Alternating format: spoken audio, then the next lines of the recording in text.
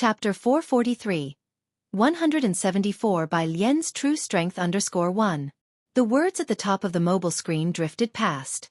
Su Nanjing had also been tormented by this app and once doubted whether Jianghu Lai and Jiang Shijue were even human.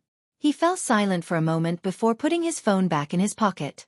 Then, with a touch of impoliteness, he asked, "Bai Lien, could I have a look at your question bank?" Bai Lien. She handed her phone to Su Nanjing. Su Nanjing respectfully didn't tap anywhere else but opened the overall rankings, saw the familiar L, checked his familiar following list, and finally opened Bai Lien's homepage, NO. 192 by Gen 23875 from the get-go. Ming Dongheng had told Su Nanjing a few things about Bai Lien. The Su family, out of respect for Jiang Shijue and those close to Jianghu Lai, didn't conduct extensive investigations. Ming Dongheng had said that Bai Lien's grades were average. Su Nanjing believed it until now. Nanjing, Xiao Bingwen stopped the car at the intersection, and seeing that Su Nanjing hadn't come over for a while, he came over to urge him. Upon seeing Bai Lien, he greeted her politely, "Miss Bai." Su Nanjing slowly looked up and returned the phone to Bai Lien. "What's the matter with you?" Seeing Su Nanjing's unusual expression, Xiao Bingwen asked. He knew Su Nanjing was there to talk to Bai Lien about tutoring. Su Nanjing took a deep breath. Her ranking on the Prep Camp app is 192. What? Xiao Bingwen looked at Bai Lien's phone in astonishment. Bai Lien nodded her head. Yes, 192, what about it?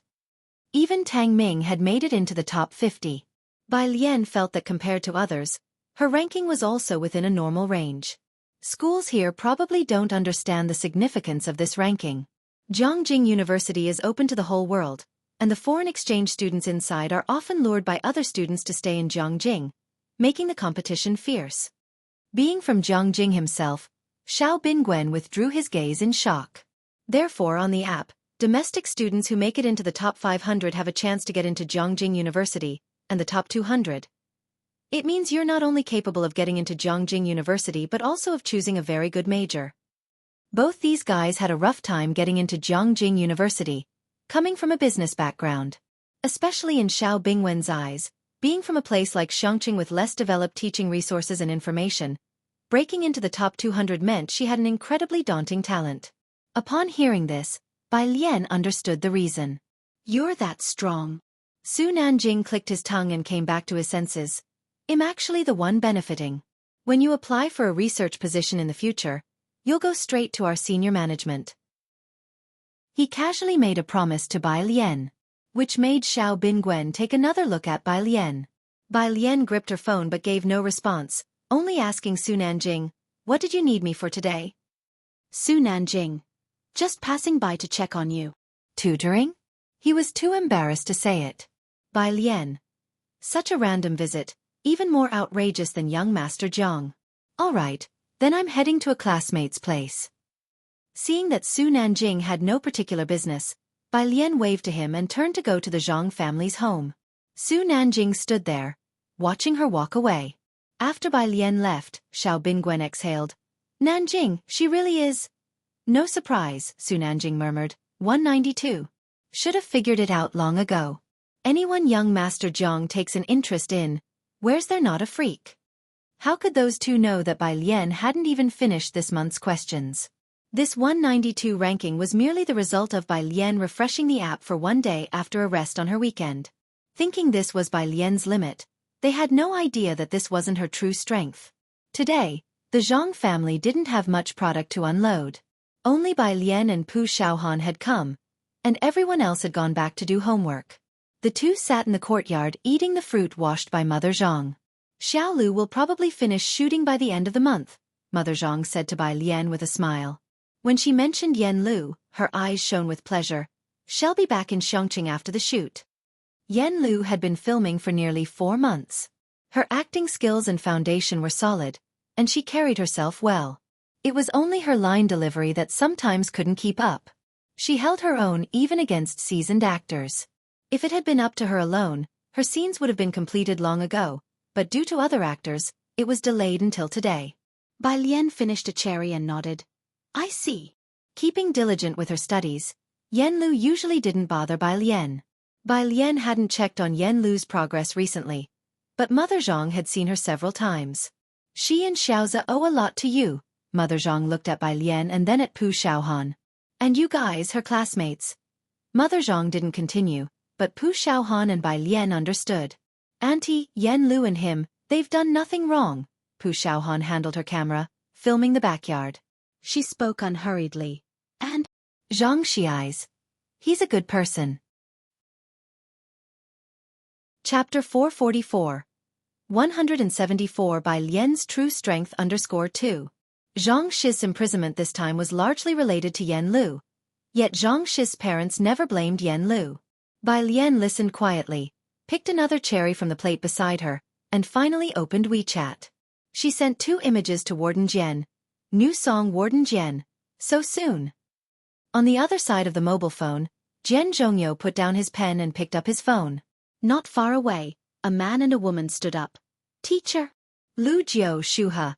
Keep practicing, I've got something to deal with. Jian Zhongyo raised his hand to signal them to carry on, then turned and walked back to his house on the campus. On his way back, he opened up Bai Lian's lyrics and composition. The first image was the lyrics. When Jian Zhongyo looked at it, he was struck by the unusual fact that Bai Lian had not used her usual neat font. Instead, she had written with a wild and uninhibited style, as if the brushstrokes were flowing clouds and streaming water. Even though it was just an image, he could sense the unrestrained spirit of the person who penned the lyrics. Although Jian Zhongyo was not a calligraphy student, his background in a calligraphy family meant that he naturally recognized. This was clearly Liang's style. Who transcribed this for Bai Lian? Jian Zhongyo marveled to himself and then focused on the content. Following the first, second and third songs, the title of the fourth song was 4 characters. Rewriting the past, seeing the roadside flowers bloom for you again, the old path of bygone days once more we tread. Jian Zhongyo read through to the end and his eyes rested on the last 3 lines. Sun never setting, so beautiful. In place of, he took out his keys, unlocked the door to his room, and decided to check out Bai Lian's song in his small recording studio. The arrangement of a song was too important. Jian Zhongyo had yet to play any of her compositions, but from the lyrics, he had an idea of the general style of the music and was afraid he might not be able to handle it. As he looked at the last few lines, he took out his guzheng and asked Bai Lian, "What does this mean?" Bai Lian replied swiftly, "The name sounds good, I'm thinking of snatching it for myself." Jian Zhongyo. "This child, why is there such a scent of bloodthirstiness?" Bai Lian. "What do you think? Can you arrange this song?" This song was entirely different in style from the previous 2. Jian Zhongyo looked at the lyrics and melody, feeling inspired and faintly sensing a lethal edge, a song that could possibly be firing in style. Jian Zhongyo marveled at the composition and thought it deserving for a high school senior to have written. He dared not claim that he could do a good job arranging it. This one was a bit of a challenge. Warden Jian. "I'll try my best." After trying out some sounds in the recording studio, Warden Jian went back to his room to get his laptop. Far away in Jianghu, Sister Xian received Bai Lian's message. "Warm your hands," she passed the cup of water to Yan Lu, smiling. "I need to go back to the company to arrange your next song." Yan Lu exhaled a puff of white breath. "Ms. Bai writes that fast?" Sister Xian nodded. Not far away, an assistant with the script approached. "Yan Lu, the screenwriter wants you to take a look at the new script." Yan Lu gave her thanks and took the script. Sister Xian watched the scene contentedly. Yan Lu had made a stand now, stabilized in the Great Yong film crew, and her acting was recognized by everyone, as the crew addressed her respectfully as Teacher Yan Lu. "Okay then. You keep reading. I'll head back to set up the publicity campaign. By the time you're done shooting, it should be time to release the new song." Sister Xian informed Yan Lu before returning to the company. It should be by the end of the month. In the past few months, Yan Lu had been focused on filming Great Yong, had signed a confidentiality agreement, and couldn't reveal much inside information. During this period, her 2 songs had become incredibly popular, causing company resources to subtly favor her. Those with potential could get access to better resources. At Beijing, the headquarters of Yan Lu's company, Yan Lu is releasing a new song at the end of the month? The boss, upon hearing this and looking at Sister Xian, became even more amiable. "Great, the company will coordinate with you on everything." He sent Sister Xian off with a cheerful smile. Then, back in his office, he looked at Enqi and his agent, drew a cigarette, and pondered, "Enqi, how about you change the timing of your album release? If it clashes with Yen Lu's." Enqi was a current hit singer, but his CP with Man Shi was in a precarious state. Who could have imagined that just half a year ago, Yen Lu was just a notorious actor? In just half a year's time, the hit singer Enqi had to avoid clashing with Yen Lu's new song release. It couldn't be helped. Yen Lu's first two songs were too popular, even making it onto overseas charts. The boss words made Enqi's expression grow even grimmer. His agent saw this and quickly smiled at the boss. "Well, follow the company's arrangement." Once they left the office, Enqi pulled out a face mask and said coldly, "Haven't you found out who the composer and arranger are yet?" "Someone's bid went up to $1 million and still didn't get it." The agent shook his head. "What do they see in Yen Lu? Wouldn't any singer sing it better than Yen Lu with that kind of arrangement and composition?" Chapter 445. 174 by Lien's True Strength _3. Compared to professional singers, Yen Lu's singing skills are quite ordinary. It's also quite strange. If you say Yen Lu has a financial backer, you don't see her flooded with resources. After thinking it over, the only envy-worthy thing is her composing and arranging skills. What do you think? If you were still hyping a CP with Yen Lu, would she tell you who they are? The manager asked Enqi softly, or maybe let you sing instead? Upon hearing this, Enqi fell silent. Rarely, Enqi felt some regret. Because what the manager suggested wasn't impossible. Everyone knew Yen Lu was quite generous with people before. Look into it again, find out who's behind her. Enqi put on his mask and lowered his brows and eyes. At the end of February, in Xianxia, Bai Lian had not been busy with anything else for the past half a month, just focusing on problem-solving. Saturday afternoon. Bai Lian was doing homework by the fish pond in the garden, with Jianghu sitting next to her doing a puzzle, while Bai Lian neatly wrote answers on a blank sheet of paper with a pen. The app, apart from sending out 20 problems every month, also features a challenge question bank. Each time you complete a challenge question, your points multiply. Jianghu Lai's unlimited points were gained just like this. Bai Lian didn't have an advantage in chemistry. She did more challenge questions, and most importantly, the challenge bank was all math problems. Su Nanjing came over to take a look and, having been away from high school for a few years, had nearly forgotten all these complex numbers, joining Xiao Bingwen in admiration. Sister Bai Lian's handwriting is really nice, truly befitting a top student. Xiao Bingwen didn't dare come too close, but he had seen Bai Lian's handwriting once or twice. He sneaked a glance at Su Nanjing, thinking, "You didn't say that before." Jianghu Lai stood nearby, towering and elegant, holding a box of fish food, pinching a little and carelessly sprinkling it down.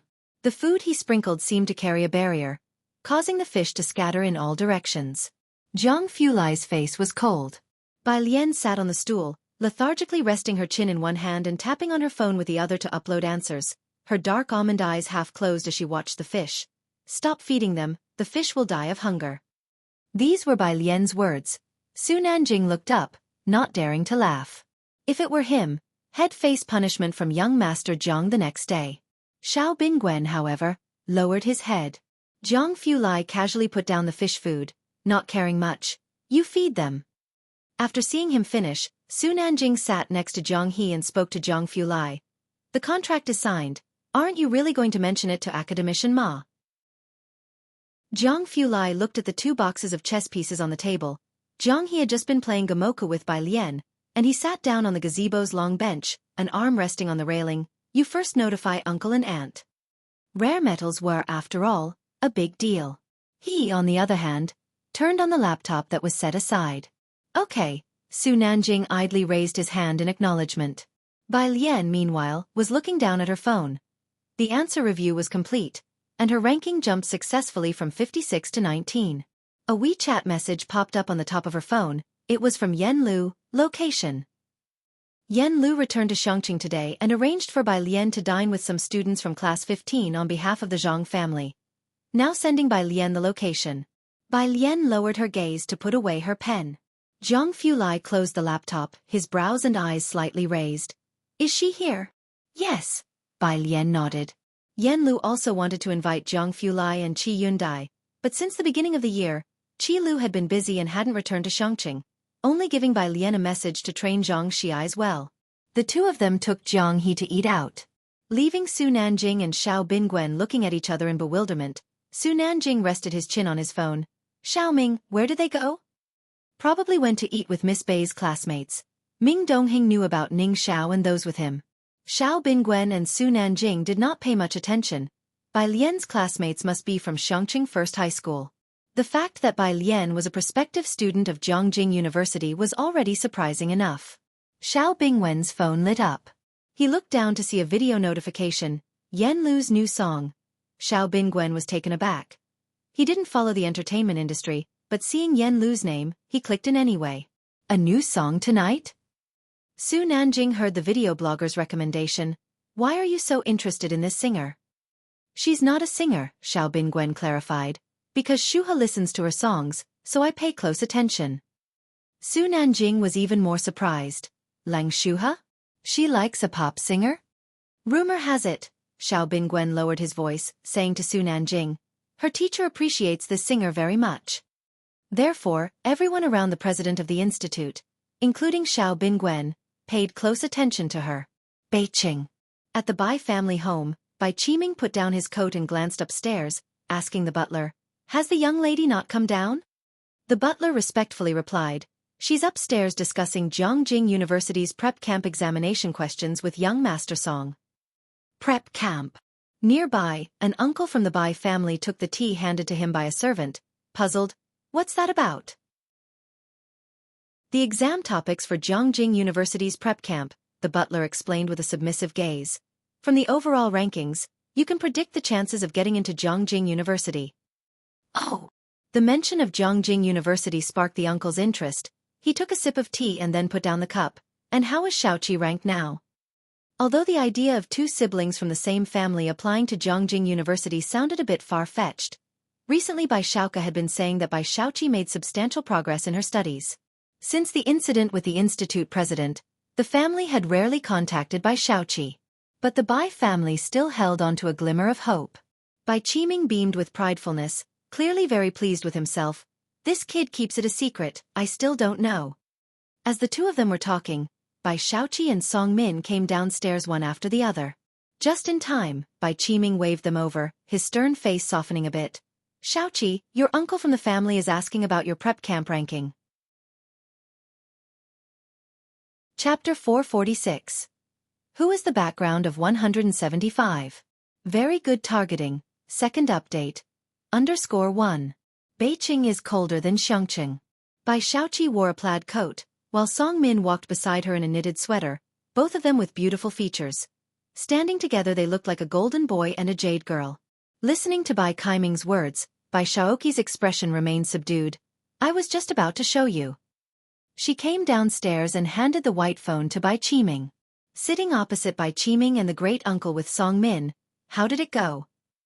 The great-uncle asked Bai Qiming when he took the phone, glancing over, "Which rank?" Bai Qiming opened the app, and saw the ranking. No. 199 Bai Xiaoqi 31478 rank 199, which should not be low, but Bai Qiming and the great-uncle did not understand the app. They just looked up at the two opposite them. What does rank 199 represent? The great-uncle also fixed his gaze on Bai Xiaoqi, waiting for an answer. Bai Xiaoqi just smiled. Song Min took out his own phone, his demeanor cool. "It means Xiaoqi can get into Jianghu University." "Really?" Bai Qiming could not help but stand up. He clenched the phone, and although he tried to restrain himself, the smile that spilled out from the corners of his eyes was evident. Bai Xiaoqi let out a slow breath.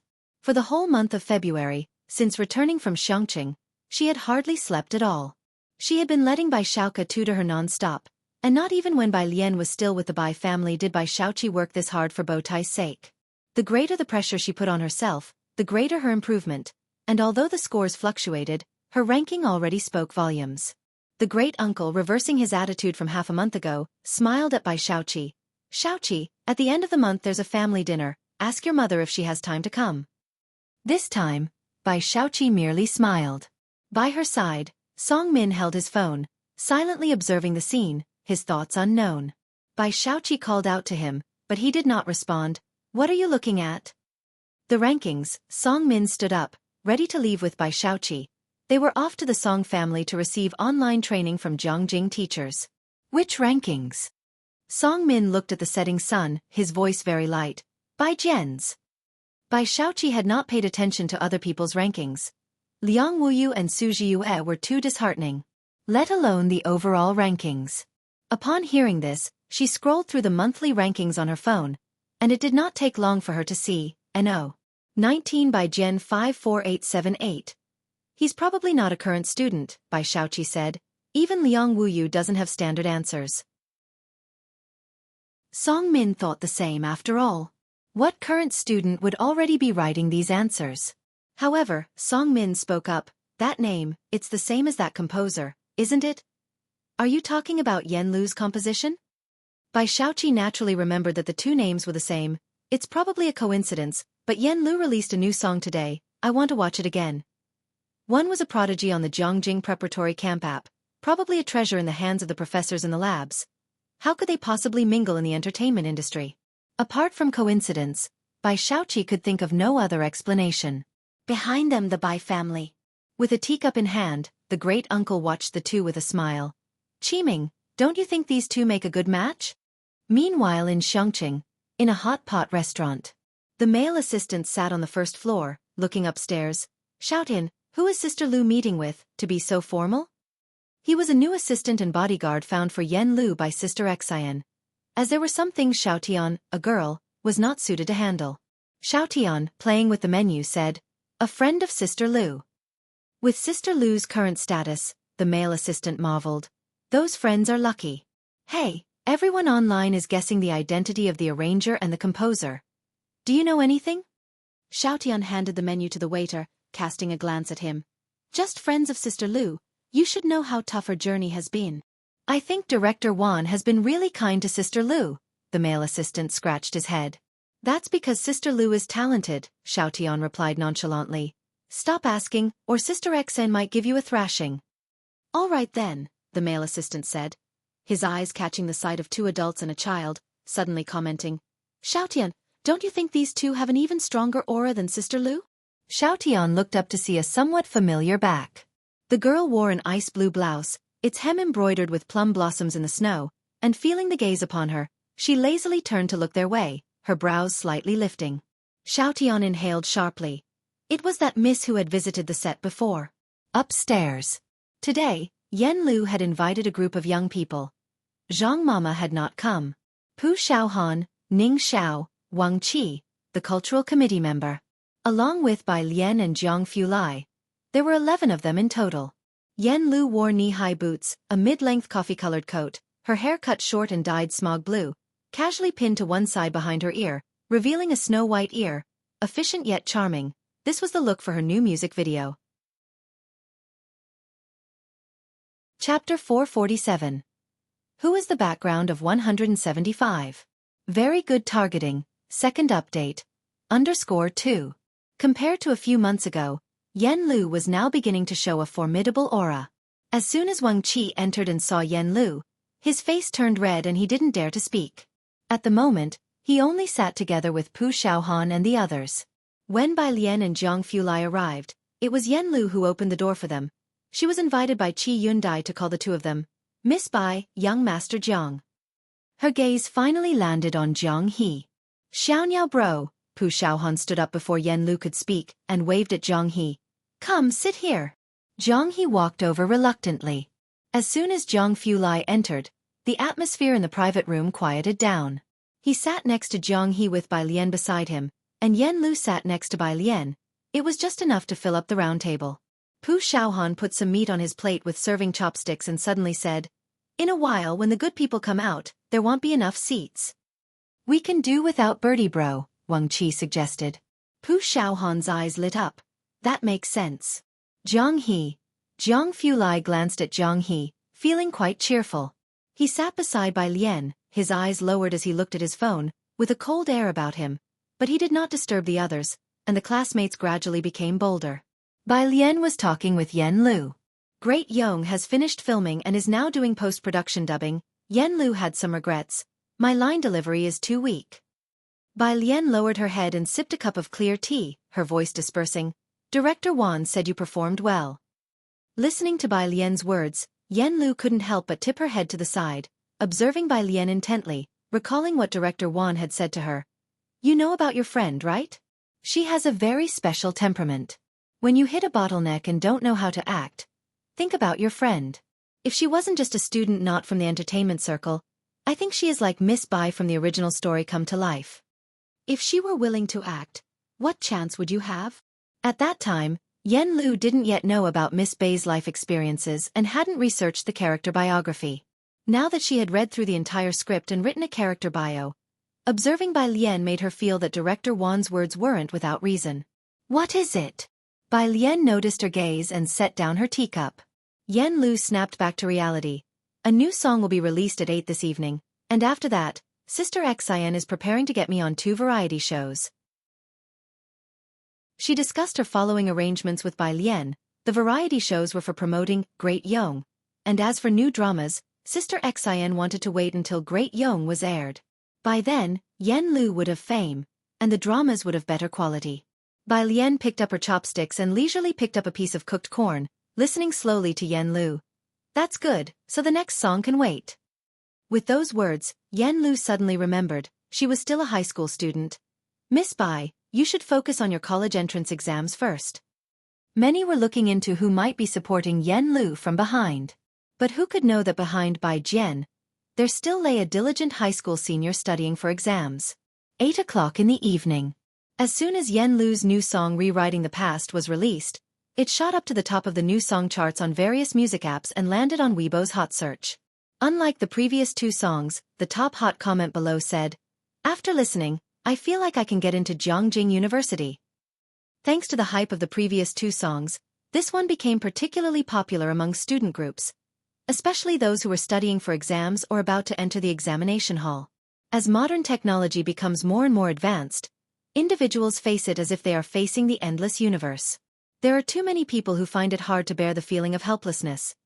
This song is like a wild festival, igniting the blood deep in people's bones. This song had a huge impact. Even more fervent than the last, Gambling with Liquor. Beijing. Qi Studio. His cigarette glowed intermittently in his hand as he looked at the overwhelming news, his expression darkening. An actor like Yen Lu, being able to press a singer like him to this extent, if someone had told Qi half a year ago that Yen Lu would threaten him, he wouldn't have believed a single word. Next to him, Manshi sat down, put out the cigarette. Qi's manager cursed as he finished a phone call. He looked down at Qi. Qi, hold off on releasing your song. Her momentum is too strong. If you release it now, it will be suppressed by her new song. It went without saying who she referred to. Manshi naturally knew about the heat on Weibo. She hadn't surfaced much in recent months, and internet memories were short. The incident of her accidental like finally came to an end. The price was that she hadn't gotten many high-profile endorsements in these months. She pressed against her brow, opened her phone, and frowned while looking at Yen Lu's Weibo. Yen Lu was nearing 10 million followers, not a lot, but Manshi saw that the top 3 hot searches on Weibo were all about Yen Lu. Her lips pressed tightly, realizing that rising to fame is really simple. She clicked on a hot search, scrolling through the comments. The phone of Qi's manager rang again, and after he answered, his face darkened completely. Come Here Friend has decided to invite Yen Lu. Come Here Friend is a variety show that invites friends over to chat and cook a meal together, and it was currently very popular online. The manager had had drinks with someone from the variety show twice. It was unexpected that they would invite Yen Lu. Everyone knew that Yen Lu's Great Yong was in editing and would likely air during the summer break, and this top 3's production would 99% be a hit. The entertainment circle serves dishes according to the playback of productions, and this time it was Qi's turn. Qi stubbed out his cigarette and stood up. Man's Eye's finger stopped on a comment as she was scrolling and suddenly paused. Am I the only one who thinks that a melody portion of this song's arrangement sounds very similar to the musical performance at the Music Academy 1 year ago? Qi, look at this. Manshi handed her phone to Qi. Qi glanced down. There were no clear boundaries for plagiarism in music arrangements in the industry. After all, commonly used chord progressions like 4-5-3-6-2-5-1 were still being used by people. As long as the internet trolls got moving, it would be fine. Qi, holding the phone, asked the manager, Have you figured out who's backing her? The music industry's pie is only so large. Yan Lu, a non-original singer, had touched the interests of many singers, like Bai Jian and Jian, newcomers previously unknown in the industry, easy targets. Chapter 448. Behind-the-scenes mastermind, the teacher found for Alien_1. Logically speaking, there are no secrets in the circle. The word and music composer and arranger behind Yan Lu really just came out of nowhere. Looking back, there's no similar style to be found. Nowadays, with hip-hop and rap prevailing, there are only so many people in the traditional music circle. The agent suspected it was a couple of top-tier artists who created alternate accounts to pave the way for Yan Lu. But no matter how long they investigated, they couldn't match these two with any known lyricist or music arranger in the circle. It's as if these two really did come into existence just for Yan Lu. Other than hanging their names on Yan Lu's new releases, almost nothing is known about them in the circle. Not their gender, not their age, nothing. The production quality of each of Yan Lu's songs is top-notch, as well, the flute, pipa, and guzheng sounds. Taken individually, each would be worth listening to on repeat. It's simple why Yan Lu's third song immediately blew up. From the lyrics to the music, to the arrangement, to the singer, everyone involved seems like an expert. But oddly, no leads could be found. They didn't even know where Yan Lu recorded the songs. To say Yan Lu doesn't have a powerful backer seems baffling, yet to say Yan Lu does, well, she hasn't even landed any global endorsements yet, save for a single new product, solid foundation paste. Neither in Qi nor Man she was interested in it. First, her ambiguous history with CEO Lu was all over the place, and there was no talk in the circle of her being particularly close to anyone. The agent shook his head. Yan Lu's background was easy to check. These past few months in Qi didn't dare to act rashly, but Yan Lu hasn't made any significant moves besides releasing songs. This time, not willing to be overshadowed by Yan Lu's new song, and Qi decided he wouldn't remain passive any longer. He lowered his head. I understand. And Qi knew people at the Jianghu Music Academy. Do you have a summary of your school's performance competitions over the years? Xianxia. In the private room, Pu Xiaohan and others were also watching Yan Lu's new song. Wang Qi, sitting beside Pu Xiaohan, excitedly shared the link in the class group and put on his headphones. Come to your senses, Pu Xiaohan said to Wang Qi with a smirk. Weren't you a fan of Man Qi before? You almost got into a fight with Zhang Erbi. How come you're a fan of Sister Lu now? Wang Qi had a deep memory of that slip of the hand incident. He quickly gestured to Pu Xiaohan, relieved only after making sure Yan Lu hadn't noticed them, and said somewhat embarrassedly, youthful ignorance, you know. From their few encounters, he felt Yan Lu was a decent person and quite charming. Understandable. Let's eat. Pu Xiaohan picked up some food for him with her chopsticks. Delicious, isn't it? While eating, Wang Qi scrolled through the comments under the song. After listening, fans started analyzing the lyrics of the song. Top tier as usual. He immediately noticed the second hottest comment. The name, The Never-Setting Sun, is indeed nice. When will we take it back? Smirking, he laughed and then liked the comment. After everyone finished eating, Yan Lu offered to take the people from class 15 to karaoke. She knew that during her filming period, these kids often helped out at the Zhang family. Pu Xiaohan was the first to refuse. Sister Lu, let's wait until after our college entrance exam. Recently, everyone's been tortured by Alien and the study god's notes to the point of sleeplessness. The learning atmosphere in class 15 has been good lately, probably moved by Lian and Ning Xiao's study schedules. There was also Lu Lingxi's heartfelt advice during the class meeting. High school and college indeed provide the best opportunities to break out of your original social class. It's hard to enlighten these students, but Bai Lian makes a good poster child. That's true, Wang Qi sullenly crushed his can of cola. I'm also trying hard to study. Alien, when you guys ascend later, can you take me with you? Bai Lian raised an eyebrow, giving him a look. Wang Qi was genuinely a bit sorrowful. I'm seriously afraid that after the exams, you'll either go to college in Beijing or Jianghu, leaving me here chanting Makabaka. Listening to their conversation, Yan Lu realized that the group around the table were candidates preparing for exams. After finishing their meal, Bai Lian and Yan Lu lagged behind. The other students were discussing problems up front. Jiang Fulai was following close to Bai Lian, listening to Wang Qi and Pu Xiaohan discuss a math problem for a while. For about a minute. He couldn't help but glance at Wang Qi and Pu Xiaohan. Touching the back of his head and sensing a chill, Wang Qi said, "So if you substitute the trigonometric function, why is this problem so perverse? 2/3 times the square root of 3. Before he could finish, Jianghu, who was being led by the hand by Pu Xiaohan, looked up slowly and said, 2/5 times the square root of 3. Huh! Wang Qi and Pu Xiaohan stopped their discussion. Chapter 449. Behind the Scenes Mastermind, the teacher found for Alien_2. The two of them exchanged glances, then bowed their heads to pull out their mobile phones and check the answer. 2/5 times the square root of 3. Wang Qi, Xiaohan. What goes around comes around. The pair lifted their heads, pretending nothing had happened, not daring to discuss the problem in Jianghu's presence. I heard he's going to take the bar exam? Yan Lu came back today and visited Zhang Xi's with Mother Zhang, wearing a black mask and asking in a low voice, "Can he become a lawyer?"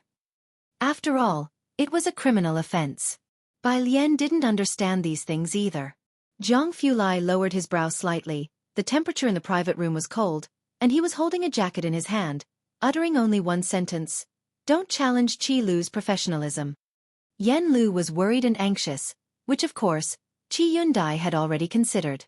She escorted Bai Lian to the door where Xiaotian and the male assistant waited outside for Yan Lu. "This is Xiaotian, you've met him." Yan Lu didn't dare to speak much to Zhang Fulai but introduced the two new assistants to Bai Lian. "This one is a Huang, a new assistant. Sometimes, when there are too many trolls, it's a Huang who handles them. Even the most famous celebrities have trolls, let alone Yan Lu." A Huang was very curious about Bai Lian but did not dare to ask more. After Bai Lian and Zhang Fulai left, a Huang asked Xiaotian in a low voice, "They're actually friends with Sister Lu? Who is this Miss Bai? How come Sister Xin hasn't signed her? With that aura and appearance, wouldn't she become a star if she entered the entertainment industry?" "Miss Bai is not interested in the entertainment industry," Xiaotian replied. "Otherwise, she would have been snapped up long ago, wouldn't she?"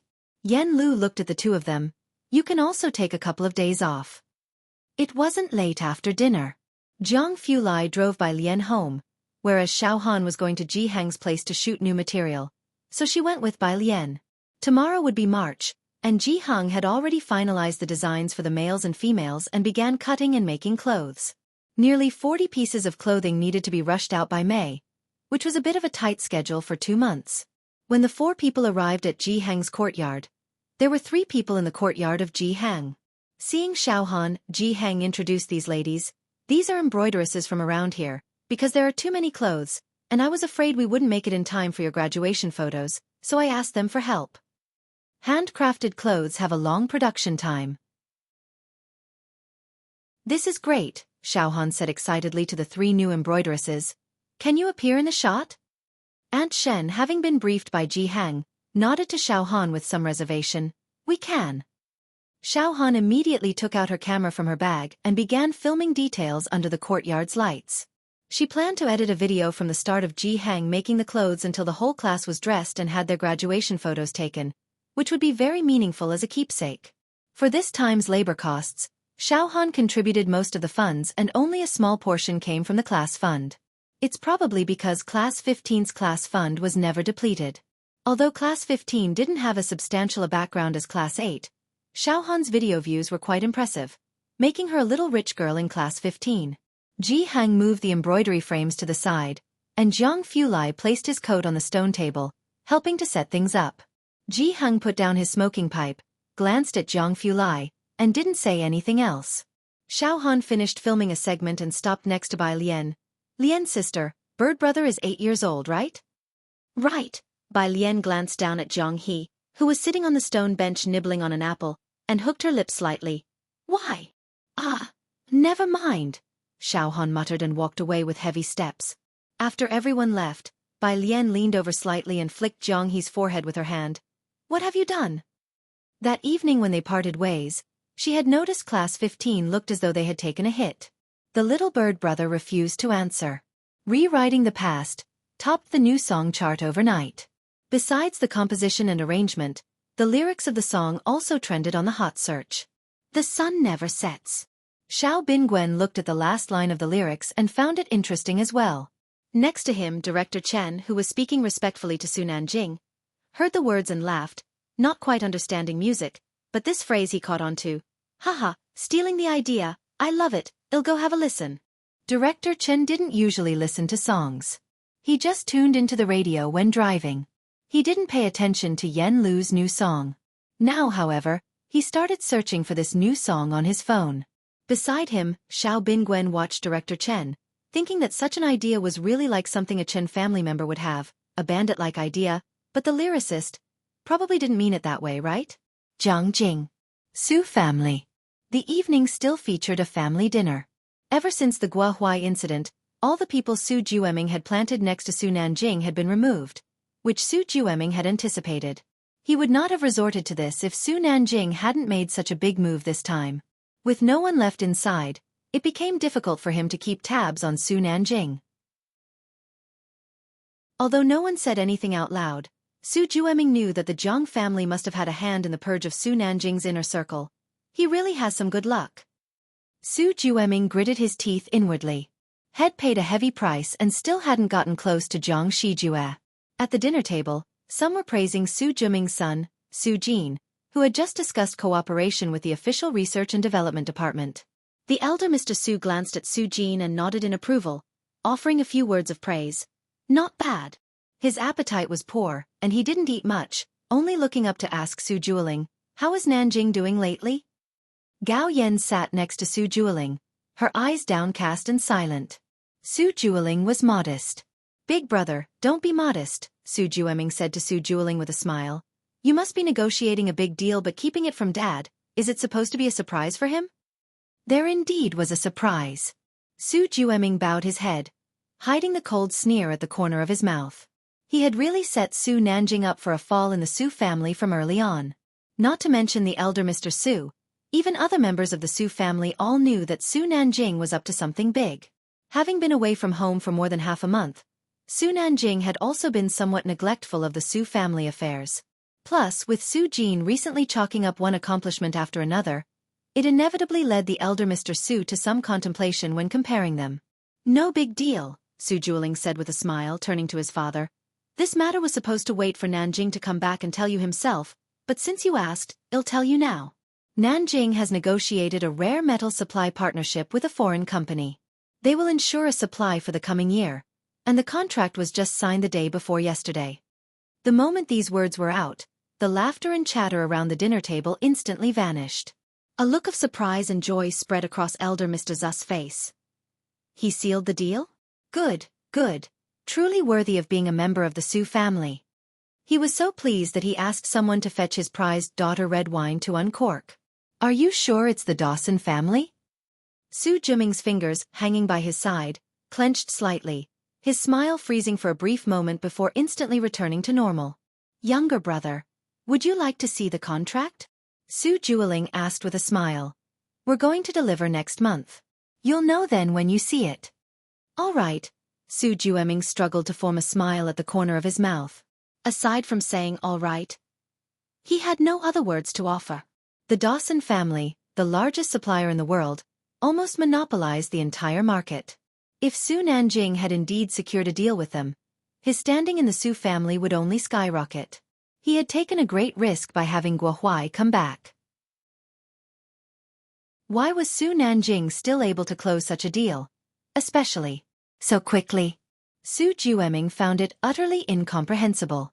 We really owe it to that girl. What are you planning to do? After dinner, Su Jueling walked slowly back with Gao Yan, but tried to ride the motorbike less. It's not safe. Su Nanjing was home, and Su Jueling was strict with him too. What can I do? Sighed Gao Yan, hugging her military coat closer. I wanted to make her my goddaughter but she didn't want to. Su Jueling turned his head, a look of surprise in his handsome eyes. The one you mentioned last time is her? Yeah, Gao Yan pondered and then pulled out her phone from her large pocket, calling Su Nanjing. Su Nanjing answered quickly. Gao Yan gave Su Jueling a signal to be quiet before asking, Didn't you ask me to find a teacher last time? I asked Principal Liang for recommendations and confirmed with several of them, or else. She rolled her eyes, as if mentioning it casually. Shall I send them to Xianxia? Chapter 450. 177. The True Arrangement, Dean Jian. Anger, Second Update, _1. Gao Yan had known about Bai Lian for a long time. Su Nanjing had only roughly shown her some pictures, and when she asked him some questions, he fell silent. Gao Yan had always wanted to take the opportunity to see for herself, but she didn't know when she would come to Jianghu. After she spoke, there was silence on Su Nanjing's end. Gao Yan raised an eyebrow, her tone leisurely. Do you think the person recommended by President Liang is no good? But this is the best teacher your mother could hire, and she agreed to help me only because of CC. Gao Si, Jianghu Lai's biological mother. It's not that, thanks Mom. On the other end of the phone, Su Nanjing looked up lightly, but it seems we might not need it now. Bai Lian's academic performance was such that an ordinary tutor wouldn't suffice. Not needed. Gao Yan did not understand. She walked along the corridor, and the lanterns above her were not very bright. Su Nanjing said helplessly, Bai Lian's grades might be better than mine. Of course, Su Nanjing was too embarrassed to omit the might. Gao Yan. So, I can't go to Xianxia? Gao Yan drew this conclusion, feeling somewhat unwilling. Then when can I meet her? After the college entrance examination. Bai Lian was bound to score well enough to get into Jianghu University. No doubt about that. Sunday afternoon. And Qi finally found the clip mentioned by netizens among the many recordings. He edited it out and analyzed each phrase. Indeed, one phrase's arrangement sounded very familiar. Just one phrase, and Qi's manager looked at the harmony comparison generated by the studio staff with a frown. Is that persuasive enough? The studio staff coolly laid the evidence in front of him. It depends on how we operate this. So what do you say, should we go for it? And Qi's manager did not think for long. Most of the company's resources were currently invested in Yan Lu. Major music platforms were promoting Yan Lu's new song. And Qi's resources had decreased significantly, and even Come Here Friend was inviting Yan Lu, threatening in Qi's top brother status. Resource allocation was finite. Contact all major entertainment bloggers and get everything ready to launch. And Qi's manager made the final call. Remember, after all accounts have posted, to immediately get the top comments pushed to prominence. That way, the first thing the public would see would be the top comments, swaying even those with doubts. They had done this kind of manipulation before. Monday. Yan Lu's song had just been released Saturday evening, and Xianxia #1 high school's radio station began playing Rewriting the Past right after classes on Monday morning. This song was more popular than anyone could have imagined, from its lyrics to its melody. Bai Lian was eating with a group from class 15 in the big cafeteria. Tang Ming, carrying his tray from a distance from his own class, sat down next to Wang Qi and finally exhaled a sigh of relief. People in our class are asking me for your and the study god's avatars. Bai Lian slowly ate her meal, head down. For what? Wang Qi was surprised. For worship, Tang Ming said with resigned emotion. I've already been stuck on their bedside. Wang Qi pondered. Is that even a thing? Today, there was a group meeting, and Jianghu Lai was usually tied up with laboratory work. After finishing her meal, Bai Lian picked up her phone and started reviewing questions, only to see a meme sent by He1. Pig's life is hopeless. JPG. It was clear she had been scolded. Bai Lian replied with a meme of her own and reopened the Prep Camp app to check the new question. 1 o'clock in the afternoon. On Weibo and various short video platforms, major marketing accounts started posting the same video. The video content was simple, isolating a section of Yan Lu's music and comparing it with a snippet from 2 years ago, noting a similar style and chords. Army of online commentators were quick to jump in. So similar, are you saying we're blind and can't see it? I've been wanting to ask, why is Yan Lu's song so popular? She's not even an original artist. Now we see the scandal, eating melon. How many haven't listened to Yan Lu's song? I must be the first on the internet, right? Check the lyricist and composer, there must be more juice to it. Yan Lu had stepped on quite a few toes, so as soon as the marketing accounts published it, many in the industry secretly added heat to the topic. There's a saying, when the wall falls, everyone pushes. But by the afternoon, scandal in rewriting the past arrangement became a trending phrase across various platforms. Following that, netizens also dug up Yan Lu's previous dark history. Her new song was already very hot, and now with these revelations, it dominated the public discourse for a time. Class 15 spent the afternoon attentively in lessons. After school in the afternoon, the school's broadcasting station was still playing Yen Lu's song. Chapter 451, 177. The True Arrangement, Dean Jian. Anger, second update, _2. Lotus Road. Xiaohan and the others made their grand exit. Yang Lin heading to the milk tea shop while Bai Lian followed Ning Xiao and the rest to the Zhang family's backyard, where a truck was already parked at the entrance. A group of students finished moving the flower pots in just a few minutes. Mother Zhang brought out 2 plates of watermelon and set them on a small table in the yard, organizing everyone to have some fruit. Let's have dinner here today. In 2 days, Xiaolu will be going to record a program and won't be able to join us. She tied an apron around herself. Sure, Bai Lian took a slice of watermelon and took out her phone to message Jianghu. I'll just let my grandpa know. As Bai Lian was looking down to text, someone knocked on the yard door. Yen Lu tucked her hair behind her ears to answer it. As soon as Huang saw Yen Lu, he spoke anxiously. Sister Lu, were you not on your phone? Sister Xian said she couldn't reach you and sent me to check. I went to visit a grave this afternoon and didn't bring my phone. Yen Lu was on vacation, and Sister Xian had mentioned there were no activities planned for her lately. As she went to fetch her phone, she asked, "What did Sister Xian want from you guys?" Xiao Tian was about to speak but then noticed students from Xianxia No. 1 Middle School sitting in a row in the backyard, each holding a slice of watermelon, eating, and curiously watching them. Bai Lian, however, was not sitting. She stood under the shade of a tree, her blue and white school jacket casually open. One hand held a slice of watermelon, the other a phone, and she was looking down to text. As they talked, Bai Lian had just finished sending her message and looked up at Xiaotian and Huang, her pale face slightly lifted, an air of languor about her. The setting sun tinted her wispy hair with a hint of gold.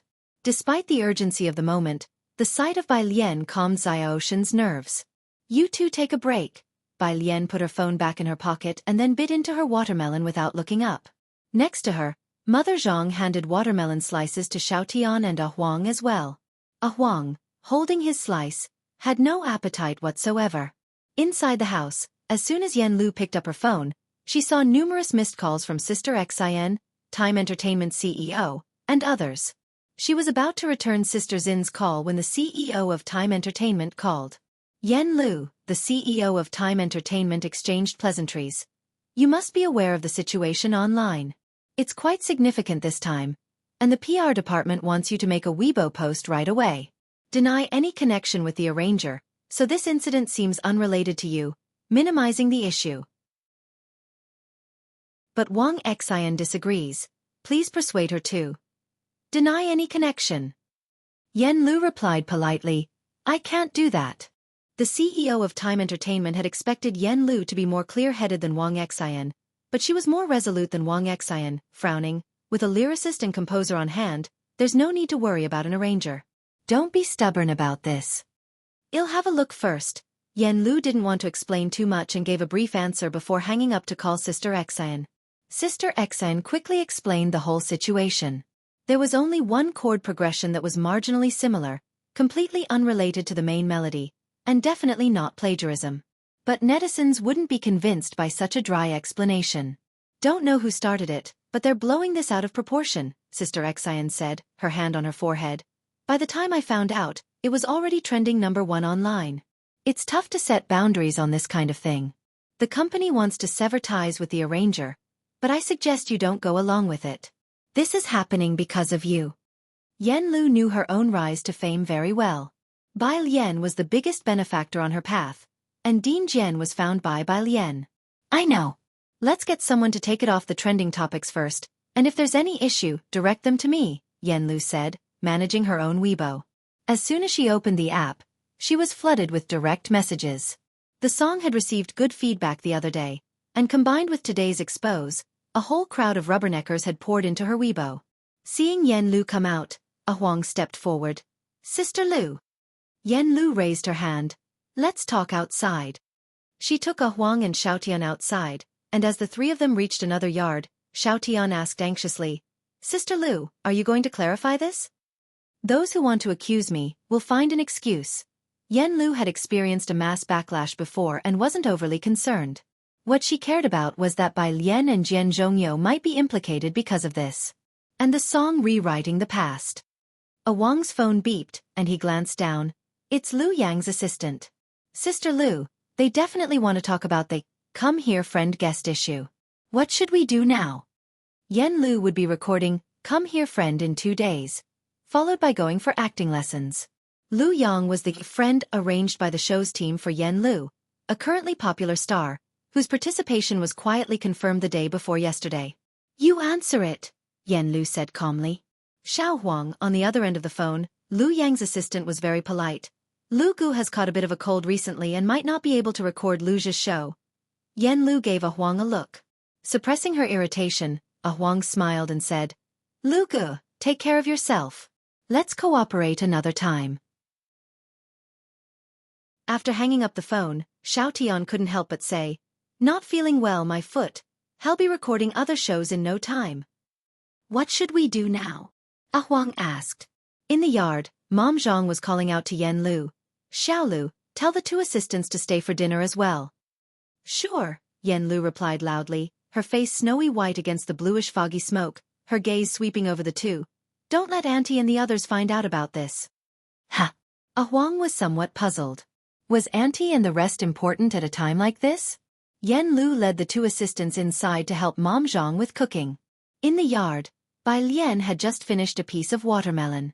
She stood still, stretched out her hand, and casually threw the watermelon rind, which landed in the trash can at the entrance of the yard with a clang. She leisurely pulled out a piece of tissue and meticulously wiped her fingers.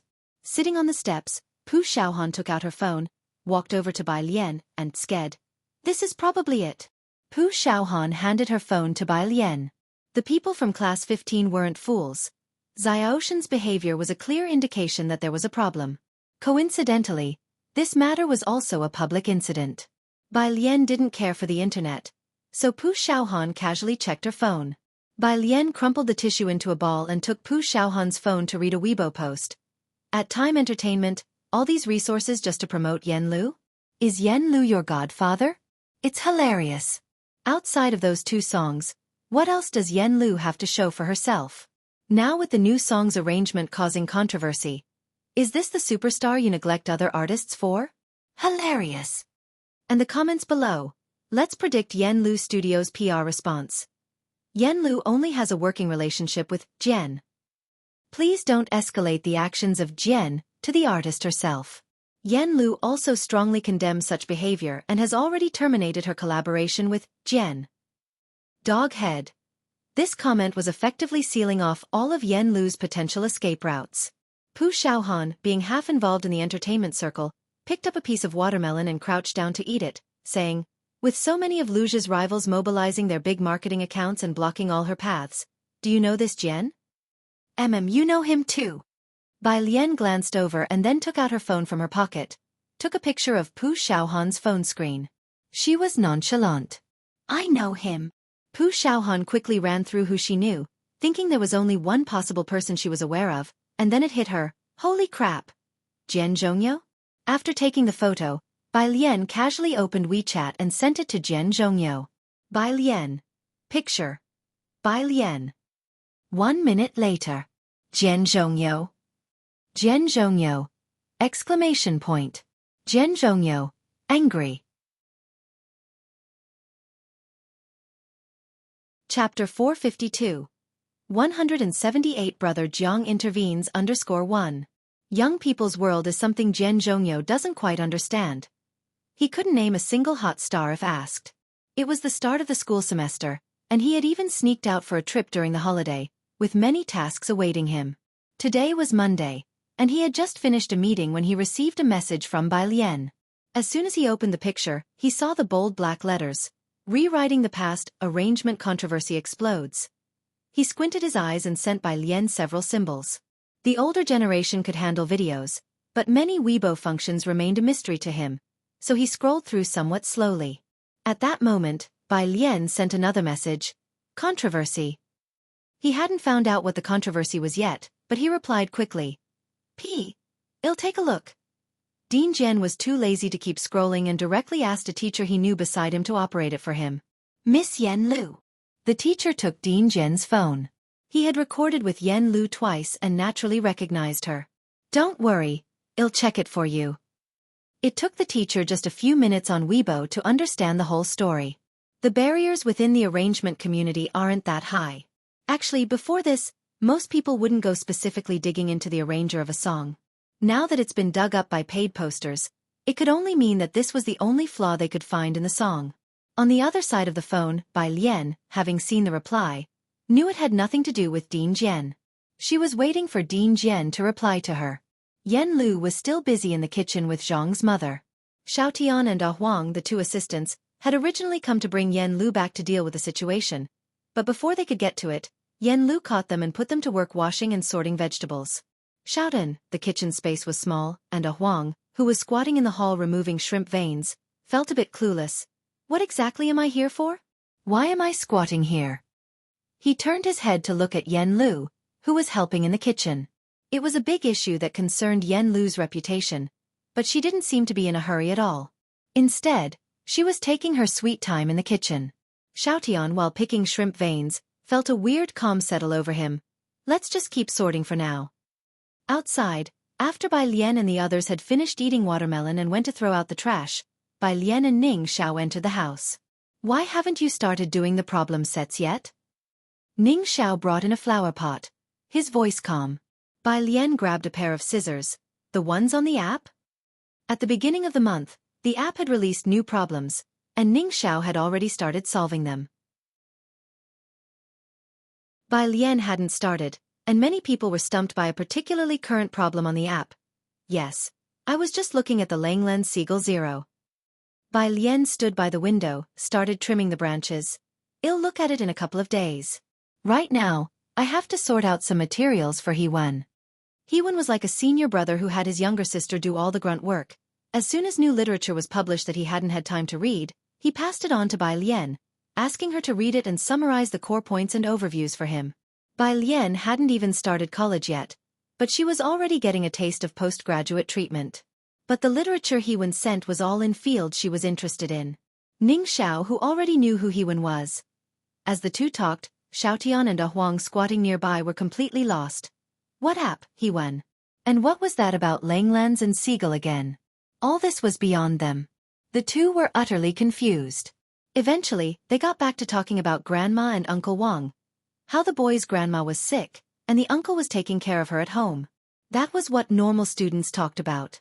Today the house was crowded, but with the help of Yen Lu and the two assistants, Zhang's mother quickly prepared the meal. She moved 2 tables together, and a bunch of people gathered around to eat. Alien, when is Qi Lu coming back?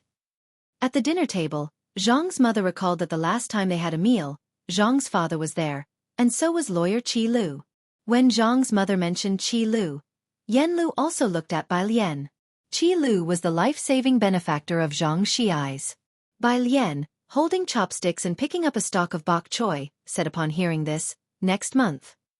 Last year, Qi Yundai was in exile, but this year he was returning to his position.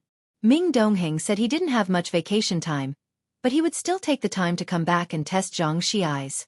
Around the dinner table, they chatted about this and that, but no one brought up Yen Lu's issue. The dinner lasted until after 7 in the evening. As Huang finished eating and started to help clean up the table, he looked down to ask Xiaotian, why does Sister Lu have so many student friends? Also, who is Qi Lu? I don't know, Xiaotian responded as he placed the dishes into the kitchen. Xiaotian and Huang hadn't been involved with Zhang Shi's case and didn't even know that Qi Lu was a lawyer. They only thought it was some 2-character name. These students are so lucky to be friends with Sister Lu, Huang sighed. Then his concern returned to the pressing matter at hand. Time Entertainment knew that Huang and Xiaotian were with Yen Lu. The Public Relations Department couldn't reach Wang Xin for a decision, so they called Huang. After taking the call, Huang finally found an opportunity to speak with Yen Lu. Sister Lu, the Public Relations Department communicated with me. You just need to post a clarifying Weibo. A Weibo post clarifying that she had nothing to do with the arrangement. Yen Lu shook her head, offering no explanation. If this matter isn't clarified, with such a fuss, Yen Lu might lose a lot of resources. A Huang couldn't understand it at all and said, Xiaotian, what do you think Sister Lu's team is thinking? Who exactly made the arrangement? Xiaotian shook her head. Yen Lu recorded the songs herself, so she didn't know who wrote the lyrics and music. Within the entire Time Entertainment, probably only Sister Xian and Yen Lu knew about it. At 8 o'clock, a group of students bade farewell to Mother Zhang. Jiang Fulai's car had just stopped on the opposite side, waiting for her. As Bai Lian walked toward the car, her phone vibrated a few times. Principal Jian had finally figured out the ins and outs of the situation. He didn't send a message. He called Bai Lian directly. Pressing the answer button, Bai Lian walked towards the light across the street. Principal Jian. I found out, Jian Zhongyo didn't beat around the bush. He was still sitting at his desk, reaching out to click on a long recording. There is a video on the internet from a previous internal performance of our school, and I conducted that performance. I checked the records of that performance at the school. Principal Jian didn't have a vivid memory of that performance, and it was only after seeing the video online that he realized he had such an arrangement to his credit. It was indeed Jian Zhongyi's own stylistic hallmark. There was nothing much to say. Jian Zhongyo could only sigh. The netizens, or rather, Yen Lu's aggressive moves, were too powerful. With so many years of performances at Jiangjing Music Academy, each nearly 3 hours long, they could still find these arrangements amidst them all. What do you plan to do? Bai Lian reached out to pluck a leaf from the side, toying with it in her hand, her voice calm and unhurried. Jiang Fulai saw her walking so slowly, so he got out of the car to wait for her. Bai Lian was not yet done talking with Principal Jian. We need to handle this. Principal Jian also calmed down, having lived long enough to know that with such intensity behind it, there must be someone stoking the flames. Otherwise, even if it's clarified, a lot of people won't be notified. Everything needs attention. Spreading rumors takes just a mouth. Debunking them runs you ragged. After hanging up the phone, Jiang Fulai opened the car door and asked a few questions, to which Bai Lian recounted the whole situation with Yen Lu. Your new song. Jiang Fulai knew she wrote lyrics and composed music, and his eyes turned colder too. Yeah. Bai Lian was not too concerned. She got into the car and began to check the academic paper Hewen had sent her on her phone. Jiang Fulai, seated beside her, raised his hand to signal Ming Donghing to drive, his eyes narrowing slightly. Don't let Principal Jian act rashly on this matter. Give me Yen Lu's agent's contact information. Rewriting the past had already been labeled impure, and clarifying it completely wasn't something Principal Jian, an outsider to the circle, could accomplish. Bai Lian opened Sister Xin's WeChat and sent it to Jiang Fulai. Jiang Fulai reached out to open it and added her as a friend. Why are you looking at this? Jiang Fulai waited for Wang Xian to accept, his gaze glancing over at the new academic paper Bai Lian was viewing. It looked familiar. Hewen gave it to me. Upon hearing this, Jiang Fulai knew what Hewen was up to. The light was turned on in the back of the car, and he sat under it, dressed in a black shirt and black trousers, his refined facial features especially cold, and he just tugged at his lips at the comment. Hewen, who was at a research base dressed in a sterile suit, suddenly sneezed. A male student in the laboratory glanced at him. Hewen, do you have a cold? Don't pass it on to the junior sister. He picked up a mask and had Hewen put it on. Hewen. Beijing. Time Entertainment's public relations department had not yet gotten off work. Everyone was busy dealing with Yen Lu's situation. In the office, the CEO earnestly said to Sister Xian, You've been in the entertainment industry for so long, you still don't know what it takes to maximize profits? If there's an author for the lyrics and composition, it's easy to find another arranger, just push the blame on him, give him some compensation to shut him up. Is this arranger Yen Lu's father? Won't you make any concessions at all? Hearing this, Sister Xian sitting opposite only raised her eyebrows. Principal Jian might not be Yen Lu's father, but Bai Lian could be considered as such. With Principal Jian's status, the fact that he was willing to arrange music for Yen Lu was all for the sake of Bai Lian. In the whole entertainment industry, no senior had a stature like Principal Jian's. If the PR department clarifies it, just push the responsibility onto Yen Lu. Sister Xian put down her teacup. Yen Lu had been through a lot, and Sister Xian had become indifferent. As for the rest, well, try to debunk it as much as possible. This isn't plagiarism to begin with. It seemed Sister Xian and Yen Lu were already out of control, The CEO lit a cigarette, looking at Sister X in that case, let Yen Lu rest for a few more days. Let Man she replace her in Perfect Day this time to avoid the limelight. Perfect Day was a variety show invested in by Time Entertainment. Businessmen always seek profit and avoid harm. Now the netizens were all dodging Yen Lu, and a bunch of her past scandals was being circulated. Time Entertainment was worried about affecting the reputation of their produced variety show. Yen Lu was currently involved in 2 variety shows, Perfect Day and Come Here Friend. The latter had a signed contract, while the former did not. Of course, now with Yen Lu's situation escalating, it was damaging to the artist's image. The variety show could also break the contract and have Yen Lu compensate for it. Sister Xian took out her phone and got in touch with the marketing accounts. Just as she turned on her phone, she received a new friend notification.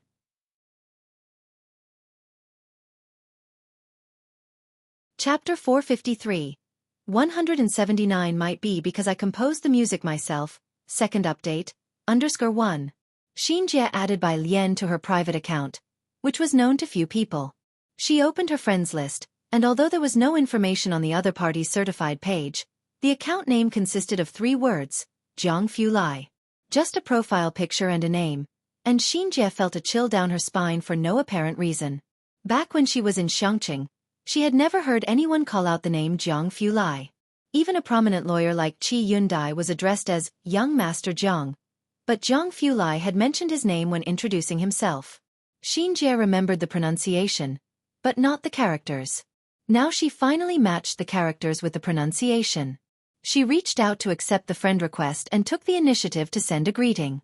Jianghu Lai on the other end didn't reply but recommended a business card to her. Jianghu Lai. Add him. Xianxia didn't dare to ask who this person was and directly added the stranger as a friend. She was just wondering who Jiang Xiaojun wanted her to add when the next second, the message from that person came through. Hello, I am Chu Rong, a planner from Shijiang. Shijiang, one of the top 3 marketing firms in the country, mostly deals with national brand projects. This was the first time Xianxia had connected with such a high-level executive. On the other side of the phone, Jianghu Lai had sent Bai Lian back home. Today wasn't late yet. Jianghu was still embroidering in the courtyard, the large light illuminating and casting a long shadow behind him. His mobile phone was also next to the embroidery frame. He was video calling with Ji Xiaojun and Shen Qing. You're back early today. Hearing the sound of the door opening, Jianghu raised his head slightly. Yes, Bai Lian put down her backpack, washed some fruit in the kitchen to share with Jianghu and sat beside him. She greeted Shen Qing and Ji Xiaojun while speaking to Jianghu. Grandpa, do you know about the Landau Zener crossover? What crossover? Jianghu's wrinkled hand paused, his mind still lingering on the wave-particle duality of light. Had Bai Lian mentioned she wanted to switch subjects beforehand? He calmly made another stitch, deftly directing the conversation. There's something I need to tell you. Go ahead. Bai Lian bit into a pear, speaking unhurriedly. Your uncle is now in Jianghu. Jianghu knew Bai Lian was an excellent student, probably the smartest among the Ji family. Have you thought about what you want to do in the future? Bai Lian. Quantum mechanics. Her answer was crisp and decisive. Jianghu. Are you going to study this? Wave-particle duality? What's that? On the other end of the phone, Shen Qing was full of confusion, and Ji Xiaojun also leaned in. Bai Lian looked encouragingly at Jianghu, who set down his needle expressionlessly. All of this is related to quantum mechanics. In short, a photon is a superposition of waves and particles. To put it in plain terms, do you know about online games? You know there is a rock ahead, but it won't spawn until you get close. The moment you walk over, it immediately spawns. Shen Qing didn't understand, but she felt something odd and involuntarily rubbed her arms. I see, Ji Xiaojun nodded his head, his mind recently bombarded by a plethora of data. So, Alien is going to study physics? That's the plan for now. Bai Lian finished the pear. Uncle, is there something you need? Shen Qing chimed in from the side. He wants to find you to help him with the data analysis. Ji Xiaojun. Jianghu picked up the needle again. Let's wait until after Alien's college entrance exams. Nearby, Bai Lian didn't bring up the crossover again. and Jianghu finally relaxed. Meanwhile, with Jianghu Lai in the study, his phone was lit up with a hands-free call activated. On the other end, Jiang Ziju's voice sounded puzzled. Marketing. Yes, Jianghu Lai reached out, picking up the cushion on the carpet with 2 fingers and casually tossed it onto the sofa. His voice was indifferent. The person is all I need. Okay, Jiang Shijue arranged it, curious about what it was but didn't dare to ask, are you coming back next month? Jianghu Lai paused for a moment. Coming back. He ended the call, returned to his seat, and turned on the computer. The glow from the screen cast his face in a stark white light. He logged directly into WeChat. The request from Director Jian had been accepted, and the person had sent Jianghu Lai a video and a document. The video was an internal performance from Jiangjing Music Academy, and the document listed the names and times of the performers involved. He edited a segment from the video and took a screenshot of the list with Director Jian's name and the school's seal. Jianghu Lai. Do you mind if it's revealed that you are Jian? Jianghu Lai knew that Director Jian had used the pseudonym Jian to collaborate quietly with Bai Lian on music, purely for the music's sake, but had not expected that after the song became popular, such a situation would arise. At that time, Yan Lu was still relatively unknown, and Director Jian didn't want to label the song with something as significant as Director Jian.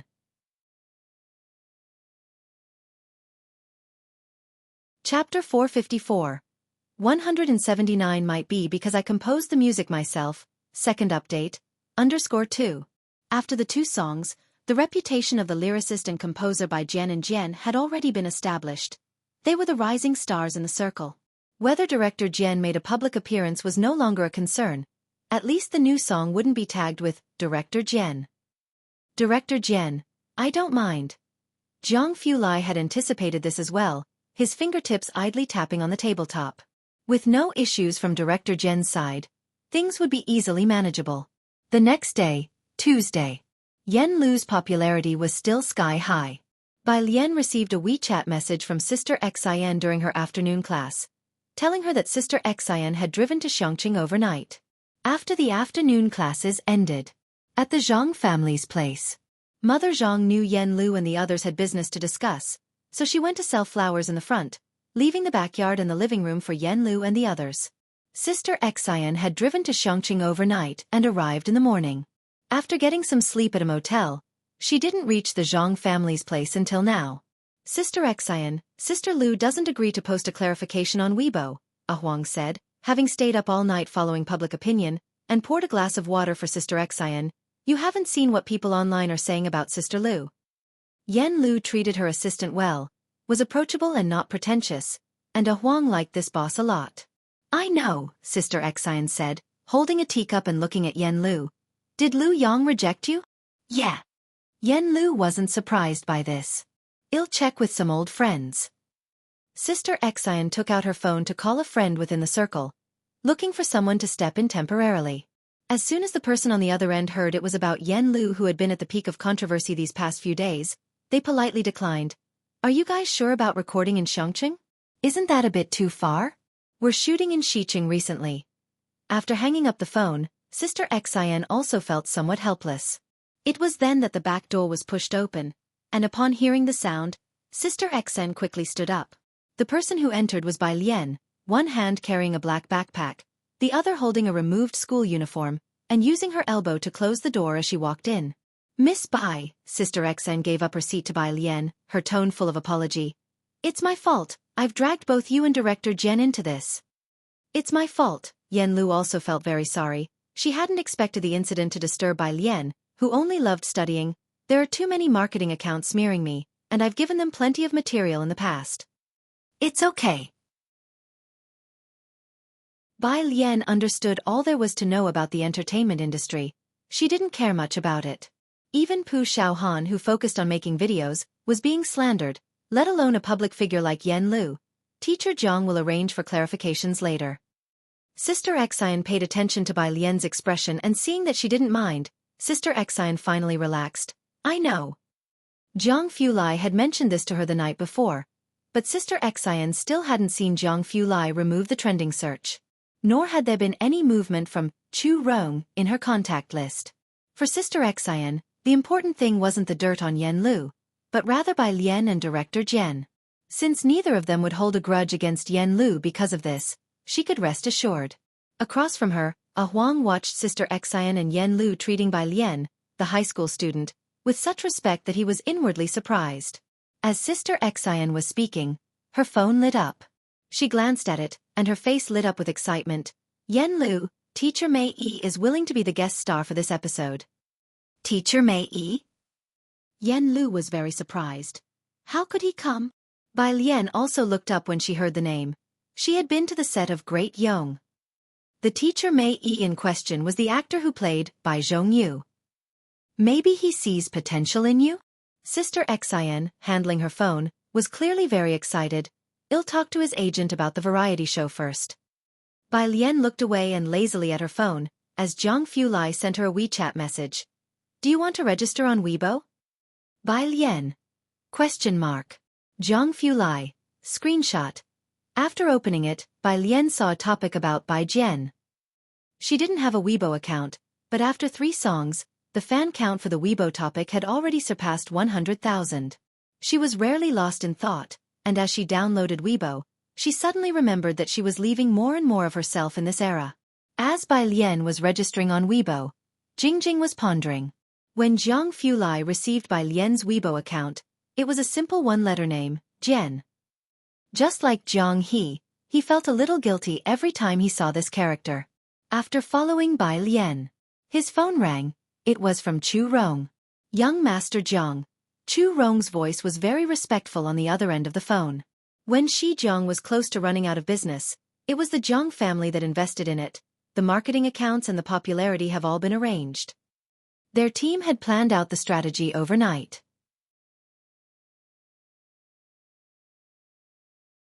Chapter 455. 179 might be because I composed the music myself. Second update. _3. Ensure Yen Lu won't be stained by this incident and use the opportunity to push the song to another level of popularity. Although Chu Rong didn't quite understand why such a minor incident in the entertainment industry would warrant the attention of Jianghu Lai, who was said to have been hands-off for quite some time. Jianghu Lai walked to the isolation room, his voice faint. Okay, I'll have Dean Jian post on Weibo. Jian Zhongyo did have a Weibo account. When Jian Zhongyo received the message from Jianghu Lai, he was still at school. He stopped in the middle of the path, logged into his Weibo account, which he had just registered the previous night at Jianghu Lai's request, with only a few bot followers, but it was already verified. A big V verified so quickly? A teacher beside him looked at Jian Zongyi's V verified account and didn't understand. Jian Zhongyo hadn't even posted a single Weibo. I don't know. Jian Zhongyo opened Weibo and posted as per Jianghu Lai's request. Beijing. Time Entertainment. Man Shi and Enqi's teams met up. Man Shi, Enqi's agent smiled. Perfect day will still be yours, right?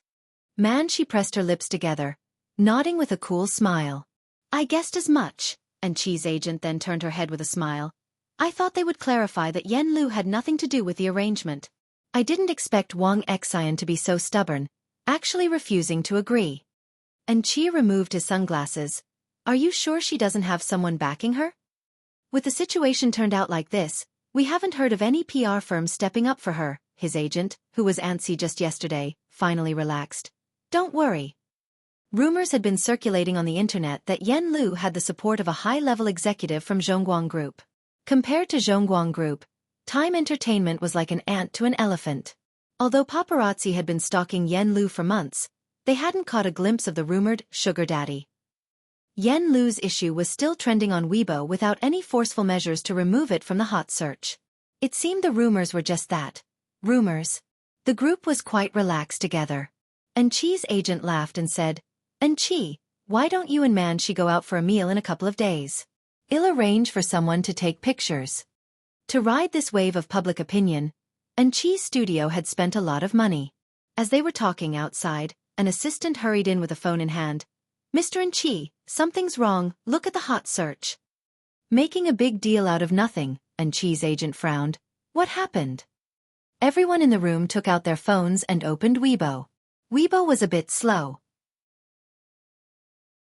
Netizens thought the Yen Lu incident had come to an end, but little did they know that at 6 o'clock today, another bombshell dropped. The top hot search was, "time to eat melons," followed by the word, "explode." Click in and you see that several major marketing accounts had reposted a Weibo post from someone named Jian with the emoji of eating melons, VJian. Maybe because I composed the music myself, image, / at Black Friday, screenshot. So similar, do you think I'm blind not to see it? Was this the mysterious composer?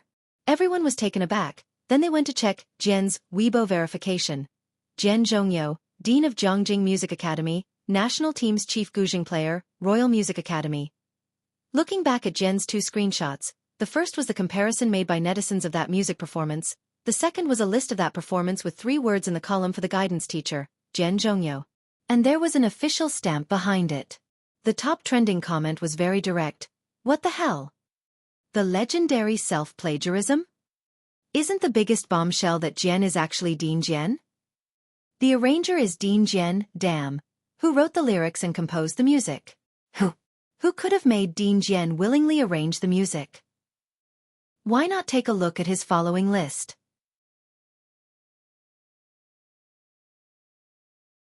Chapter 456. 180 Regretting Not Doing It Sooner. Mysterious Composition Under 1. Netizens mostly came for the excitement, and the vast majority of them did not recognize Dean Jian. But there were some professionals in the comments section providing explanations, along with striking and vivid contrasts. The status of the Dean of Jianghu Music Academy might not be known to those who don't study art or mingle in this area. But when you compare him with the president of Jianghu University, it becomes crystal clear to everyone. Yen Lu had a 3S+ level drama waiting to be aired, and beyond that, 3 songs that had broken through the music industry in China this year. No one could have imagined that the obscure arranger would be someone like Jian Zhongyou, who was detached from the entertainment circle. Jian Zhongyou could be called a master, an artist who could perform at national events. Perhaps many netizens still couldn't imagine Dean Jian's status in the world of national music. But Enqi and his entourage, who had been to the music academy for lectures, were well aware. Enqi's agent felt like he was going insane, his hands trembling. The arranger for Yen Lu is him? From the very first song? Why has there never been any hype on Yen Lu's side? This didn't make sense. Enqi went to Jianghu University for a single lecture and got through to so many marketing accounts. Yen Lu's arranger is Jian Zhongyou, and Wang Xian doesn't pay for internet trolls and marketing accounts for promotion? He was the same as most netizens. If the arranger is Jian Zhongyou, then who else could even be mentioned in the same breath as him for songwriting and composing? Enqi's agent clicked on Dean Jian's following list. The short video app was suitable for the elderly, so Dean Jian was often active on the video app. This was his first time registering on Weibo, and his account was only following 3 people. Yen Lu, the official Weibo of Jianghu Music Academy, and as Enqi looked at the last one, an account with a system-generated gray avatar and the name, Pic. The Weibo account was obviously newly registered, with no posts, but already had 100,000 followers. Beside him, Enqi also stood up incredulously. The arranger is Dean Jian. Then everything made sense. Right, he also follows Yen Lu, Enqi's agent said, somewhat dazed. No wonder Wang Xian would rather Yen Lu be suppressed than issue a clarifying Weibo post, even letting Yen Lu give up, perfect day. This all-in gamble had resulted in a total loss for their side, as the millions invested earlier had completely turned into traffic for Yen Lu. That was the top artist in national music, a height in art they in the entertainment industry could never reach in their entire lifetimes. Thinking about the earlier marketing Enqi had done because of his visit to Jianghu Music Academy, the agent couldn't help but glance at Man Shi beside him. Man Shi was a first-tier actress created by Time Entertainment, and at the beginning, he had chosen her for Enqi over Yen Lu because of her popularity. Now, however, the agent was beginning to regret it. If they hadn't backstabbed Yen Lu, would this popularity also include a part for Enqi? Would they perhaps also have had the chance to have Dean Jian arrange music for Enqi? Once some thoughts appeared, they couldn't be contained, and even Man Shi standing to the side could sense this. Xianxia. After Sister Xian finished a phone call with Teacher Mei Yi and confirmed the filming location and celebrity guests with the directors of Come Here Friend. With Teacher Mei Yi coming, you won't have much pressure, Sister Xian said, coming back from the yard with her phone in her hand. Will you be filming here? The show crew might give you a script. A script. Bai Lian heard for the first time that even variety shows required scripts, and she looked up, surprised. Sister Xian was also helpless. There's only teacher Mei Yi among the celebrity guests. The other groups probably have several friends from within the circle. Yen Lu's everyday life is dull. While other artists watch shows, have numerous friends, talk about life. She spends every day reading books and studying acting with her teacher. I'm afraid she'll invite teacher Mei Yi over, and they'll spend a couple of days reading books. Can you imagine the audience watching them read for 2 hours? As she spoke, Sister Xian looked toward Bai Lian. Since she met Bai Lian, Yen Lu had been reading books more diligently than the average high school senior. In the Great Yong drama's promotional clips, most of the snippets of Yen Lu were of her reading books or scripts and observing her seniors. Take them to visit Wallow Street, Bai Lian suggested. However, as a phenomenally popular tourism street, it was always crowded and might not be suitable for long-term shooting. Bai Lian tilted her head, looking at Yen Lu, as her fingertips tapped on the table, slowly starting to think. Perhaps because she felt guilty about not keeping a closer eye on Xianxia's, Bai Lian had been feeling remorseful about his year in prison and became even more caring towards Yen Lu and Zhang's mother. Sister Xin's phone rang again. It was the CEO of Time Entertainment. As soon as she picked up the call, the delightful voice on the other end rang out. Sister Xian, look at you, not letting us know sooner that the arranger is Dean Jian.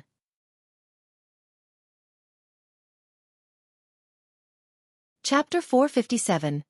180 Regretting Not Doing It Sooner. Mysterious Composition Underscore 2. The boss politely called out. Sister Xian. Wang Xian was stunned at the moment. She didn't know about Jiang Fulai's and Director Jian's plan, but when the boss mentioned it, she realized that Director Jian must have clarified the situation online.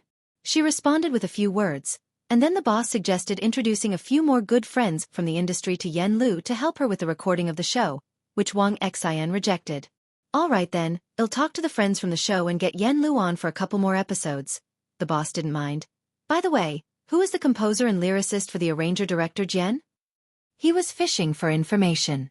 Regardless of the upcoming drama's performance, people in the circle all knew that Yen Lu would be popular just by her songs. Given the quality of the composing and lyrics, and with Director Jian arranging lately, there's no one in the music industry who could compare. Sister Xin's gaze fell on Bai Lian, skillfully deflecting the conversation. The boss of Time Entertainment was also tactful, not probing further. She was on the phone, while Xiaotian and Huang next to her hadn't received the Weibo notification, but their WeChats were bombarded with inquiries from numerous friends. As soon as Huang unlocked his phone, he saw a message from a friend who also worked in the industry. Yen Lu's arranger is the dean of Jianghu Music Academy? Damn, you kept such a big secret from me. I've been worried for you for 2 days. De Huang, I'm really angry now, smile. Huang. Huh? At night, 10 o'clock. Bacter Street Bar. Bai Lian sat on a high stool, leisurely writing down her homework. The first batch of old doctors will soon get their licenses. Mao Kuan was tapping on the bar, signaling the bartender for a cocktail. Xiaoqi hasn't returned yet. The pharmacies in first-tier cities have all rejected the solid element paste. The solid foundation paste had low profits and the market was intentionally suppressing it, but it sold well in Xianxia among locals and tourists. The rest relied on Mao Kun's ability to move merchandise at the underground fighting ring. Only the medicine usage there was too vigorous to break into the mainstream market. But he said he's going to do something with sinking. Mao Kun didn't understand these things. The Luo family is the domestic medicine emperor, financed by our country to suppress other Chinese medicine markets, Sun Chun explained as she came over with a tray. So Mr. Xiaoqi decided to first penetrate the lower-tier market, only going into rural and 18th-tier city pharmacies. He's already found dozens of distributors. The people of Xiangqing all knew about the large-scale purchases of Chinese herbs, and many of them had not gone out to work this year, staying to grow medicinal herbs in Xiangqing. Once the market opened up, everything else would be easier to handle. Bai Lian was listening on the side, not quite understanding, but after Sun Chun's explanation, she got it. This was a long-term battle. There wasn't much Bai Lian and Mao Kuan could do to help. Bai Lian only asked them to teach her the set of acupuncture techniques for myopia once they got their traditional Chinese medicine licenses. I have a fight scheduled for Saturday, Mao Kuan mentioned to Bai Lian after their conversation. Sis, are you coming to watch? Mao Kuan didn't fight very often now, but the fighting ring had invited him because he was so popular. A fight. Bai Lian wrote down another line under the light, remembering what Sister Xian had said. Is it hard to get tickets for the fight? That's for outsiders. Impractically one of the family at the ring. Mao Kuan took a sip of his cocktail. He had never been to high school, but he was curious. Are high school assignments really that numerous these days? Every time Bai Lian was at her busiest, she had to write homework, always homework.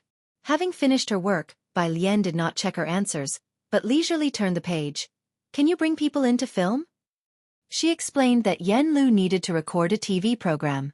Wallow Street was too crowded and Yen Lu couldn't visit often, but Baektur Street was full of international folks, and no one would recognize a domestic minor celebrity. There were also many interesting things. Sister Xian thought Yen Lu was too dull and worried the show wouldn't have a good effect. Mao Kuan didn't know, he muttered into his phone for a while, then said to Bai Lian, but they can only have 5 tickets.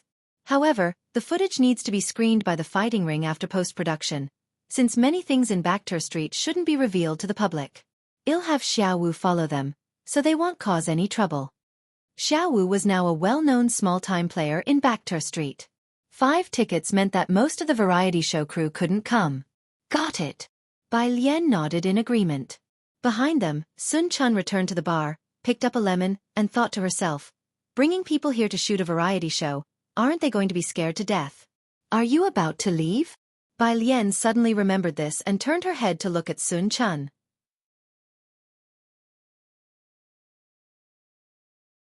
Chapter 458. 180 Regretting Not Doing It Sooner. Mysterious Composition Underscore 3. Sun Chun fetched a bottle of alcohol from behind and showed great respect to Bai Lian. Mr. Xiaoqi asked me to go to Jianghu to mix drinks and learn a few things. The bar had a branch in Jianghu. Bai Lian watched Sun Chun smear lemon around the rim of the glass, smoothly flipping it in the air. The bar's lights shone on Sun Chun's seductive face as she moved with grace and ease. Would drinks made like this taste better? She picked up the drink Sun Chun had mixed for her. It was very mild, quite different from the alcohol she was used to. Beside her, the male bartender handed over his own mixed drink to Mao Kuan with a look of grievance. Mr. Mao, why does Miss Bai only drink what Sun Chun mixes? Is mine not tasty? Mao Kuan glanced at Sun Chun and then at Bai Lian. No, it's also possible that yours just doesn't look as good. Thursday. Su Nanjing drove Bai Lian back to Purist Street. In most cases, Su Nanjing had replaced Ming Dongheng as Bai Lian's chauffeur.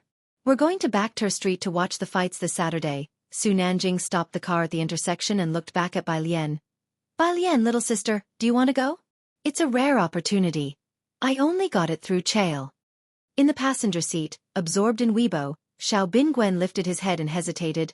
It's too bloody, better not. It was a mess there too. Su Nanjing realized and looked in the rearview mirror at Bai Lian, who was reading her book obediently. That's right, Bai Lian, little sister, you should focus on your studies. Bai Lian lazily responded with a hum.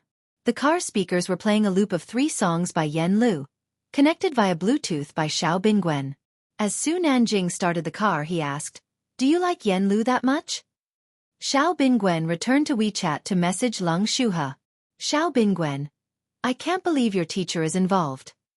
Lung Shuha. She has the talent. It's rare for someone to have arrangements done by the teacher. I wonder who the composer is. You don't get it, Xiao Bingwen held his phone. If you knew who did the arrangement, it would shock you. Su Nanjing wasn't interested in the entertainment circle. He was preoccupied with dealing with Chael's matter recently or thinking about how to formally introduce Bai Lian to the Su family or how to introduce the Empress Mother to Bai Lian. Messages hit the wall. Who is it? Su Nanjing replied nonchalantly. Dean Jian, Xiao Bingwen whispered with a mysterious tone. Shu's teacher.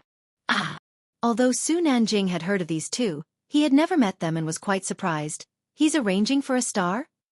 Yes, Xiao Bingwen sighed. Everyone's guessing who the mysterious composer is. They're definitely not any less talented than Dean Jian. This has been a frenzy in both the music industry and entertainment world. Xiao Bingwen was close to Lang Shuha and naturally understood music too. The fact that Yen Lu's 3 songs were such a hit already illustrated the composer's abilities. After Dean Jian appeared, even Lang Shuha and his circle were guessing who the lyricist and composer were, not to mention others. Su Nanjing also found it unexpected, then remembered something and explained to Bai Lian in the back seat. Dean Jian, that's the teacher who's really good at guzheng. Bai Lian, little sister, when you go to Zhongjing, I have a surprise for you. He recalled something Gao Yan had told him. In the back seat, Bai Lian lazily turned a page. The car arrived at Purist Street. Bai Lian said goodbye to Su Nanjing. Next to Purist Street's trash cans, a blonde-haired man squatting and smoking stood up when he saw Bai Lian. With a cigarette dangling from his mouth, he pulled a few tickets out of his pocket and handed them to Bai Lian. Bai Lian reached out to take them.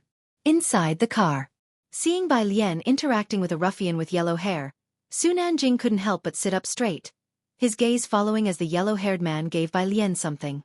Hey! Su Nanjing sat up, his eyes narrowing slightly, and tapped Xiao Bingwen's shoulder. Doesn't the thing in her hand look familiar?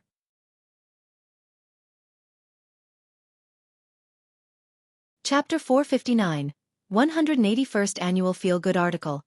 Alien offers tickets, second update. _1 Xiao Bingwen was messaging Lang Shuha while casually browsing Weibo. Lang Shuha, link, Lang Shuha, this big shot's Weibo. He clicked on the link and saw a Weibo post with the word, found, with only one following, which was the Douyin platform, but already had 2.01 million fans. All active ones. Is this the Weibo of the lyricist and composer?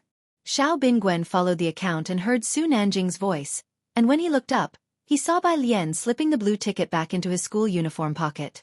It does look a bit like your ticket, Xiao Bingwen paused. It looked very much like a Fight Club ticket, but she seems to have many? Those tickets could only be obtained by Su Nanjing through Chail. The Chen family might also be able to get them since it said they have a senior brother in the Fight Club, but Su Nanjing and Xiao Bingwen were not familiar with them.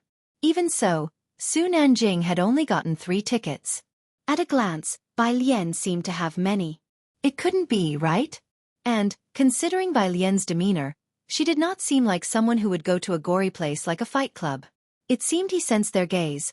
The blonde guy smoking looked up and smiled at Xiao Bingwen and Su Nanjing. He wore a black t-shirt with a skull pattern and a silver necklace around his neck, exuding a vibrant vibe. Xiao Bingwen. It shouldn't be. The next day, Friday, Bai Lian sent the organized data to Hewen. Hewen sent her a message of thanks. Through a long corridor, the Research Institute office. Wearing a blue radiation suit, Hewen stood in front of all the team members, listening to Jiang Fulai speak. The underground laboratory was naturally cold, with cold white lighting, and surrounded by high-tech machinery. Jiang Fulai was sitting in his seat with the computer screen displaying academic papers in front of him. One hand rested on the armrest while the other pointed at the computer screen, his prominent nose adorned with glasses and lips tightly pursed. His cold, white fingertips paused on an example, and he slightly turned his head. Adhesive forces and repulsive forces have opposite curvatures. One causes space to contract and the other causes it to expand. Are you using this example to discuss positive and negative energy? What should I say to you? Should I encourage you to bravely challenge Dirac? He chuckled disdainfully, and others in the know understood that it was directed at Hewen, who lowered his head even further. Hewen. After Jiang Fulai finished looking over everything, he stood up with his phone. Is this the review you organized? He glanced again at the printed documents in Hewen's hands. Hewen, yes, new literature. Jiang Fulai gave him a cold look. You don't need to write acknowledgements. Hewen. Once Jiang Fulai left, other team members approached, imitating Jiang Fulai's words and then patting Hewen on the shoulder. Brave enough to challenge Dirac, that's Hewen. You're our lab's next Dirac. Today, only Hewen was rebuked, while the rest reveled in his misfortune. Hewen, holding several papers and smiling, said, Say that one more time, and next time Jiang Shao invites us to eat, you all can order for yourselves. The others. Hewen turned back to his station, picked up his phone, and vented to Bai Lian. Got scolded today, running with tears, running with tears, running with tears. Xianxia No. 1 Middle School. When Bai Lian saw Hewen's message, she had already finished school. She glanced down at his reply. Hewen often got scolded, and she was used to it by now. In class 15, a bunch of people gathered, with Pu Xiaohan speaking loudly. We don't have to go to Aunt Zhang's place for the next few days. Yan Lu is going to record a show there. Bai Lian slowly followed behind the group. She was looking through the questions on the Jiangjing app. Upon opening the app, She saw cries of anguish all over the public screen, but Bai Lian wasn't paying attention and just kept brushing through the questions, most of which were fill in the blank. Wang Qi, Pu Xiaohan, and the others had been in the midst of a heated discussion. That was until they saw the person standing at the doorway of the bubble tea shop, and their voices subconsciously quieted down quite a bit. When Bai Lian looked up, she saw Jianghu standing in the corner outside the bubble tea shop. School had been out for a while, but there were still plenty of people at the bubble tea shop. Jianghu stood in the corner about 2 to 3 meters away from the doorway, where the warm light of the setting sun slanted down through the roof. He was clad in a black jacket, the zipper left undone to reveal the snow-white t-shirt underneath, with his fringe longer than his eyebrows, casually swiping his phone screen, looking both disengaged and aloof. As Ning Xiao and Tang Ming passed by, they respectfully greeted Jianghu Lai. Jianghu Lai looked up indifferently. "I'm going to see Yan Lu." Bai Lian didn't go into the bubble tea shop. Instead, she shielded her eyes from the still somewhat glaring sunset with her phone and slightly raised her head.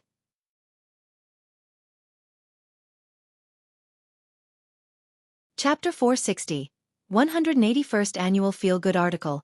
Alien offers tickets, second update. _2 Zhang Mama's house is just ahead. Jianghu Lai walked a bit further ahead, blocking the sunlight. "Let's go then." He accompanied Bai Lian there. "Did you curse at he won today?" Bai Lian asked with her mobile phone in hand, a bit curious. Jianghu Lai's eyes were cold, and he answered casually, "If describing facts is considered cursing." From his tone, Bai Lian knew He-Wen would be criticized again next week, so she changed the subject. "Are you going fishing with my grandpa tomorrow?" Jianghu Lai had spent the whole week in the lab. There were 2 days off for the weekend.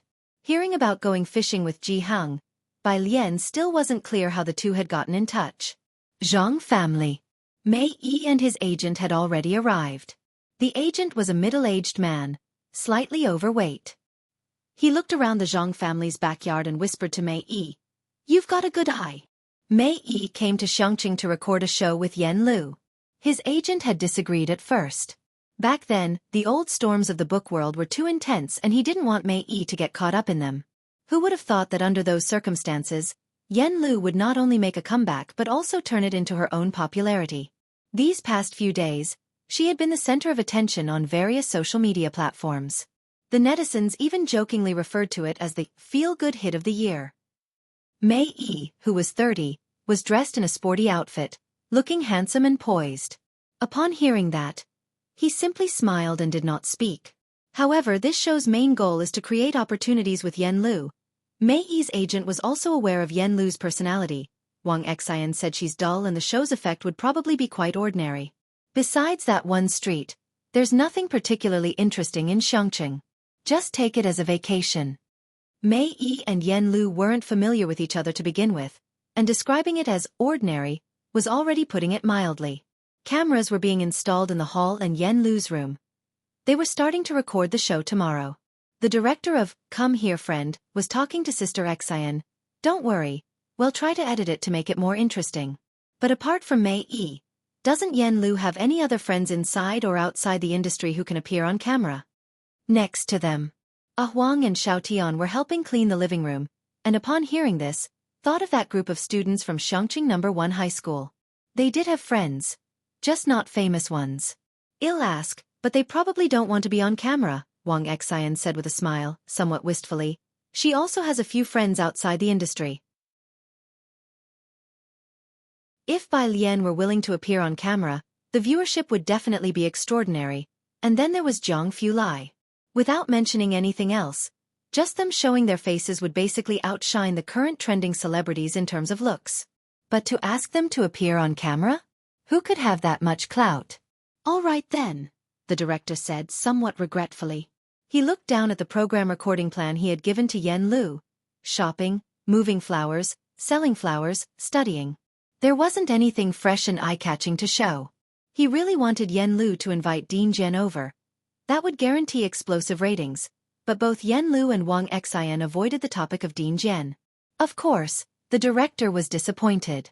Zhang Mama had returned to her hometown the past 2 days, leaving the place to Yan Lu, who came out with a flower pot.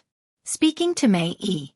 "Well, go shopping first tomorrow morning, then buy groceries in the afternoon to cook?" Mei Yi's agent listened to Yen Lu's lackluster plan without surprise. Why don't you invite a couple more friends over? Otherwise, it'll be awkward having just you and Mei Yi eating alone. Mainly because Mei Yi was a guy. Yen Lu was about to reply. Someone knocked at the door from outside.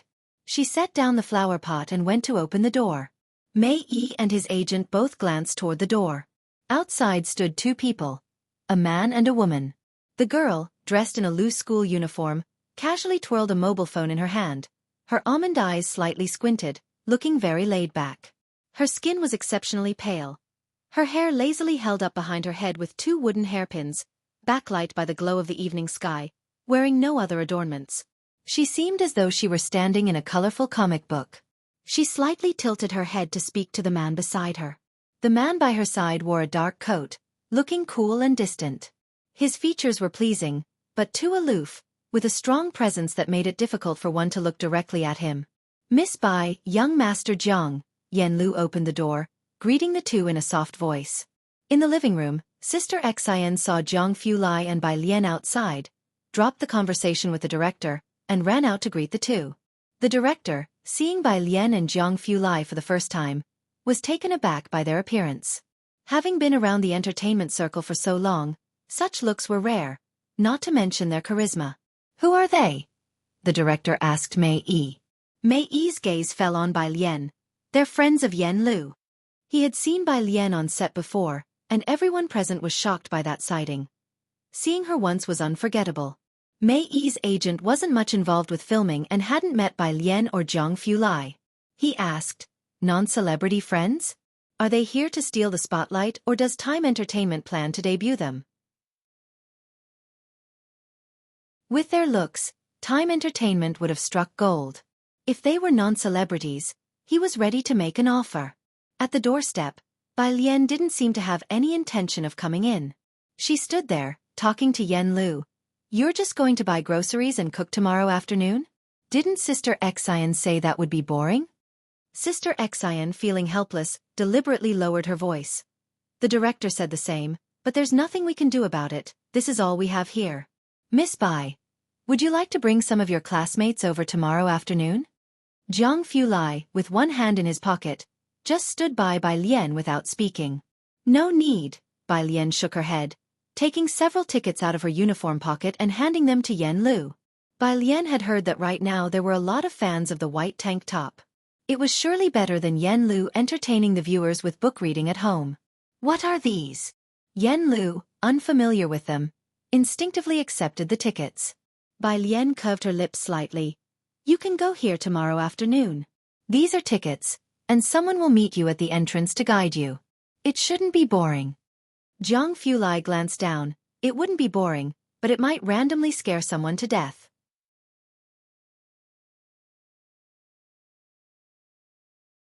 Chapter 461. Mysterious Guest _1 introduced by 182 Jiang. She would describe this using the words not boring.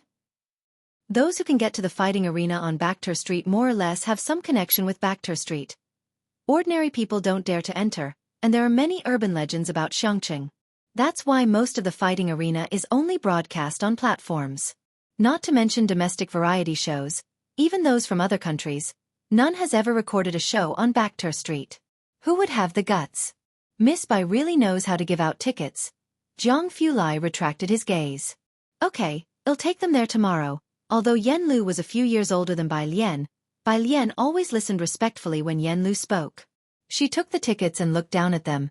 Can this event be broadcast? The date and location on the ticket indicated it was a fight. The arch-shaped entrance printed on the front was majestic, the likes of which she had never seen before. Yen Lu had left Xianxia since she was little and didn't know much about it. Only today did she find out that there was such a large-scale fighting arena here. Taking teacher Mei Yi to watch a fight was better than staying at home and having an awkward chat. It can be broadcast, but only 5 people are allowed in. Bai Lian put her hand back in her pocket, her eyebrows raised lightly. You decide which 5 people will go. Give me the list tonight. And I'll lead the way tomorrow. Yen Lu just nodded. It sounded very strict. Are you going to the east side of the city tomorrow? Jianghu Lai asked leisurely after the two had finished speaking. It was already a hotspot for new internet celebrities, and the production team wanted to catch some popularity. Yen Lu was very direct. I'm also promoting my hometown in passing. Okay, Jianghu Lai tapped on his phone, seemingly unconcerned. Someone will contact you later to arrange your filming for tomorrow. Yen Lu replied with a single word. All right. Cameras were being installed in the yard, and Bai Lian did not enter with Jianghu Lai. After she gave the tickets to Yen Lu, she left with Jianghu Lai. When the director saw the two who were both so outstanding leave, and that imposing man was left with only his back in sight, he jogged over. Yen Lu, were those two also your friends? Did you invite them to your place as guests? Those two could also create a trending search on social media. The entertainment industry hasn't seen such divine beauty yet. Sister Xan looked at the director as if to say, you dare to think big. Even the head of the Jian Institute was more reliable than those two. No, Yen Lu also rejected the suggestion and then, holding the tickets, she showed respect to Teacher Mei Yi. After visiting Wallow Street and P Street tomorrow, I plan to take Teacher Mei Yi to watch a fight. Is that okay with Teacher Mei? Mei Yi's smile was warm as he shifted his gaze away from Bai Lian. I'm fine with anything.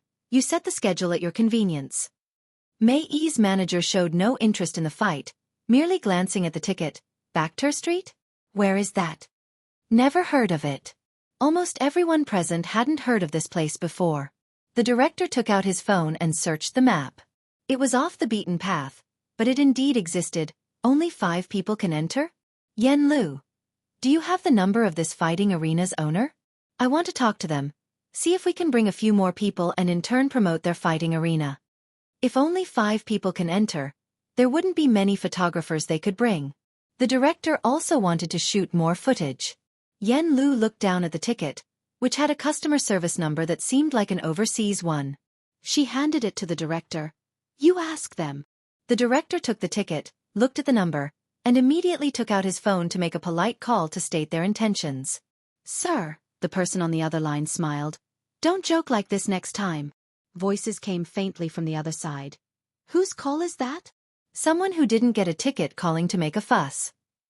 The director who was making a fuss over not getting a ticket. Since they were going fishing tomorrow, Jianghu Lai planned to explain all of Ning Xiao and Tang Ming's difficult problems tonight.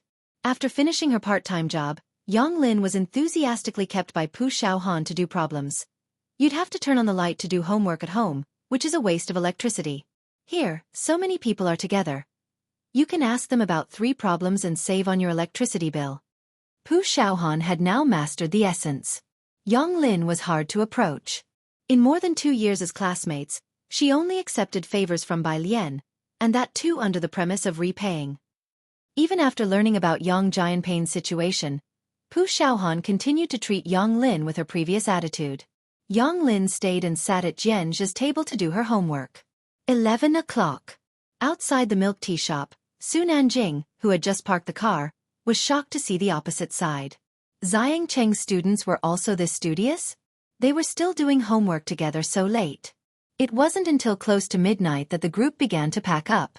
Su Nanjing opened the car door and got out. It was quite late, and only the elongated shadows of trees lined the road, with few cars in sight, making it exceptionally quiet.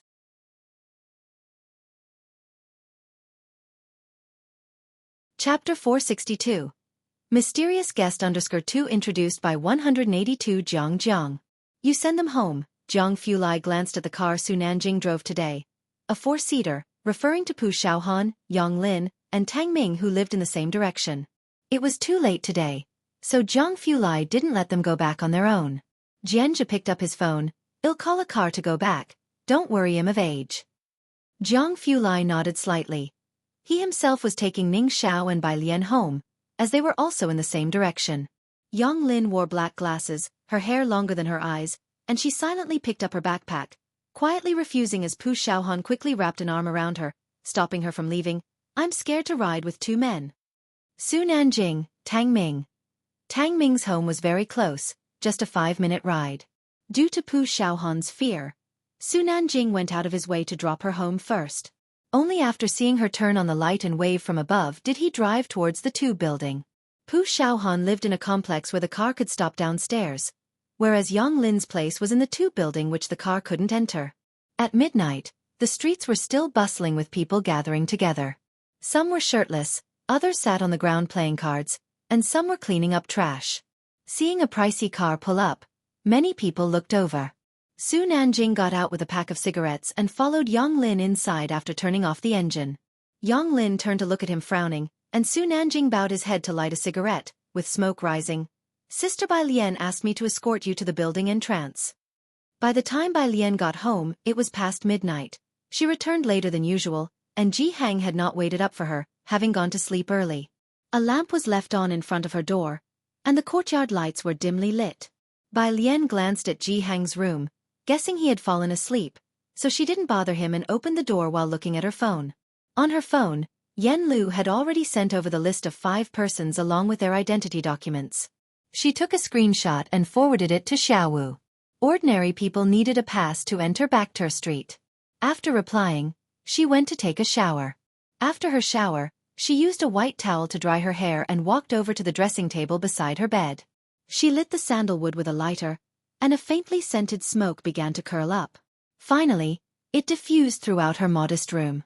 She just leaned against the dressing table. The sedative incense didn't have much effect on her, but as she breathed in the wisps of smoke, her tense nerves relaxed slightly. At least, she didn't have nightmares as often as before. Her phone on the desk vibrated several times. Bai Lian took down the towel. Everyone in the group was checking in, saying they had gotten home. Jianghu Lai also sent her a message. Got home. And he sent her a picture of Jianghu sleeping under a cabbage blanket. Bai Lian looked at the picture for a while, then pressed on her phone and replied with a number. 1.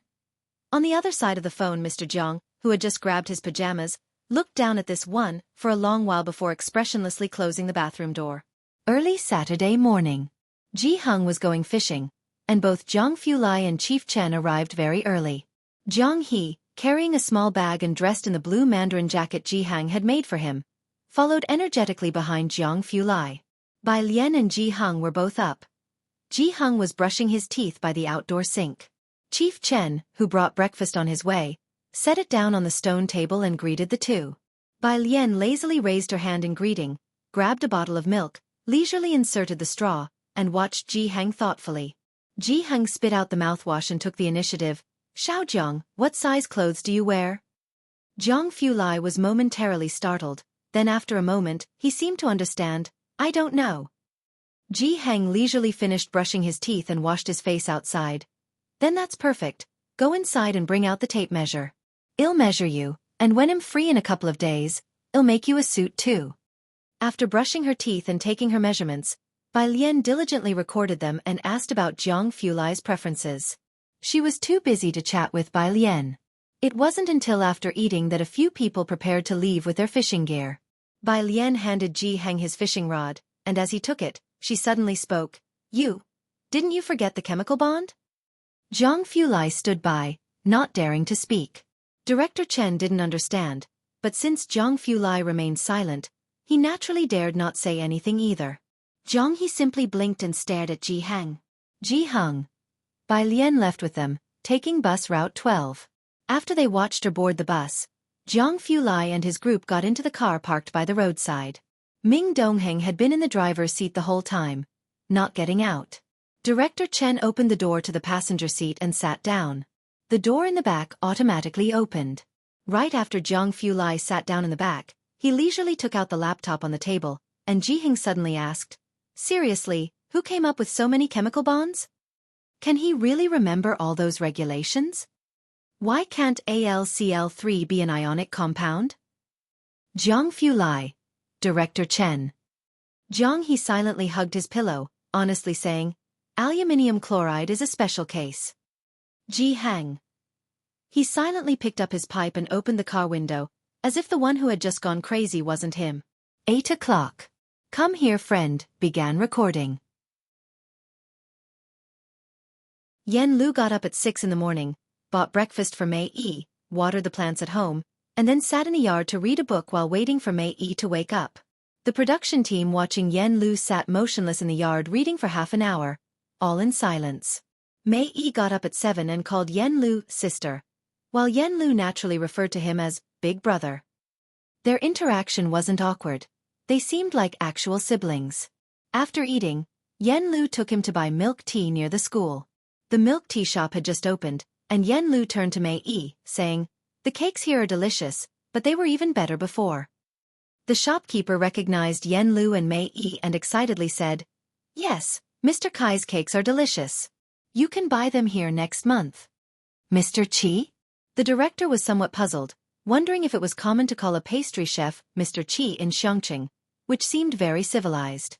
The others didn't ask much about this Mr. Chi, as he was just a cake maker, after all. After buying the milk tea, Yen Lu took them to City East Wudong Street, saying on the way, "Someone will meet us at the final stop." The production team thought it was someone arranged by Yen Lu and didn't pay much attention. Determined to bond with Yen Lu's side, Mei Yi's agent didn't leave during the show and kept talking with Xianxia's sister while heading to the destination. "Is Yen Lu familiar with her songwriter?" Xianxia's sister laughed. "Pretty familiar. From a certain perspective, they could all be considered to have a life-and-death relationship. If the songwriter shows up, this episode will definitely hit big," Mei Yi's agent sighed. After Dean Jian appeared, a bunch of people online were guessing about the songwriter. When the car reached the intersection at Xiang Mountain Avenue, it being Saturday, Lao Street was bustling, and a few casually dressed people stood at the side of the road, led by a middle-aged woman. Behind them, the director had just gotten out of the car, eyeing the woman's plain face and contemplating her likely being the meet-up person Yen Lu mentioned, not too concerned. "Who's this?" Mei Yi's agent turned to look at Xianxia's sister, curious.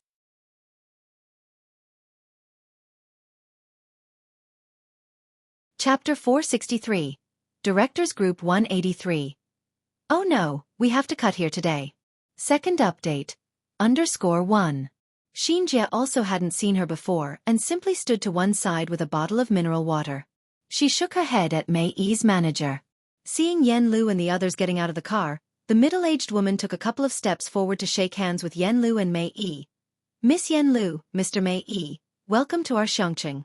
Today's schedule has been arranged for you." "This is?" Mei Yi looked towards Yen Lu. He didn't know her and was just waiting for Yen Lu to introduce her. Yen Lu didn't know her either.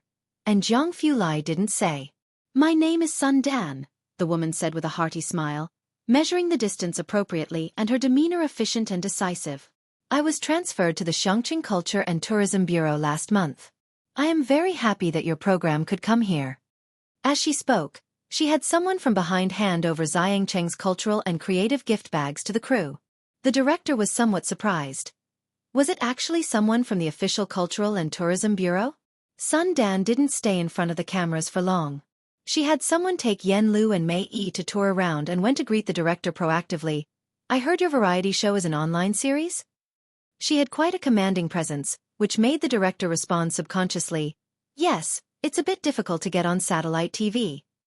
Their show was an online series, which could generate more heat if it went on satellite because some older people don't watch online shows. "Is that so?" Sun Dan pulled out her phone. "I'll leave you a number. Later, get in touch with Director Zhang. For lunch, I'll treat everyone. It's only proper to play host since you've come to Xianxia."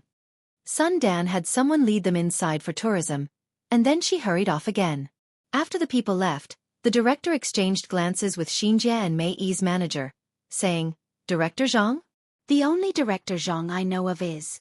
The director was initially going to ask Xianxia, but, seeing her also looking bewildered, he turned to ask the several young people wearing cultural and creative t-shirts who Ms. Sun was.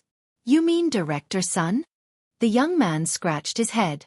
"She's the head of our Culture and Tourism Bureau. She just transferred from Jianghu last month. She used to be with the Jianghu Cultural and Tourism Bureau." The logistics department was very quiet. At first, no one, including the director, spoke. Someone from the Cultural and Tourism Bureau? 2 minutes later, the director realized what had happened and subconsciously looked at Xianxia. "My Xianxia, why didn't you say something sooner?" "Come here, friend. An online variety show." Although popular, how did it catch the attention of the Culture and Tourism Bureau? And this Ms. Sun is from Jianghu? She knows Director Zhang? Mei Yi's manager was also shocked. It was one thing for Dean Jian to be an official figure, But now another official, more proper official had shown up, and they were going to treat them to lunch. Xianxia. You ask her, but whom should she ask? Was my attitude just now a bit rude? The director asked, now fully aware of the situation. Bai Lian spent the entire day studying in the library. On the weekend, Yang Lin had 2 part-time jobs and left with her backpack at 3 in the afternoon. Xianxia had developed the habit of reading every day and asked Bai Lian quite a few questions today. Jianghu and Jianghu caught quite a few fish today and invited Bai Lian's classmates over for dinner. A little after 4 in the afternoon, Bai Lian led them back home first since Pu Xiaohan planned to film a day in the life of a fish video and include it in Jianghu's current edit. Pu Xiaohan had taken the filming of the video for Jianghu's and the 3 embroideresses' graduation gowns very seriously. It required 3 months of filming, and she planned to make a 20-minute video. Thus, there was plenty of material to gather. In the yard, Bureau Chief Chen was still showing the fish he caught to the children who had come back, one by one on the ground. Xiaotang, look, these are the fish I caught, Bureau Chief Chen told Tang Ming. Tang Ming gave a deep hem in response. Bureau Chief Chen looked at him oddly. Are you okay? Not getting the feedback he was hoping for, Bureau Chief Chen simply stopped talking to him. Ning Xiao was even more silent than Tang Ming, so Bureau Chief Chen went to talk to Pu Xiaohan. This one I caught, this one is by Master Jiang, this is Uncle Ji. Pu Xiaohan was very considerate to Bureau Chief Chen. She captured footage of the fish he caught with her camera. After showing his friends, Bureau Chief Chen saw Jianghu casually holding a basket of vegetables. In a jolt, he quickly stood up. You and Miss Bai should rest. I will take over the cooking. Bai Lian handled the knife, slowly sizing up the fish. The back of the knife gleamed coldly. It made it seem as though she was about to dissect the fish into pieces. Upon hearing, she looked over at Bureau Chief Chen, raising an eyebrow. You? Certainly, said Bureau Chief Chen with confidence. He had specifically consulted with Qi Lu before returning to Zhongjing, so he set the basket aside and took the knife from Bai Lian's hand. Don't worry. If worse came to worst, he would video call Qi Yundai. Bai Lian stood aside, watching Bureau Chief Chen skillfully slice the fish into fillets, and that's when she believed him.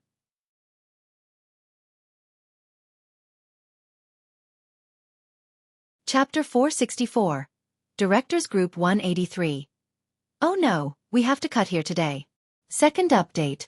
_2. Apart from Director Chen, there was Ji Hang and an embroideress in the kitchen. These 3 did not let a group of students get involved. Outside, Ning Xiao washed the fruits they bought, cut them, and placed them neatly on a plate to bring out. There were 2 embroideresses working on their embroidery at one side. After Pu Xiaohan finished photographing the fish, she went to take pictures of them, while Jianghu sat on a high stool nearby, his eyes wide open watching.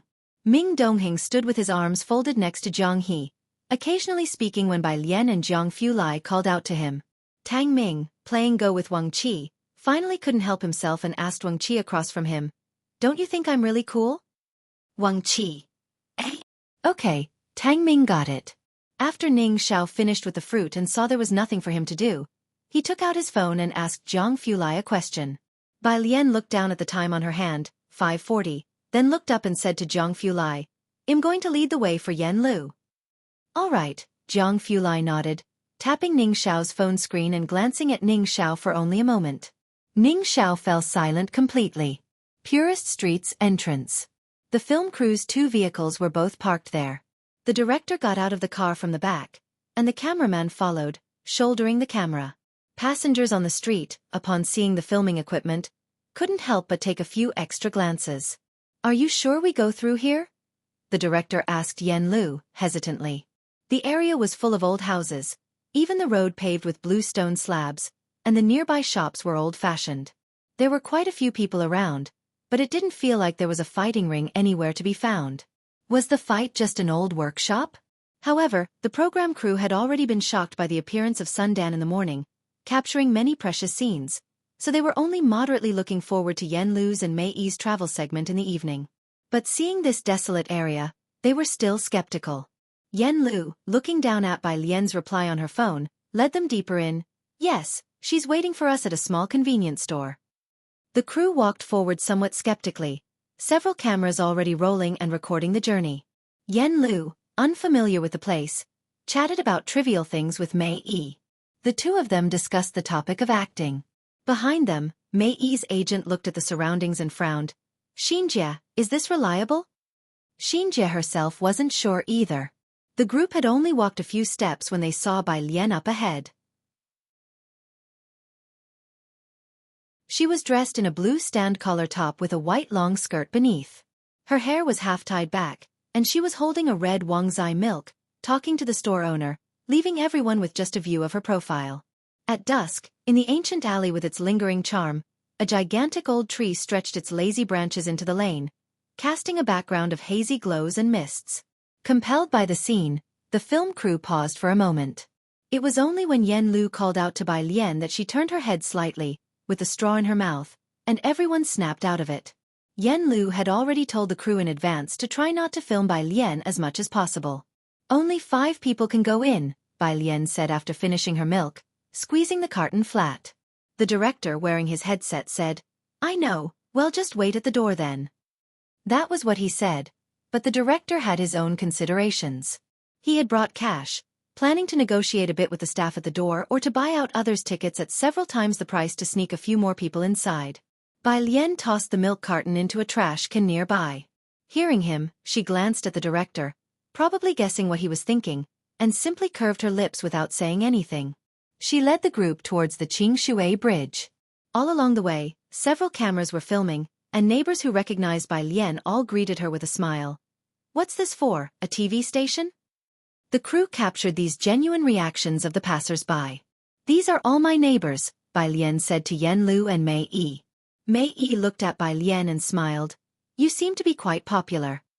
The walk was a bit long, and as they approached the Jianghu bridge, a middle-aged man with a scar on his brow, giving him a somewhat formidable air, slowly walked towards them while looking at his phone. The crew gave him a wide berth. However, he stopped upon seeing Bai Lian. "Where are you going? Didn't Ning Xiao say you would be having dinner at your grandfather's house?" "I'm taking people to Baktur Street. I'll be back soon," Bai Lian answered him slowly. Then she turned to introduce him to Yen Lu and Mei Yi. "This is Uncle Wang, my classmate's uncle." "Hello," Mei Yi and Yen Lu greeted politely. "I see," Wang Yufeng looked at the director and his crew, grinning. "Then you go ahead. I have to get fish soup from your grandfather's house." All around were Bai Lian's neighbors. The cameraman, knowing Wang Yufeng was one of the locals, didn't film him but focused on Mei Yi and Yen Lu instead, although some of the other cameras captured Wang Yufeng's figure from behind.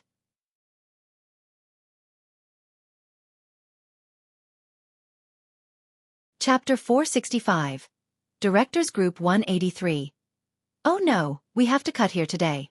Second update. _3. They also carefully avoided Bai Lian, because Bai Lian was a high school student and couldn't just be filmed at random. Behind them, the director took his gaze off Wang Yufeng and spoke to Sister Xian and the others. "This Bai student has so many friends, it feels like the whole street knows her." There just weren't any funny moments. The evening's outing was indeed a bit boring. But fortunately, they had managed to film something that morning, enough for them to edit. As they chatted, they arrived at Jianghu Bridge. Jianghu Bridge wasn't very long, arched, and very impressive, sticking out like a sore thumb in contrast to the rest of Purist Street.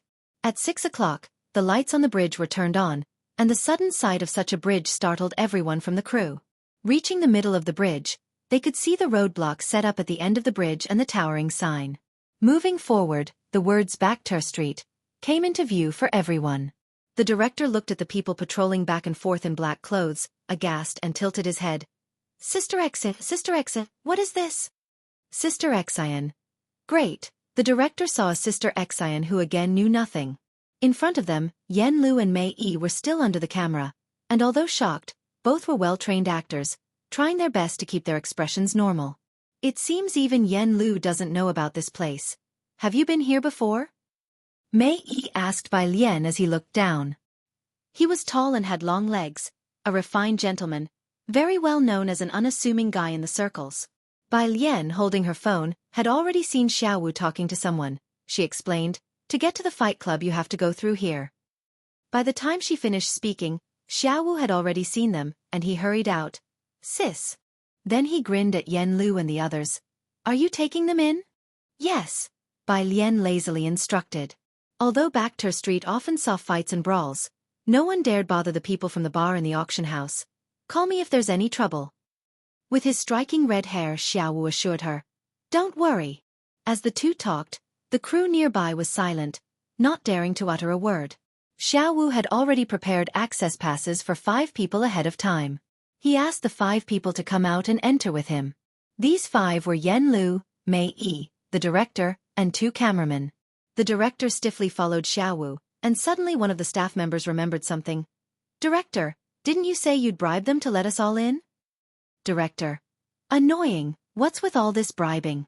Do you think you're the only one who can talk? After watching them go in, Bai Lian slightly turned her body and lifted her chin toward Sister Xin. Do you want to wait here or go back?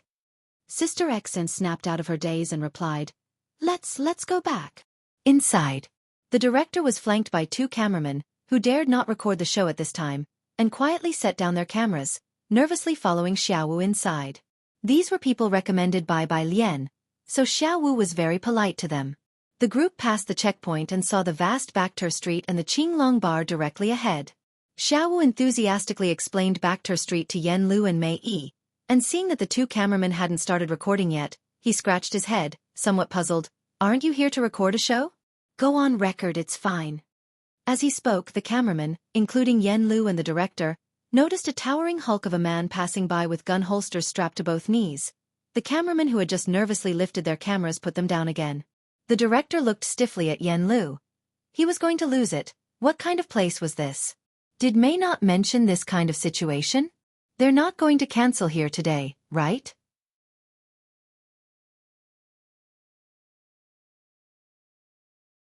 Chapter 466. 184 Yen Lu really has a big shot behind her under one.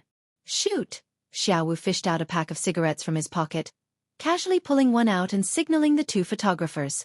The director and photographers all picked up on the casual vibe that felt like someone saying at a dinner table, Eat, you guys eat.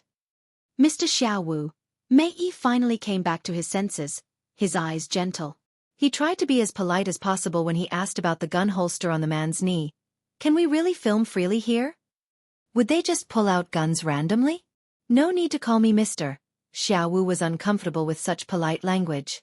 He enthusiastically introduced himself to them. Im Backter Street. Nicholas. Street Fighter. Mao 5. All titles self-proclaimed. The frightened director showed a rare expression of confusion on his face. Just film those 2, Xiaowu, after consulting Mao Kuan, bit his cigarette and patted the director on the shoulder in a buddy-buddy manner.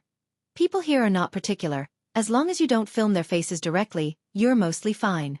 See. Next to the street is the Street of Local Customs. Shoot whatever you guys want. Xiaowu said it so nonchalantly, but every pat made the director shrink a little. Film faces directly?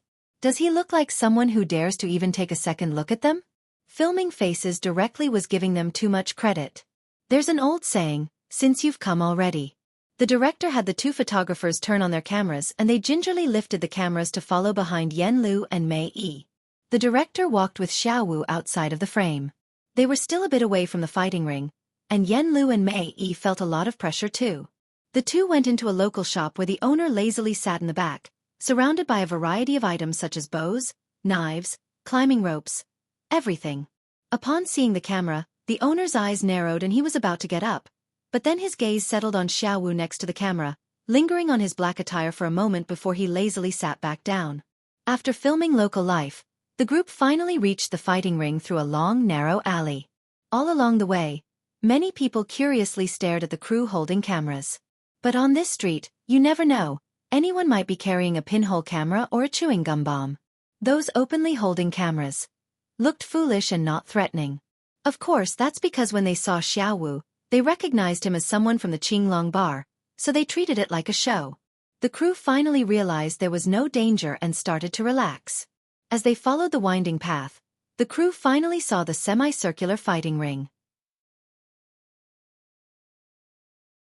In the middle, a huge stone was carved with the motif of the fighting ring, and on the right hung a poster of a man with a mask. At the entrance stood 2 rows of burly men with dark skin, obvious daggers and guns inserted in their knee pads, eyes like eagles, and a bloodthirsty aura about them. The director, recalling that he was the one who called this place yesterday asking them to help with the promotion. He pinched the philtrum of his nose. What's wrong with you? Xiaowu stuffed his hands in his pockets, tilting his head in confusion as he looked at the director. Director. Bachter Street. Nicholas. Street Fighter. Mal 5, do these people have? As he spoke, he ran his hand across his neck. Xiaowu nodded. They are mercenaries. They've definitely done it before, no need to call me mister. What mercenary hasn't tasted blood on the blade's edge? This was it. The director swallowed hard. Would they triangulate on him? Qingshui Bridge.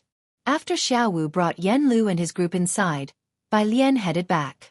Originally, these people aimed to spend big on extra tickets to get in, but now, let alone spending money, they didn't even have the courage to stand at the entrance. As soon as Bai Lian left, they all followed her. They had arrived in a buzz of excitement, but now were silent. All instinctively took out their phones and searched Bachter Street, where online information on Bachter Street was scarce, without any formal introduction, and most mentions of the name were hushed and full of taboo. There was no need to search, really. Just seeing the boundary, passing the guards at the entrance was proof enough that this place was not meant for ordinary people.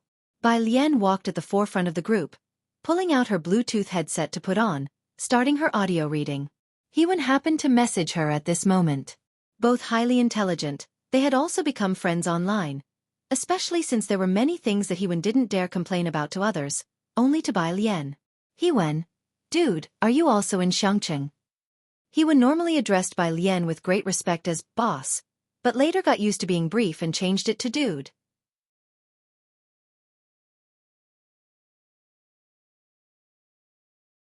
Chapter 467. 184 Yen Lu really has a big shot behind her _2. Bai Lian had told him her name, but he never changed it, calling her oldie. Latterly, Bai Lian stopped bothering with small talk and let him call her as he pleased. Bai Lian typed with one hand, she was now proficient at it, but her responses were still brief. 1. Hewen, I got a holiday, and there was a hefty subsidy for the new year. Do you have time to come out? I'll treat you to a meal. Hewen, and about the recent research papers. In the scientific research community, these were the big events. Hewen had talked about it with his team members, but some things could only be gotten by those on the same wavelength. When Jianghu Lai introduced Bai Lian to Hewen, it was also because he felt that the two had extraordinary talent in mathematics. Bai Lian. 1. After replying to Hewen, she switched back to the reading app. Sister Xian was walking to Bai Lian's left. She was the only one who took things relatively in stride, since she was directly involved in Zhang Shi's case. From Qi Yundai to Bai Lian, every person involved was extraordinary. The group said their goodbyes on the road outside Purist Street. Only after Bai Lian's figure had vanished at the entrance of the alley did Mei Yi's agent lean in closer. Staring at the mouth of the alley, his heart still pounding, he said, Sister X, that friend of teacher Yen Lu, who is it? 2 honorifics in one sentence. Mei Yi's agent started to address her with, teacher, even. Yen Lu is still a newcomer, Sister Xian said with a helpless smile, correcting Mei Yi's agent's address. Just call her Xiaolu. Don't worry. I assure you that tonight's agenda with teacher Mei won't be boring. That was all Sister Xian had to say. Mei Yi's agent nodded, seeing that Sister Xian didn't want to elaborate and choosing not to press any further. On the way here, they had thought this place to be excessively run down, but as night fell, the bright streetlights cast a layer of mystery over these old houses. Mei Yi's agent had actually noticed how excessively reverent Yen Lu and Sister Xian were towards Bai Lian, which didn't seem typical of just friends. There were rumors in the circle that Yen Lu must have some big backer, but within the nearly secret-free industry, no one knew who it could be. Later, everyone let it go, assuming Yen Lu was just lucky. But now, Mei Yi's agent withdrew his gaze from the alley, realizing that Yen Lu really did have someone supporting her. He went back to the roadside, boarding the production team's vehicle to wait for Yen Lu and Mei Yi to finish their recording. In Ji Heng's courtyard, Ning Xiao had just finished a problem when he received a message from Wang Yufeng, saying he was at the corner. Ji Heng had just handed a thermos to Ning Xiao when he suggested, "Why don't you ask your uncle to join us for dinner?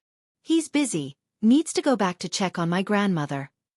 Ning Xiao politely declined on Wang Yufeng's behalf. Wang Yufeng had a terrible temper, fierce and intimidating, and Ning Xiao had introduced Bai Lian and the others to him only because he had no other choice. After saying this, he took the thermos and left. Around the corner, Wang Yufeng stood under a streetlight making a phone call with his mobile. Seeing Ning Xiao, he gestured for him to come over. Ning Xiao silently handed over the thermos to Wang Yufeng, who then hung up the phone, took the thermos, and raised his eyebrows at Ning Xiao. Not bad, huh? Going to a classmate's house and coming back with both food and gifts. He spoke offensively, and Ning Xiao rarely dealt with him. Wang Yufeng, carrying the thermos, returned to Grandma Wang's courtyard, where Grandma Wang sat in a chair, her head lowered as she leafed through a yellowed notebook. She was not feeling well and occasionally coughed a couple of times. Wang Yufeng's heart sank, yet he lifted a smile onto his face. "Godmother, look at that kid. He went to his classmate's house and brought back some fish soup for you," he said as he twisted open the lid. "I have to say, it smells really good. I'll go pour you a bowl." He went to the kitchen to grab a bowl. Hearing that Ning Xiao went to a classmate's house to eat, Grandma Wang's face also filled with a smile. "He has many friends now, which eases my mind." The fighting ring. It was packed with people. Xiao Bingwen and Su Nanjing both sat in the front rows watching the exciting combat. To his right was Chail. Xiao Bingwen was seated on Su Nanjing's left. During the intermission, Su Nanjing sent messages in the group chat. "Su Nanjing, I didn't manage to snatch it at Ming Dongheng. The white vest had a match today, and the officials were still selling his autographed photos." Ming Dongheng had asked Su Nanjing to help him grab one, but Su Nanjing also failed to get it. "Why isn't Mr. Ming here today?" Xiao Bingwen retracted his gaze, leaning back, very puzzled. The white vest had reached the pinnacle. There weren't many chances to compete. Such a rare opportunity. Su Nanjing and Xiao Bingwen both joined the excitement, but Ming Dongheng didn't come? "He left with young Master Jiang," Su Nanjing stroked his chin, squinting. "It said that they went fishing with Bai Lian's sister's grandfather." As for why he'd rather go fishing than come to watch the white vests match, Su Nanjing still didn't understand. Fishing? When did they start liking to fish? However, for Ming Dongheng, was fishing really more important than the white vests match? "How are things going with Professor Huang?" After replying to the messages, Su Nanjing turned his head slightly, ignoring Ming Dongheng's ellipsis. "Didn't he talk to you about rare metals?" Xiao Bingwen waved his hand dismissively. The fighting ring was hot. He took off his jacket, quite helplessly. "You're not unaware of how stubborn these scientific researchers can be. Explore new avenues, like the legendary Liang Wuyu, and that he won." Su Nanjing sprawled lazily with his leg propped up, scanning the crowd at the fighting ring. "If you can recruit them, that would be a win. Liang Wuyu is still early, but you know where to find he won." In the country, no one could compare to the laboratories of these two people. Jianghu Lai, Director Ma. He won was in the top 10 historically on the app. Not even Professor Huang could match him. Given enough time, his accomplishments might compare with Director Ma. Jianghu Lai really had insight. No one had expected that he won, initially oppressed and had his papers stolen by his supervisor, would possess such high talent. A person who could potentially stand toe-to-toe with Director Ma in the future. Who wouldn't want to recruit him? But he won was also smart. He knew no family could be offended, so he directly followed Jianghu Lai into the research institute to cloister himself. No one could contact him. "I don't dare poach from the Chen family's Liang Wuyu," Xiao Bingwen paused, sighing. "And he won. You also know who can find him?" Jianghu Lai's lab had signed non-disclosure agreements. That was indeed the case. The last time Su Nanjing asked Jianghu Lai about Director Ma's matters, Jianghu Lai lightly glossed over with only a few words. Jianghu Lai never favored any side. Wanting to recruit someone from his side was a matter of each party's own abilities. Even when the Gao family wanted to use their connections to get into Jianghu Lai's lab, they were ruthlessly rejected. "Let's wait for him to open the back door," Su Nanjing was speechless too. "Unless there is snow in June." Speaking of this, he suddenly fell into a weird silence. All rules are made for those you don't like, but what if it's Bai Lian?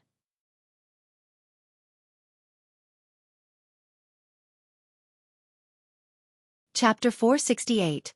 185 Lucky Show Crew. Epic Meetup, Second Update, _1. The fight came to an end, and the surrounding crowd all stood up to applaud as if on cue. Xiao Bingwen rose to his feet and joined in the applause, vaguely spotting 2 camera lenses on the opposite side. Someone dared to bring in cameras here? He narrowed his eyes slightly, looking again. And he happened to see someone who definitely should not be here. Yen Lu? Why was she here? Xiao Bingwen struggled to accept this. And she even brought a camera? Was this some sort of entertainment venue? Su Nanjing noticed Xiao Bingwen's odd reaction and followed his gaze. What's wrong? I think I saw Yen Lu. Xiao Bingwen couldn't associate someone from the entertainment industry with this place, he pondered thoughtfully. No way, it's one thing for her to come here, but why would she bring a cameraman? Were the people at the fight club this easygoing? At the very back of the crowd, Yen Lu and Mei Yi hadn't left yet. Xiao Wu was taking them to the backstage for filming. Backstage. Mao Kuan sat on a stool, took off his mask, and when he saw Xiao Wu, Yen Lu and the others, he waved his hand at them and grinned. Hey! The director had gone from initial shock to now being numb to it all. He frantically directed the two cameramen. Shoot, shoot, shoot, capture the expressions of Mei Yi and Yen Lu, and all these in the background too, get them on film. He had already anticipated the reaction after tonight's episode aired. The director was not afraid of dying at the moment, but rather counting in his mind how many trending searches they would hit when the episode was aired. A life completely different, bloody and truly bizarre, unmatched in the entertainment industry. Who else could do this? Having finished shooting the fight club, Xiao Wu then took them to the auction house. This is our biggest auction house, but you've missed the auction. Even though there was no auction today, many people were setting up the venue for an auction in a couple of days. When the director came out, he turned to see the glowing name behind him. White Tiger Auction House. White Tiger. The director paused. He wasn't familiar with the fight club, but White Tiger Auction House seemed somewhat familiar. But the director couldn't remember at that moment. He followed Xiao Wu out towards the exit on Backter Street, which led to Qinglong Bar. Xiao Wu, holding his phone, was fixing his red hair when he stopped and looked at Yen Lu. Bai Lian just arrived at the bar. Do you guys want to go take a look? The director and the cameraman were eager to try it out. There was a Qinglong Bar in Jianghu too, but the one in Jianghu wasn't open to just anyone. The director had heard from big shots in the circle that anyone you met at Qinglong Bar was a power player. Mei Yi nodded in agreement as well. The bar's lights were dim, and smoke swirled around. With people coming and going, the director's keen eye spotted quite a few in the corner fiddling with guns. He felt a chill in his heart and hurriedly withdrew his gaze. Mei Yi and Yen Lu immediately spotted Bai Lian sitting at the bar. When Mei Yi and the director had arrived on Backter Street, they had realized that Bai Lian was no ordinary person. Seeing her sitting here now wasn't surprising. Miss Bai. Yen Lu approached with the others. A row of people took their seats. Bai Lian greeted them courteously, still dressed in the evening's gown, leaning back on the bar stool with one hand lazily supporting her chin, the other knocking on the bar. How was your time? She asked Mei Yi and Yen Lu. Mei Yi saw the bartender hand Bai Lian a desk lamp and hesitated for a moment before answering. The fight was thrilling, and the auction house was luxurious. Today's cooking is moved to tomorrow. Thinking of seeing Xianxia the next morning, Yen Lu postponed cooking until noon. I'll be cooking with Teacher Mei. Do you and Xiaohan want to come over? I'll ask the cameraman to try not to film you all. That's fine, but I'm busy at noon. Bai Lian casually picked up a pen and pulled out a homework sheet, starting to write. The light shone on her profile, showing her seriousness. Dressed in light casual wear, Mei Yi looked very refined, and after thinking for a bit, then let's do evening. Okay. Bai Lian didn't think too much and slowly wrote another line down without lifting her head. Elusive Xiaoqi appeared after Yen Lu and the others had finished talking with Bai Lian to discuss the Chinese medicine appointment for tomorrow. The director and Mei Yi didn't interfere. They went out to book a booth and ordered drinks.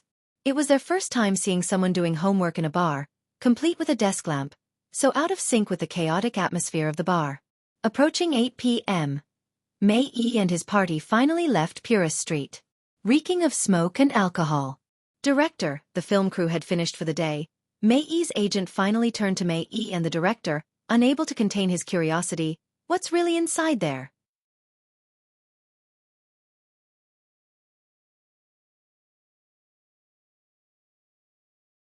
Chapter 469, Fortune 185 Show Crew, Epic Meetup, Second Update, Understood 2. I can only say, the director took a sip of alcohol, his face flushed red, he pressed his brow, tone deep. This time, our program crew struck big, and you guys too. These were the thoughts of Mei Yi's manager when they saw Sundan in the morning, and he whispered, after the program airs, Lu Yang's team, he clicked his tongue and did not continue. The director looked at the car ahead, murmuring, Yen Lu, this friend, is not simple. But it's true, even President Jian composes for her. Should have figured, is President Jian someone you can just invite at will? Indeed, the manager sighed and then remembered something important. Tomorrow, are we taking that Ms. Bei's friend out for a meal? Right, the director nodded. Bai Lian's classmates were all from Xianxia, none of them as interesting as Sun Dan from Backter Street. He reminded Mei Yi, never mind about the program's effect, today's footage is enough for our editing. Tomorrow is mainly about taking them out for dinner. The next day. Xianxia Prison. By the time Bai Lian arrived with Jianghu Lai, Xianxia had already been taken to a small room in advance, his hands adorned with silver bracelets. A year had passed, and he had become much more composed and dignified. Half a year of prison life was busier than the first several years of his life. Besides daily labor, all his time was spent studying and sometimes acting as the boss to resolve disputes among a group of people. It was evident he had changed somewhat over the past 6 months. But as soon as Bai Lian and Jianghu Lai arrived, the face he had been maintaining immediately fell. He slumped and said with an aggrieved face, Sister Bai, Brother Jiang, I've lost my vocabulary book. Perhaps it was because Xianxia had beaten the previous boss. He had a notorious reputation in the prison. Nobody in prison had yet discovered that he was a fool. Whenever new inmates learned about this, they would want to find a chance to beat him up to establish authority so as not to be bullied later on. Such incidents occurred every other day. Last time, while he was showering, Xianxia had placed his vocabulary book next to the showerhead, memorizing vocabulary while he bathed. As there were no guards watching during showers, as soon as Xianxia was dressed, the other person started to fight him. Though he won the fight, the vocabulary book was ruined. Bai Lian sat across from him and handed him a new vocabulary book and said, Qi Lu is coming back next month. Xianxia looked up blankly. Jianghu Lai then tossed a new notebook at him with disdain. Hurry up and memorize it. 2 hours of tutoring later, Jianghu Lai and Bai Lian left. Behind them, Xianxia watched the two of them leave, and then dragged his heavy steps back, calculating slowly in his mind, only half a year left. After visiting Xianxia, Bai Lian did not go to the library. Jianghu Lai drove to the eastern part of the city, Xiang Mountain Avenue, where the shopping mall by the side of the avenue had been completed and was looking for tenants. He parked his car in front of an old traditional Chinese medicine shop. The shop was an old establishment but had changed hands as the previous owner couldn't keep it running. Jianghu Lai looked up, his eyes resting on the 4 bold characters written above the shop. Shen Kong Pharmacy. The calligraphy flowed seamlessly and penetrated deep into the wood, and the writer's carefree elegance seemed to shimmer through the strokes. Around 9 nearing 10, people kept coming to buy solid foundation paste at the shop's entrance. The city's tourism department had even listed solid foundation paste as a Xianxia specialty, inexpensive and cost-effective. Visitors always took back a few bottles, and those who had used it and knew of its effectiveness often asked others to purchase it for them. Before even entering, they could smell a faint scent of traditional Chinese medicine. Several staff members were inside the main hall, and on the left side were tables, with an old traditional Chinese doctor sitting at one of them. As soon as Bai Lian and Jianghu Lai walked in, the dimly lit hall seemed to brighten up a bit. The hall manager hurried over. He dared not look at the man behind Bai Lian who seemed to keep others at 1,000 miles distance, only bowing respectfully to lead Bai Lian to the back. Miss Bai. In the back, a middle-aged doctor had arrived earlier, surnamed He, Henji Wei. Jianghu Lai took a look around then sat down beside her, his wrist lightly resting on the armrest, his eyes and expressions cold. He leisurely poured himself a cup of tea, his mannerism impeccable, without a word, although the sense of pressure was strong.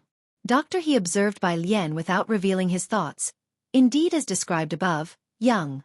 Beside him, Jianghu Lai's gaze swept over lightly, and Dr. He felt a mysterious pressure, which made his scalp tingle and kept him from looking at Bai Lian any further. Bai Lian put her backpack aside, taking out her silver needles unhurriedly, her gaze lowered. Weren't there supposed to be 2 people? Where is the other teacher? Dr. He's voice paused. My younger colleague had something come up, so it's just me today.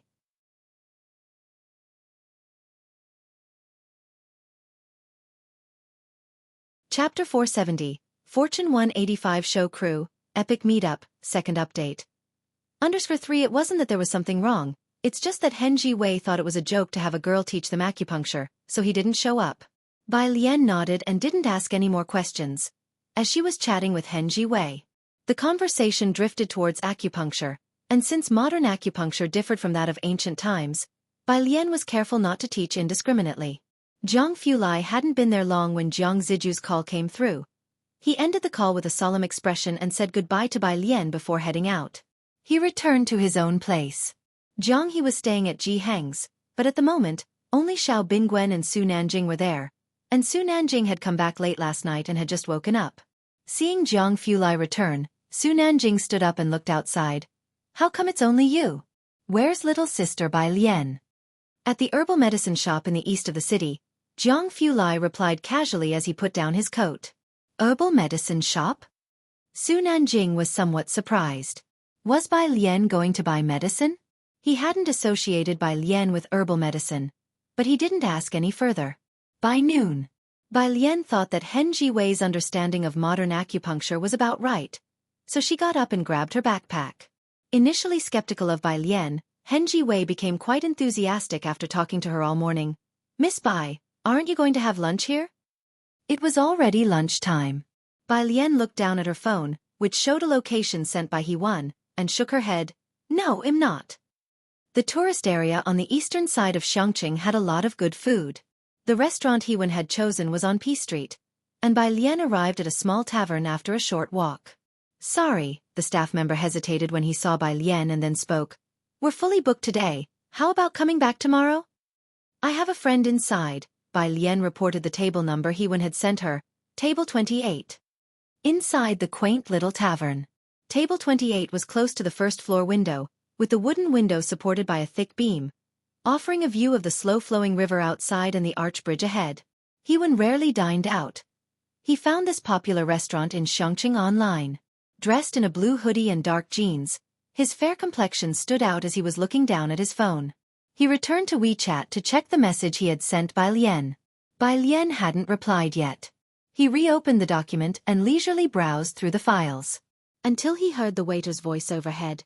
Miss, table 28 is here. Senior? A jolt of excitement hit He-Wan, and he immediately stood up, looking over as the waiter stepped aside to reveal the person behind him. It was a very young girl. The girl, dressed in a long green dress, casually glanced his way with her dark almond-shaped eyes, which reflected He-Wan's stunned expression and her lazy brows. Some say that a research paper is the best beauty treatment in academia. He-Wan was more than passable in looks, quite sought after in his circle, certainly more decent compared to the likes of Director Huang who had gone bald in middle age. Therefore, for a moment, he didn't associate this excessively beautiful person in front of him with Bai Lian. He-Wan hesitantly uttered one word. Senior. Bai Lian casually pulled out the chair opposite him, sat down, picked up the red tea that had already been poured, and took a sip with her head down. Ahem. Senior? The passing waiter was startled. Really a senior? The goddess of the Tian Shan Mountains? The waiter couldn't help but turn his head to look at the excessively exquisite-looking girl, taking in a sharp breath. No way, right? After Bai Lian and He-Wan finished their meal, it was still early. She had just started eating when Su Nanjing called, his voice casual over the phone. Little sister Bai Lian, where are you? I'll come to pick you up. Jiang has something to deal with. She needed to go to the library to do her homework in the afternoon and was going to Yen Lu's place in the evening. Bai Lian gave Su Nanjing the address. I looked at the summary you sent. It's a type of the Riemann hypothesis. He-Wan talked about academic issues with Bai Lian as they ate slowly. The lab confidentiality meant he couldn't say much, but it's not very rigorous. The waiter, because of the senior comment, came over several times to pour tea and try to find out the scoop. He was all at sea. Finished with the meal, Bai Lian was going to wait on the roadside for Su Nanjing. He-Wan offered to walk her there and finally couldn't resist tilting his head, politely asking, Senior, how old are you? When the paper was submitted, the information for the second author had been filled in by Jiang Fulai. So He-Wan didn't know Bai Lian's details. He just thought she was like him, from some lab and about his age. Until now. Me. Bai Lian followed the landmarks and stopped at an intersection, waiting for Su Nanjing. Hearing the question, she turned to look at He-Wan, high school senior. He-Wan. When He-Wan didn't reply for a while, Bai Lian slowly took out her Bluetooth earpiece. What's up? What's up? Whose high school student is discussing such a complex mathematical model with others? Even He Wan, a scholarly overachiever, was at a loss. He looked up, about to speak to Bai Lian. The sound of tires skidding across the road. A silver convertible sports car stopped beside them, and Su Nanjing, one hand on the steering wheel and the other taking off his glasses, looked at Bai Lian with a corner of his mouth hooked. Bye! He caught a glimpse of the guy next to Bai Lian just then.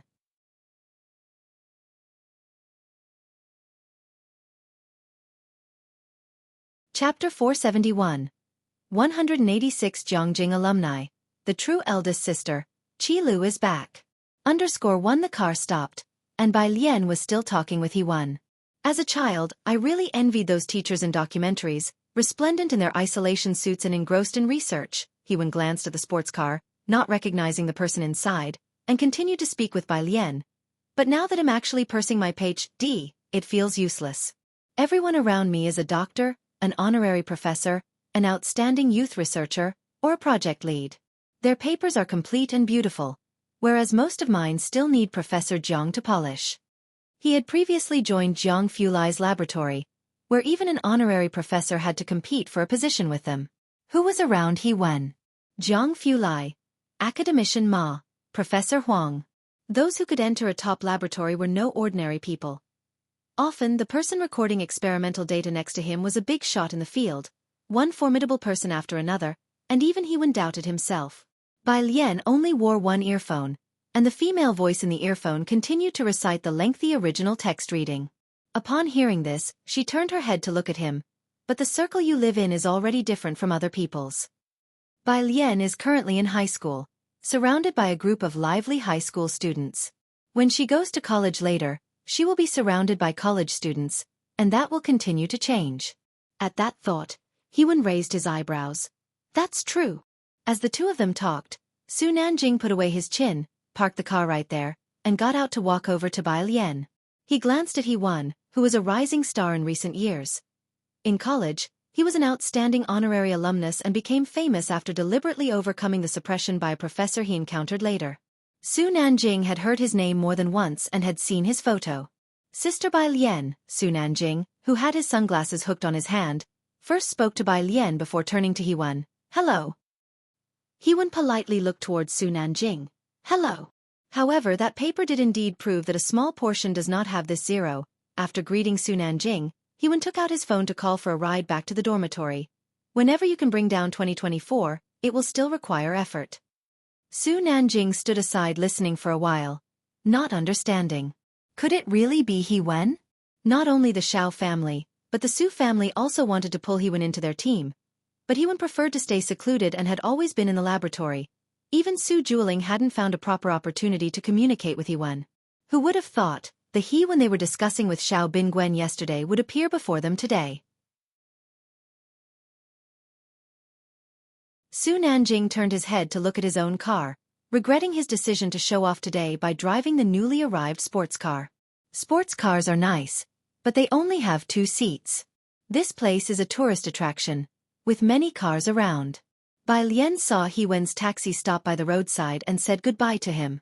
Dude, if you're in your senior year, you'll be going to Jiangjing in the second half of the year, right? He Wan remembered this matter and poked his head out of the back seat window. We'll talk more later. The taxi left. Many young people covertly took photos of Su Nanjing's car, while Su Nanjing stared in the direction the taxi left, seemingly lost in thought. Bai Lian, seeing him unmoving for a long time, turned slightly and rested her hand on the passenger door. Aren't you leaving? No, Su Nanjing snapped back to his senses, pressed the key fob, and walked back to the driver's seat, finding the situation quite unbelievable. Was that just He Wan? How do you know him?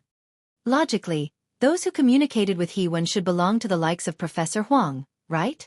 I collaborated with him on a mathematical modeling project.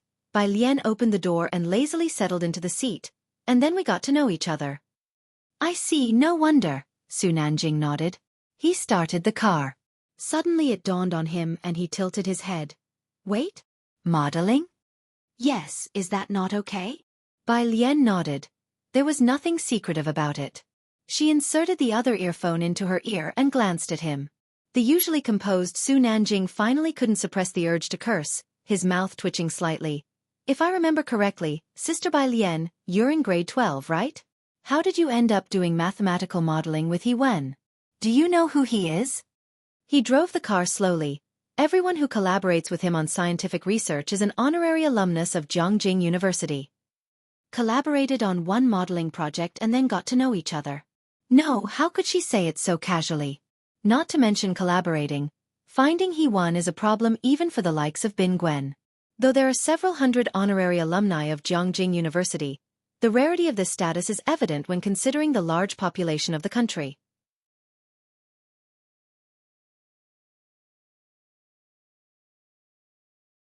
Chapter 472. 186 Jianghu Alumni. The true eldest sister, Qi Lu is back. _2 Su Nanjing only had 2 honor alumni friends he was close to, Jiang Fulai and Jiang Shijue. I see. Bai Lian nodded, her right elbow casually propped on the car window. Her demeanor relaxed and she absent-mindedly fiddled with her phone in her hand. The convertible. The wind blew her fringed hair apart. How did she manage to speak with such calm and nonchalance? Su Nanjing took the time to glance at her and was thoroughly impressed. Of course, about the honor alumni. Su Nanjing wouldn't know, let alone honor alumni. If one really did the math, Bai Lian was the senior of all the honor alumni at Jianghu University. After all, the first president of Jianghu University was her immediate mentor. In the west of the city, Tube Building. You're about to take the college entrance exam, said the old grandmother with graying hair, holding Yang Lin's hand in her left, her hand backs all furrows, her gaze gentle. When you get to university, you will need money. As she spoke, she took out a square handkerchief from the pocket of her blue coat and placed it in Yang Lin's hand. Yang Lin's grandparents lived in the countryside, and whenever Yang Jianpain was in debt, he would go there in a rage demanding money, even hitting the grandparents. Only after hearing that he was now locked up did the elderly couple dare to come see Yang Lin. No need, I have money. Yang Lin didn't take the money. She returned to her room to take out a metal box from under the bed. It contained the 2,000 she drew out last time. She counted out 500 to give to them. Stop taking part-time jobs, focus on your studies first. Yang grandfather, who had been silent to the side, finally spoke up. The village is collecting herbs, your grandmother and I have sold quite a bit. We've planted a lot more, and they will continue buying. You take it and don't worry about us. Yang Lin insisted on giving them the money. Yang grandmother accepted the 500 yuan and asked about other matters. Have you found your sister? Yang Lin shook her head. Ah, Yang grandmother looked out the window, her tone distant. I hope she's all right. The two left after lunch. Yang Lin saw them off and went back to her room to change clothes for her part-time job. She had 2 part-time jobs on weekends. Upon opening the closet, she found the money she gave to grandmother underneath her clothes. Next to it was a black checkered handkerchief, a favorite of her grandmother's that had been used for many years and was fraying at the edges. Yang Lin looked at it for a while without speaking, then put the money away. Tuition, living expenses, rent, university would need even more expenditure. She had no time for sentiment. She left and closed the door behind her. On the windowsill, a snow-white lily in a vase gently swayed in the wind. Downstairs,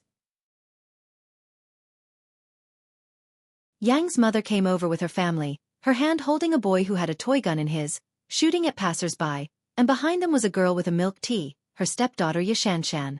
Upon seeing Yang Lin, the boy shot a plastic bullet at her, but missed. Xianxia, aware of Yang Lin's identity, sipped her milk tea, giving Yang Lin another look.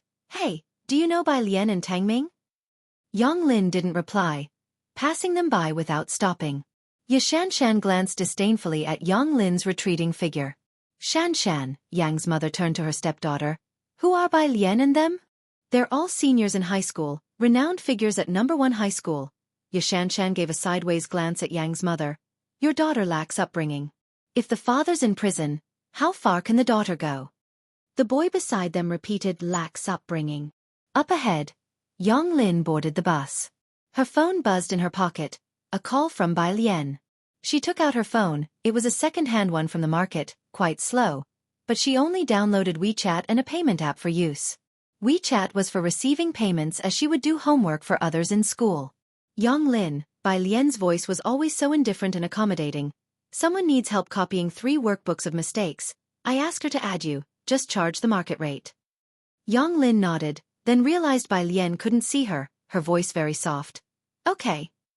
She had just hung up when she received a friend request. It was an iris flower avatar. Yen Lu. Yen Lu. Thank you, schoolmate. This is for Xianxia's use. Yen Lu. Transfer 1,000. Yang Lin typed. That's too much. She knew about Xianxia's situation. Most of the notebooks and exercises he used in prison were copied by her, handed over by Bai Lian and Ning Xiao, and Bai Lian even asked her to give a discount. Yang Lin had a good memory. After copying these notebooks and workbooks once, she almost understood it herself. Realizing that this was helpful to her, and Zhang Xiai's was also a classmate, she wanted to help copy for free, but Bai Lian said that clear accounts make good friends. Yen Lu. Transfer 600.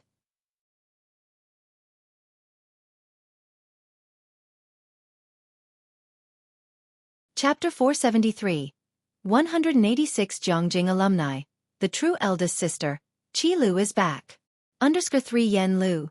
3 of them are this thick, and others wouldn't even copy it for 500 a book. Thank you, classmate. Yang Lin glanced at Yen Lu's profile picture, roughly knew who she was, and accepted the task.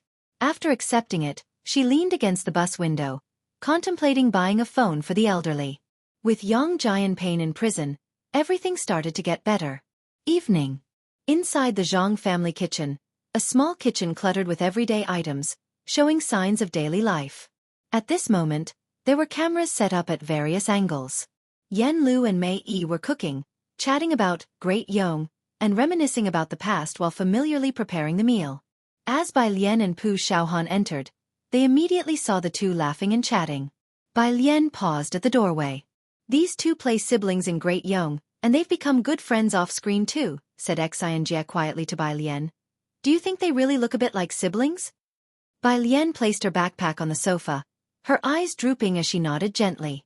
To avoid making these students uncomfortable, only one photographer was left in the hall, while others relied on the cameras installed in advance.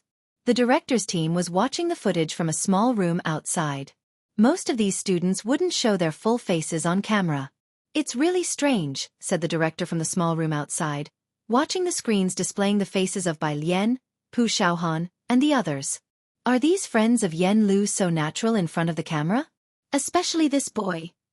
He pointed at the sullen-looking Ning Xiao, who had found a spot to read as soon as he arrived. How can he be so natural? It's no wonder for Bai Lian. She could be calm and do her homework in a bar on Bakhtar Street. Now, even if someone walked in front of her with a sniper rifle, the director wouldn't be surprised. But, how come Pu Xiaohan and Ning Xiao are all so relaxed, one after another? Recording a variety show, the fear is that poor camera presence or a forced performance could mar the show. But none of Yen Lu's guests appeared restrained or forced. They were all incredibly natural. Mei Yi's agent, who was also watching Ning Xiao on the screen, squinted slightly. It is indeed strange. Inside the room, Bai Lian took out a collection of incorrect homework answers from her backpack and set it aside, asking Yen Lu to pass it on to Yang Lin. Then she went to the table and picked out a lily that had been trimmed from a bunch of lilies.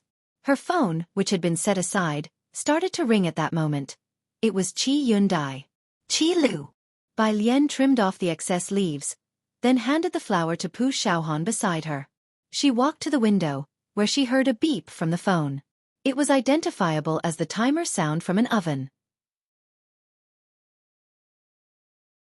But Ming Dongheng had said that Qi Lu was very busy recently and wouldn't be back until next month. Miss Bai, I'm near the school, Qi Yundai explained and then remembered something. Has Xianxia's study progress dropped?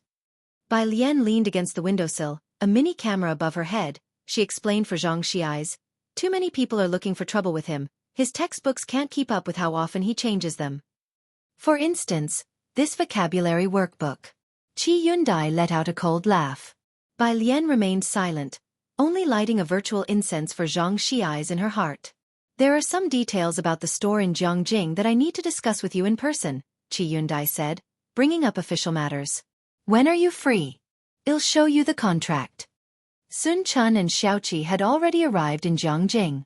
Xiaoqi had also found a suitable new store, and Qi Yundai wanted to personally oversee the contract. These contracts he had to draft himself. Qi Yundai's colleagues all thought there was a super tycoon backing Shen Kong. I'm at the Zhang family's place. Bai Lian turned around. On the phone, Qi Yundai heard that Yan Lu and others were cooking. He took off his chef's hat in one swift move. Good timing, I'll come to you. Wait, Yan Lu is recording a show here. Bai Lian walked outside to find Xianxia. I'll ask them. In the yard, Xianxia had just located the director and was telling him to definitely protect the likenesses of these high school seniors. She was afraid that some netizens who like to stir up trouble might target Ning Xiao, Pu Xiaohan, and the others. Hearing Bai Lian's words, the director was very surprised. At the start of the program, Xianxia had mentioned that Yan Lu didn't have many friends. Now one after another was showing up, each more enigmatic than the last.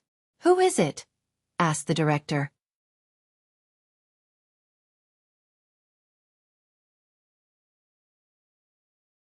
Chapter 474, 187. An ordinary lawyer, upgraded to a master, second update. One after all, it was Bai Lian who asked, so the director subconsciously asked an extra question. Bai Lian was still holding her smartphone, and after thinking for a bit, she said, Qi Lu, he's a lawyer. A lawyer, huh? The director let out a sigh of relief, confident that a lawyer would definitely abide by the law and not cause any accidents. Welcome, is he okay with being on camera? He remembered this matter, as this should be a mutual friend of Bai Lian and Yan Lu, wanting to do Bai Lian a favor. We will give him an introduction in post-production, which is also a great opportunity to become famous. Wang Xin's mouth twitched slightly, and she couldn't help but give the director another glance. Bai Lian still hadn't hung up the phone, and she only quietly asked the person at the other end. Qi Yundai didn't care, as he was instructing someone in the bubble tea shop to keep an eye on the fire for him. All good. Once it was confirmed that he was okay with it, Bai Lian informed the director, then turned around and went back to the hall, where Pu Xiaohan had arranged the lilies to one side. Wang Qi had positioned the flower pots in the room, and Ning Xiao had finally completed a practice problem on the app. And he discussed the maximum value with Bai Lian. Wang Qi, seeing them so absorbed in the discussion, couldn't help but come over to look at the problem, then left with a dazed expression. Xiaohan was taking pictures of the flower pots with her smartphone. She went over to look after seeing Wang Qi's actions, then silently left. There was only one cameraman in the room. After filming the kitchen for a while, he heard through his earpiece the director's instruction. Go film what Miss Bai and her classmate are doing. What kind of problem are they writing? The director was curious, as after all Ning Xiao was almost expressionless, showing other expressions only at this moment. The cameraman was the same one from last night. He carefully avoided Bai Lian and Ning Xiao's faces, filming their smartphones instead. Both the director and Mei Yi's agent moved in to take a look at the camera. Ning Xiao's smartphone appeared on the screen. It had no brand, was black, and looked like it was custom-made by some second-hand store, not any brand available on the market. On the smartphone screen was a practice problem displayed by an app. On the side were the words, NO14 Ning Xiao. In the middle there was a long problem about a ball with a negative charge in a vacuum, and how many photoelectrons would there be when shown with ultraviolet light of wavelength 280? How long does one shine ultraviolet light to just determine the electric potential? What kind of problems are these? The director and the others had all attended high school, and although they had forgotten their high school knowledge over time, they remembered clearly that they definitely didn't have such problems back in high school. After all, whose high school taught about the maximum escape velocity of photoelectrons? Ranked 14th in the entire school, huh? The director watched as Bai Lian listed one English algebraic expression after another, then looked at the numbers on the screen, and said quietly, very impressive. Are high school students learning this these days? The students really have it tough. Include this in the final cut. It's sure to resonate with them. The cameraman focused on filming the practice problems they were doing, of course without filming the two people. Wang Xian was in the backstage as well, waiting for Qi Yundai while keeping an eye on the monitor. Wang Xian quite agreed with what the director said. Although she had attended high school, she had studied humanities. Displayed on the screen besides the N, Q, EVR, and the delta symbols, there were pitifully few numbers, and she did not recognize any of the other special symbols. As they were talking, someone knocked on the back door. Qi Lu has arrived. Wang Xian quickly came to her senses and went to open the door. Watching the monitor, the director felt a headache coming on. He didn't dare to look any longer, so he went out with Wang Xian. Qi Yundai was dressed in a black plaid shirt, and his chef hat and robe had been removed before he even left the shop, his right hand holding a bag of freshly made cakes. In his left hand, He carried a document bag, and his scholarly and serious demeanor made him seem unapproachable.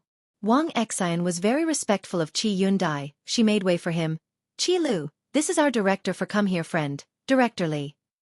"Hello." Qi Yundai had a businesslike demeanor as he extended a hand to the director.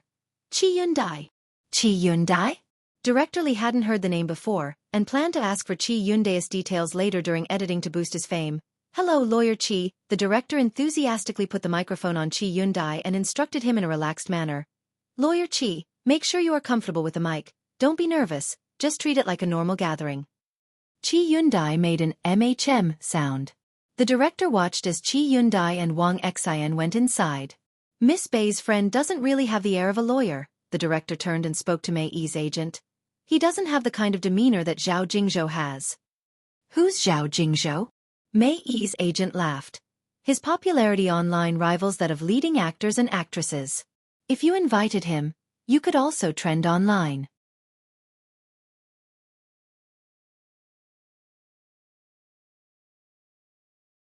Chapter 475. 187 An ordinary lawyer, upgraded to a master, second update. _2 When it comes to Zhao Jingzhou, there's no one who doesn't know him, a lawyer both capable and famous, a genuine high achiever who graduated from Jianghu University of Political Science and Law. How could anyone compare? You make a good point, the director nodded as he returned to the small room to check the cameras. But I'll tell you, this lawyer Qi is even more relaxed than the others, which really is strange. It was a puzzle he couldn't unravel. Come Here Friend was already in its third season, and many guests had invited friends from outside their own circles. Most of them would be somewhat reserved in front of the cameras or put on airs. It was the first time Director Li had seen such a harmonious and lax atmosphere like today's. Inside the house, Qi Yundai heard the sound of cooking in the kitchen. His gaze shifted in that direction. He placed the cake on the table, and then handed a document bag to Bai Lian. "Take a look when you have time." With that, he rolled up his sleeves and headed to the kitchen. Mei Yi was slicing potatoes into shreds. He had cooked before, and among ordinary people, his culinary skills were considered good. Even the potato slices he cut were acceptable, at least better than Yan Lu's. Qi Yundai looked disdainfully at the big chunk of potato and turned his head to Mei Yi. "Is your house short of beams?" Yan Lu, who was washing vegetables, turned around with great respect. "Lawyer Qi, you've arrived." After pondering for a moment, he offered an explanation for Mei Yi. "Teacher Mei is really good at cooking." "Theoretically, everyone can cook," Qi Yundai commented precisely. Theoretically. As everyone knew, Qi Yundai was an underling of young Master Jiang. A bad bamboo shoot comes from a rotten bamboo. Mei Yi, wearing a black apron with a knife in hand, got a glance from Qi Yundai. "Give me the knife, you two just wash the vegetables." The disdain was not at all concealed. Mei Yi held a high status both inside and outside the circle, and few people had ever evaluated him like that. It took Mei Yi a minute to understand Qi Yundai's meaning. This meant that he had cut the potato shreds so thick they could be used as beams. Mei Yi. He silently stepped aside and watched Qi Yundai swiftly turn the knife and then start slicing on the cutting board, cutting each potato shred extremely thin. Mei Yi had thought his own slicing was quite satisfactory until he saw Qi Yundai's potato shreds, only a millimeter thick, which plunged him into silence. In front of the cameras outside, the director looked back hesitantly and asked the staff. "Sister Xian said he's a lawyer, right? Or did he mishear chef as lawyer?" "Should be," the staff member, uncertain while watching Qi Yundai chopping away, replied. In the end, it was Qi Yundai who cooked the meal. The attentive Mei Yi assisted in preparing the side dishes and even picked up a few tricks by following Qi Yundai's lead. Knowing that Mei Yi and Yan Lu were recording a show, Qi Yundai didn't bother kicking them out to cook alone. He occasionally let the two do some cooking. "Right, just hold it like this," he passed the wok handle to Mei Yi. "Use your wrist to toss it like this." Mei Yi tried to toss, but couldn't manage it. Qi Yundai. "Never mind, give it to me." He took the wok back and tossed it with ease. Next to him, Yan Lu spoke defensively for Mei Yi. "Tossing the wok is too hard, ordinary people don't have that kind of wrist strength." This was a challenge to Qi Yundai. He peeked out. "Miss Bai, come over here." "What is it?" Bai Lian approached the kitchen still holding a pen in her hand. "Just like this, use your wrist to toss the wok." Qi Yundai demonstrated to Bai Lian, then let her try tossing the wok. Bai Lian held the handle. Her slender fingers and a segment of her thin, pale wrist were exposed, with a hint of red ribbon visible. Without much effort, she easily performed a wok toss for everyone. Like this. She gave the pan a few flips and asked Qi Yundai, "What next?" Qi Yundai added a spoonful of salt, took over the pan, turned off the heat, glanced at Mei Yi and Yen Lu, and said slowly and deliberately, "It's fine, Miss Bai, you continue learning." Yen Lu, Mei Yi. After Qi Yundai finished cooking, when the kitchen was empty, Mei Yi forgot about the presence of the camera and sneakily gave the pan a flip. During the meal, a bunch of fresh flowers was placed in the center of the table, hiding a microphone and camera. Ever since Yen Lu returned, Bai Lian and Ning Xiao had shared 3 meals with her. Yen Lu knew Bai Lian and Ning Xiao were tutoring Xianxia, something she felt she could do even less of than Ning Xiao. So every time Yen Lu suggested having a meal together, Bai Lian wouldn't refuse. Mei Yi livened up the atmosphere at the dining table.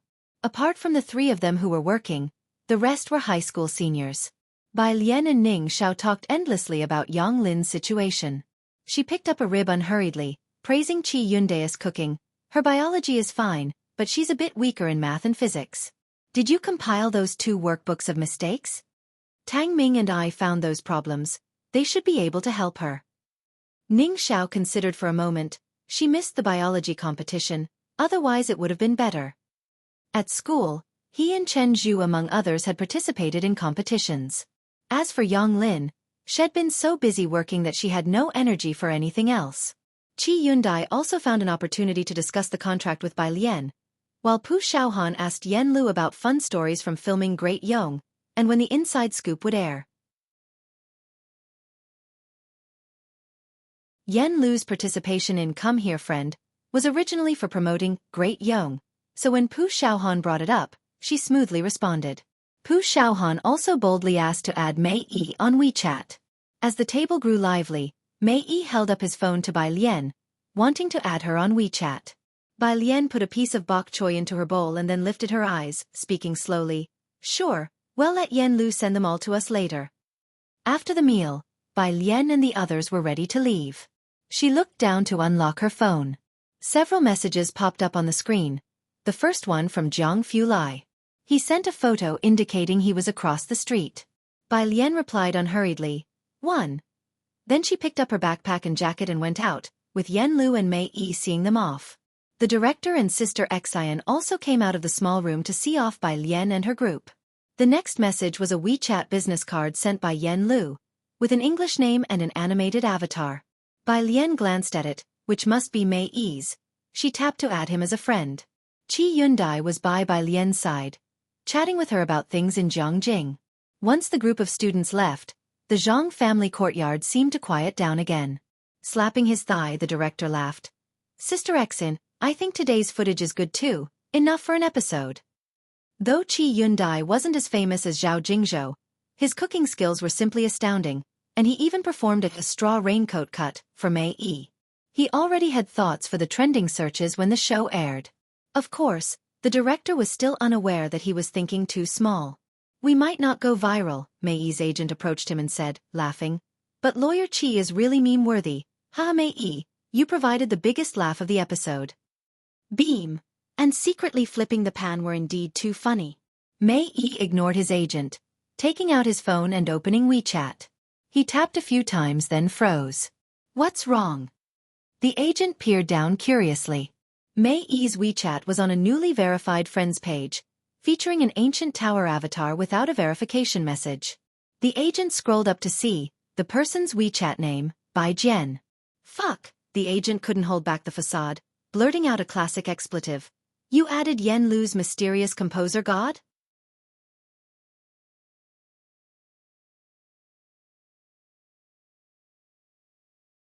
Chapter 476.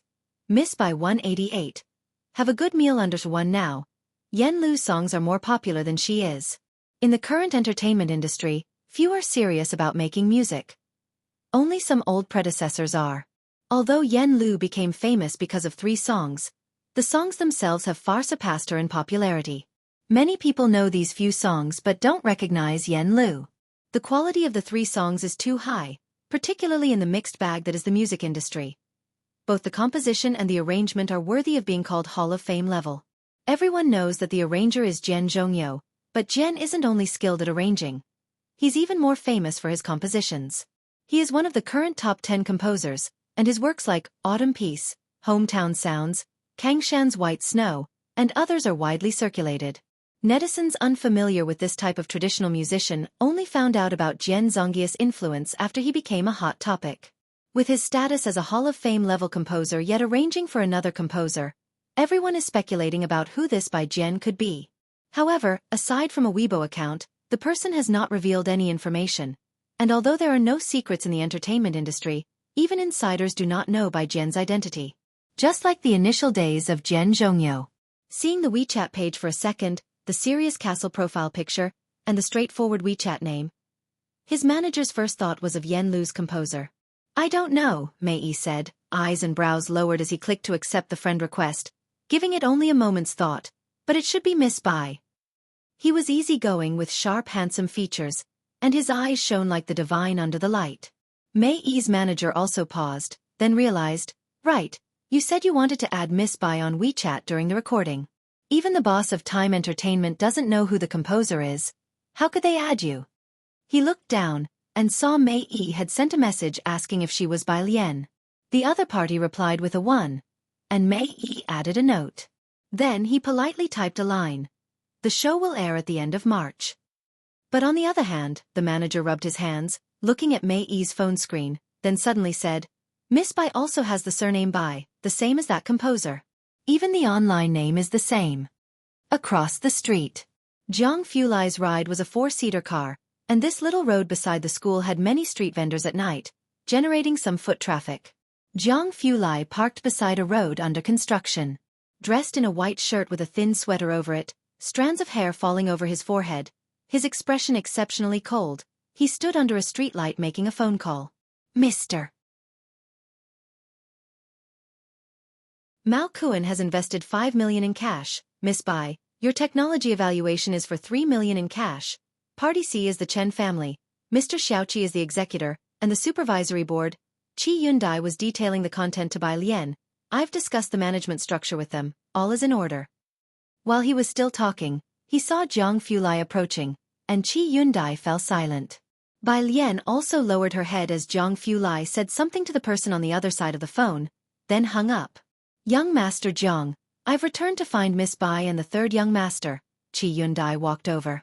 Su Nanjing was secondary. Jiang Fulai gave him a glance without commenting on his sudden appearance in Xianxia, merely grunting in acknowledgement, not adding more. Usually, if nothing as outrageous as last time had happened, and Jiang Shijue was willing to let go, Jiang Fulai often wouldn't interfere too much. He always treasured every minute and second. After Jiang Shijue could stand on his own, few things could pull him away from his experiments and research. Qi Yundai exhaled in relief. He stood watching Bai Lian sit in the front passenger seat. Her phone automatically connected to Bluetooth, and Jiang Fulai slowly drove away. Not until the car mingled with the crowd did Qi Yundai raise his eyebrows slightly and head towards the milk tea shop. Miss Bai really was suitable to deflect hostilities. As for the Miss Bai who was fit to deflect hostilities, she was in the car playing back the original audio. Accustomed to listening to the audio, she discussed with Jiang Fulai about the proposal she had talked over with Ning Xiao today. She's always busy. She was talking about Yang Lin. Jiang Fulai turned right, having no impression of others besides hard rock. But he could always grasp the key points in Bai Lian's conversations, commenting, You're always busy too. I was talking about Yang Lin. Bai Lian lazily lowered the car window a bit, not admitting to his statement. I only immerse myself in academic influence every day. I'm not as busy as you. Zhang Xiaoniao said you spend 25 hours out of 24 in the lab each day. She didn't remember at all her activities from street racing, to recording variety shows for Yen Lu, to the traditional medicine shop, and then Qi Yundai looking for her today. Jiang Fulai silently reflected. He hadn't even considered the exam problems he had worked through since his senior high school days.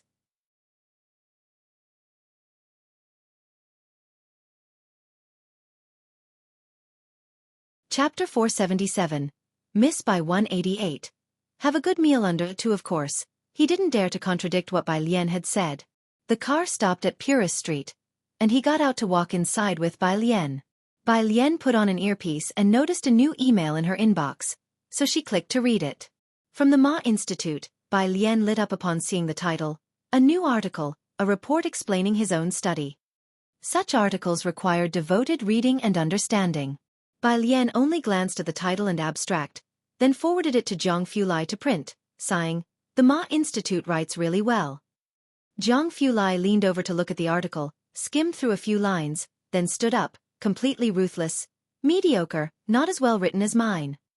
As he spoke, he flipped through his own document library, casually picked a few, and forwarded them to Bai Lian, breezily advising, "Miss Bai, treat yourself to something good." Bai Lian, who knew almost nothing about dark matter. In Jianghu's courtyard, the embroideress had already left. Jianghu was sitting on the stone table, puzzling over complex Lego sets. When he saw Zhang Fulai approaching, he clumsily covered the puzzle with a small jacket lying nearby. Jianghu sat on the embroidery stool, holding a needle and contemplating the dark garment on the embroidery frame. "Grandfather." Bai Lian crossed the steps to enter, and as usual, greeted Jianghu. Zhang Fulai was right behind her and casually closed the door to the courtyard, glancing at Jianghu without saying a word. Upon seeing Zhang Fulai, Jianghu showed him the floral design on paper. "Xiaojiang, does it look like this?" Bai Lian also looked over. Jianghu had drawn a Dunhuang auspicious cloud pattern. It looked very wealthy. Zhang Fulai stood beside her, eyes and eyebrows lowered, his voice somewhat gentle. "That's correct." "Then it's settled." Jianghu nodded, casually picked up the nearby smoking pipe. Having finished the drawing, he now had a plan in mind. Recently, he had been embroidering the same pattern, and he intended to use Zhang Fulai's piece to fend off boredom. Zhang Fulai took Jianghu home, with Jianghu escorting them out the door. Jianghu waved at Jianghu reluctantly. Jianghu lit a cigarette and stood in the doorway watching them leave. The alley had streetlights installed a few months ago, and he stayed until they turned the corner. It wasn't until they were out of sight that he turned back into the courtyard. Bai Lian had never liked watching people leave. The first time she saw someone off was when Ji Xiaojun suddenly went to Jiangjing, but that time, she left before Ji Xiaojun did. Jianghu didn't demand this of her. When he turned to close the door, Bai Lian was uncovering Jianghu's jacket to look at his creation. An image he had drawn himself and had made into Lego to scale. "This is custom ordered by Jianghu himself." Jianghu exhaled a ring of smoke, speaking nonchalantly. "He has to pre-assemble it. I heard it's a birthday present for his brother." Jianghu had confided quietly to Jianghu about this. Purist Street. Zhang Fulai strolled casually ahead, with Jianghu trying to keep up with large strides behind him. His phone vibrated. It was a message from Bai Lian about his paper. Applause. After opening it, the two little hands even enlarged for a moment, and Zhang Fulai raised an eyebrow. As the tall and the short reached the car, he pressed the car key to unlock it and to Jianghu's disbelief, opened the back door for him. Jianghu hesitated before climbing in. He hadn't often enjoyed such treatment, and once seated, he looked at Zhang Fulai in the driver's seat and shifted his legs. "I'm a bit hot." Zhang Fulai glanced at the rearview mirror, started the car, and lowered the rear window slightly. The wind blew in. Jianghu felt a bit elated. And a bit thirsty. Zhang Fulai drove onto the main road and casually opened the glove compartment of the front passenger seat, grabbed a bottle of mineral water, and tossed it to Jianghu. His front passenger seat rarely had anyone bold enough to sit there. Ever since Bai Lian started sitting in the back, there was always plenty of food and drink. Jianghu caught the mineral water growing bolder. "The wind is a bit too." Finally losing his patience, Zhang Fulai gave a cold glance to the back seat. "Sit properly." Jianghu. He immediately closed the vent on himself. The car slowly arrived at the residence, and Zhang Fulai parked and walked towards the entrance, where the garden lights were brightly lit. Su Nanjing lounged casually on an elegant recliner, idly scattering a handful of fish food. The koi that he had fed all day were too lazy to nibble again, barely flicking their tails. Seeing Zhang Fulai return, he sat upright, tossing aside the fish food. "Zhang Ji." Zhang Fulai nodded towards him and continued inside, while Jianghu trailed behind clutching the bottle of water. "He." Su Nanjing greeted Jianghu. Jianghu didn't even lift his head, ambling along and ignoring him.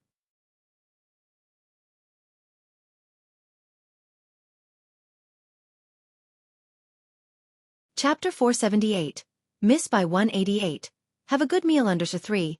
Look, he only talks to people with high IQs, Su Nanjing said to Xiao Bingwen beside him, paused for a moment, then added, like little sister Bai Lian. Although Jianghu was young and knew few characters, he was innately extremely sharp with numbers. Xiao Bingwen knew that despite Jianghu's young age, many professors valued him highly. His talent set him apart from ordinary geniuses, putting him on par with He Wen and his peers. Hearing Su Nanjing's words, Xiao Bingwen simply said, "Isn't it because of his good looks?" "I used to think so too," Su Nanjing thought back to the scene he saw at noon, sighed, and took back the fish feed to continue feeding the koi. "Forget it, you wouldn't understand." Xiao Bingwen indeed didn't understand, so he changed the subject. "The contract is settled here. I have to go back to Jianghu in a couple of days. The welcoming party for the newbies at Jianghu University is about to start. I wonder if Liang Wuyu will go. And for He Wen, I don't have any solution. What about your grandfathers?" The Su family and the Xiao family shared common ancestry, and this summer, a batch of students from Jianghu University were facing graduation. With fierce competition in the talent market, some would choose to be affiliated with foreign companies. The Su family patriarch entrusted this important task to the Xiao family. "Don't worry, he knows exactly what's going on in his mind," Su Nanjing said lazily, leaning against the railing. "As for He Wen, he's not someone who can be invited just by." His thoughts suddenly turned to Bai Lian, and he stopped speaking mid-sentence. The next day, Monday, Bai Lian still arrived at the classroom early. She wore her loose school uniform with the zipper pulled all the way up, her hair neatly tied back, and the first thing she did was to look at her deskmate. Yang Lin had been arriving very early every day lately, not missing a single class. She was bent over, copying mistakes into her notebook, her hair just below her ears hanging down, completely covering her side face. Bai Lian leisurely withdrew her gaze, set her backpack down, and kicked her chair back before carelessly sitting down. Pu Xiaohan came in yawning. "Morning." She greeted Bai Lian and sat down sideways. Seeing Bai Lian on her phone, she thought she was reviewing her lessons, but wait, are you watching a video? Pu Xiaohan bent down to see that Bai Lian was watching a jade carving video and hesitated. After all, it was rare to see Bai Lian doing anything other than studying in class. Bai Lian placed her phone on the desk, her left hand resting on the edge of the table, her right hand lazily propping her chin. Modern technology is really advanced. Advanced. Pu Xiaohan hesitantly watched the polishing on the screen. Wasn't it just a polisher with some pointed attachments? She didn't understand but didn't ask any further. Bai Lian continued to watch her videos until the first period when the principal distributed exercises and the teacher explained them. After listening for a while, Bai Lian silently took out her phone and continued watching videos without sound. Wang Qi saw Bai Lian secretly watching her phone and took out a cake to eat in secret. Xianxia used to eat with him, but now Wang Qi was alone. The academic director inspected the classes early. Seeing Wang Qi not paying attention and sneaking cake, asking his deskmate if they wanted some, the director knocked on the back door and called him out. The academic director was serious. "The college entrance exam is coming up, and you're not paying attention in class. What are you eating?" "Taro Xiaobei cake." Wang Qi touched his head. Academic director. As everyone knew, Zhang Xiais and Wang Qi from class 15 were both fools. Wang Qi reacted only after being called out and returned to his seat with the cake. The chemistry teacher on the stage looked at him coldly. Wang Qi silently put the cake down and glanced at Bai Lian. Bai Lian was still openly watching her phone. Could the chemistry teacher and the academic director not see her? The chemistry teacher on stage could clearly see the conduct of all the students below. It was the first time the chemistry teacher had seen Bai Lian playing with her phone in class. She must have her reasons for being on her phone. The chemistry teacher even suspected she was studying a difficult problem on her phone. "No way, big sister Lian." Wang Qi, sitting on Zhang Shi's desk, one foot on the ground, leaned over to watch for a long time before realizing it was just a video of jade polishing. "Are you watching this for hypnosis?" Bai Lian slowly looked up, her slender finger sliding to the next video. "Anyway, I don't eat taro xiaobei." "Damn, ha ha ha, taro xiaobei," several others in the class laughed, and from then on Wang Qi, like Zhang Xiais, forever lost his own name. Xiaobei, Xiaobei. Xiaobei. Monday afternoon's last period was always homeroom. The students in the class worked much harder this semester than before, so Lu Lingxi didn't have as much to remind them about. After the class, she asked Bai Lian to stop by the office. Class had just ended, the hallway was crowded, and Bai Lian didn't push through the crowd. Pu Xiaohan, Ning Xiao, and the others were waiting in the classroom for Bai Lian. Bai Lian had been watching videos for almost the entire day, and now she finally opened the app to check this month's challenge questions. Her ranking climbed quickly, already surpassing Ning Xiao. She received many messages, but most of the red dots were blocked by the plugin Jianghu Lai sent her. Only the official message turned from a private message into a banner at the top. The 5.1 app meetup will be held at the Jianghu University Auditorium. Transportation and accommodation expenses will be reimbursed. Please fill out personal information as required. http://JJDX. Bai Lian glanced at it and swiped past. She didn't fill it out. 3 minutes later, the crowd thinned out and Bai Lian picked up her phone and walked outside as an unfamiliar phone call came in. A landline from Jianghu.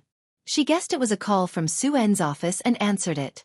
Hello, the voice on the other end was unfamiliar, tinged with curiosity. May I speak with Bai Jian?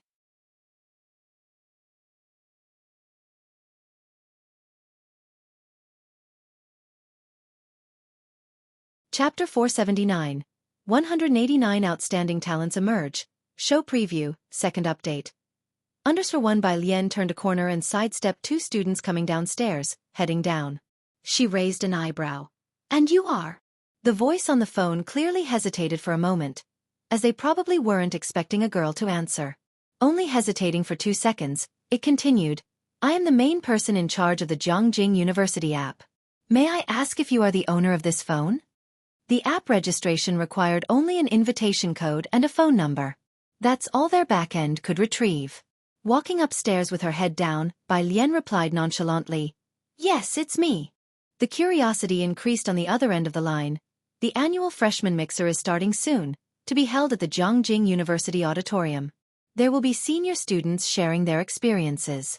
We haven't received your information yet. Aren't you planning to come? Emphasis was placed on Jianghu University and the senior students, hinting at a great opportunity to expand one's network. It was rare for anyone to miss it each year. Except for Su Jiue and Liang Wuyu, everyone was quite curious about this Bai Jian, who had suddenly appeared. After all, she had already become the standard for answers. With those two also taking an interest in her, many were eager to learn who she really was. Bai Lian politely declined. Sorry, I don't have the time. She said a couple more words and hung up the phone. Meanwhile, in the office at the comprehensive building of Jianghu University, the bespectacled young man was still holding the phone to his ear. People around him grew impatient. What did she say? Who is it? Did you find out? Will she come? Everyone in the office looked at him. The young man came back to his senses, pausing slightly. Don't know, she probably won't come, a female student. Ask her again. Someone beside him grabbed his arm pleadingly. You must convince her to come. Do you know how many are searching for information about her? On the second floor, when Bai Lian arrived at the office, only Lu Lingxi was there. Seeing Bai Lian, she smiled gently without speaking right away. Bai Lian was in no hurry and patiently waited on the side. About 2 minutes later, Lu Lingxi finally opened a drawer and took out a stack of money. Bai Lian, this is Yang Lin's medical fee. She handed the money to Bai Lian. Bai Lian tucked her phone into her pocket and did not accept the money, only looking at Lu Lingxi, her eyes deep and inscrutable. Is this from you on her behalf? She knew that Lu Lingxi had always been concerned about Yang Lin, and that for a time even Yang Lin's tuition fees were paid by Lu Lingxi. No, it isn't, Lu Lingxi sighed lightly, knowing she could not deceive Bai Lian. It's from someone else on behalf of Yang Lin. As to who it was, she did not say. Yang Lin will pay back the money she owes me herself, Bai Lian said calmly, still very polite. Is there anything else, teacher? Lu Lingxi may have anticipated this response. She put the money back into the drawer, sighing deeply. Forget it. I'll give it back to her. You better head home. Bai Lian noticed the teacher's use of ta and returned to her class, leaving with Pu Xiaohan and others. What did Lu Mom want with you? Pu Xiaohan asked Bai Lian curiously. Yang Lin had dashed off right after class for her part-time job at the milk tea shop. Bai Lian started to fib. She asked if I was under a lot of pressure. It's definitely a lot of pressure with only 90 days left, Pu Xiaohan believed without doubt, feeling a bit melancholic. After the exams, we'll be in different cities. Today was Monday. After writing homework in the milk tea shop for a while, Bai Lian packed up her bag. Why are you going home so early today? Pu Xiaohan looked up. With an indifferent shrug, Bai Lian threw her backpack on and stood up, her loose hair casually framing her eyes, her tone lazy. Yeah, got something to do. Purist Street. Mao Kuan was helping the store manager carry stock, his blonde hair accompanied by a towel over his shoulder. The boss, while lugging beer, looked worriedly at the bruise on his face. Did you get into a fight? Stop carrying, I'll do it. I fell on the stairs. Mao Kuan quietly moved the beer inside. You think him a fool? The boss didn't believe him for a second. Seeing Bai Lian saunter slowly by, he said to her, always fighting, and now he's trying to fool me. Dressed in her blue and white school uniform, with her black bag slung over one shoulder, Bai Lian blinked, gazing earnestly at the boss, her expression innocent and voice sincere. He really did fall. I watched him fall. The boss hurriedly turned back. Look at you, how can you be so careless? Mao Kuan.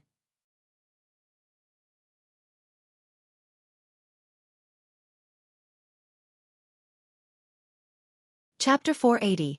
189 Outstanding Talents Emerge. Show Preview, Second Update. Underscore 2 He grumpily finished moving the goods, then wiped his hands with a towel before picking up a red bag from the ground and handing it to Bai Lian. I found these at the auction, but why did you buy such expensive things, sis? Bai Lian was quite the penny pincher, normally opting for buses over taxis. Mao Kuan had never seen Bai Lian purchase anything substantial. This was her first time buying something so expensive, and it was 2 items at that.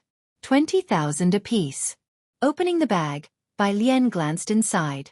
There were 2 pieces of jade, square in shape around 4 to 5 centimeters each, with some slight imperfections, uncarved. She took out one piece and held it up to the streetlight, squinting.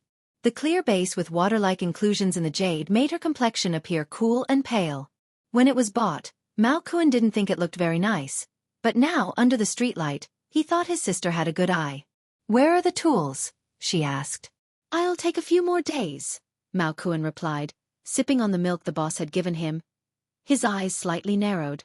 They're rare in Xianxia, usually shipped from Danping City. Okay. Bai Lian stuffed the jade back into her pocket and took a box of Wangzai milk, methodically unwrapping the straw. Have you signed the contract? Signed it ages ago, Mao Kuan grinned. Xiaoqi is handling things in Jianghu. When are you heading over there? After the college entrance exams, Bai Lian replied nonchalantly. Throughout the entire month of March, Yan Lu's popularity in the entertainment circle refused to wane. In mid-March, Come Here Friend began its marketing, with plans for a simultaneous broadcast on Jianghu TV station and online at the end of the month. Once the news broke, those outside the entertainment industry were rather oblivious to its significance. But inside the circle, there was astonishment. Getting on satellite TV was tough enough, let alone on Jianghu TV station, where variety show auditing had become increasingly challenging over the past 2 years. Who could have known that Come Here Friend would pass Jianghu TV station's audit? Once the positioning of Come Here Friend was known, countless entertainers eagerly reached out to the show's team, expressing their desire to join the program. Friday. After school in the afternoon, Bai Lian picked up her backpack, her eyes fixed on the problems displayed in the app. Pu Xiaohan was introducing a good shampoo to Yang Lin. Beside them, Tang Ming was asking Bai Lian about the social event he had seen mentioned in a message long ago. Ning Xiao had never brought it up with her. Are you going to the mixer mentioned there? Without looking up, Bai Lian gave him 2 words. Not going. It was just like her. Ning Xiao wouldn't go either. Tang Ming was slightly interested, but with neither of them going, he couldn't be bothered either. Is Sister Lu's show being broadcast simultaneously next Sunday? Yes, Wang Qi's eyes lit up with excitement. The show's official announcement has been made, and everyone must watch it the moment it airs. Bei Bei, the tall boy next to him rested his hand on Wang Qi's shoulder, raising an eyebrow. Weren't you a die-hard fan of Manxi? Wang Qi immediately wiped the smile from his face and expressionlessly pulled the boy's hand off. It wasn't clear whether he was unhappy with being called Bei Bei, or with the mention of Man Shi. Ning Xiao went straight home after the evening school, and Bai Lian, aware of his grandmother's health situation, didn't ask further. As she stepped out of the school gates, she saw Jianghu Lai waiting at the corner. Su Nanjing wasn't on his cool motorcycle but sitting in the back seat, having nearly finished his busy tasks, though he hadn't returned to Jiangjing. As Bai Lian approached, Jianghu Lai, touching his Bluetooth earpiece, his brow slightly furrowed, exuded a sharp chill in the evening sunlight. When he saw Bai Lian, he handed her the printed paper. Bai Lian, are you reading this? Su Nanjing got out of the car, loosely holding sunglasses, his fingertips pointing towards the paper Bai Lian had taken, showing a moment of hesitation. He had always thought it was something Jianghu Lai, the specialist, was reading. Bai Lian nodded her head. Any problem? Su Nanjing snapped back to reality, recalling the matter with Yiwan, and shook his head. It seems there isn't. Jianghu Lai took off his Bluetooth earpiece and put it in his pocket. He turned slightly, his gaze sweeping past Su Nanjing and settling on Bai Lian. Going straight home? Bai Lian, looking at the messages on her phone, replied in a drawl. Not heading back just yet. I'm thinking of buying a TV. She had received several messages during class. Dean Jian was always timely. As soon as Bai Lian opened the message, one popped up. No new songs this month. Bai Lian. Soon. She continued scrolling through her messages. Jianghu Lai looked down at her, feeling hesitant for the first time. A TV? Yeah, Bai Lian replied to a few messages, including some from Mei Yi and Yen Lu. Lifting her gaze slightly, she continued. Grandpa doesn't have a TV at home, and next Sunday, I might want to watch TV. The show with Yen Lu, and after that.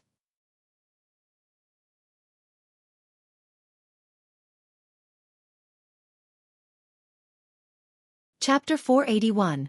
189 Outstanding Talents Emerge. Show Preview, Second Update. _3 There was also Daong.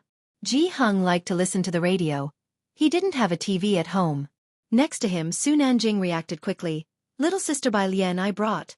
Before he could finish, he saw Jianghu Lai standing beside him with the car keys, tall and elegant, watching him with a calm and lofty presence, his eyes cold and proud as if nothing had changed from before. But Su Nanjing could sense a hint of lethal intent spilling from those light-colored eyes. He forcefully changed the subject.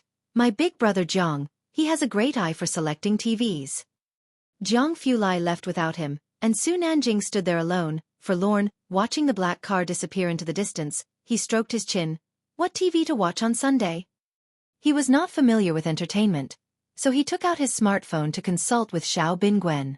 Xiao Bingwen was in Jiangjing, and he quickly returned the call, his voice sounding a bit tired. Nanjing, I'm not sure about what TV, but Yen Lu seems to have a variety show. Su Nanjing was just asking casually. His eyes caught sight of a milk tea shop and he strode towards it, his tone indifferent. Is something up on your end? Somewhat, Xiao Bingwen said, massaging his temples softly. At the freshman mixer at Jiang University, someone remarkably talented has appeared, someone who could potentially rival Liang Wuyu. But I haven't gotten any insider information. I heard Liang Wuyu is going there too, targeting that person.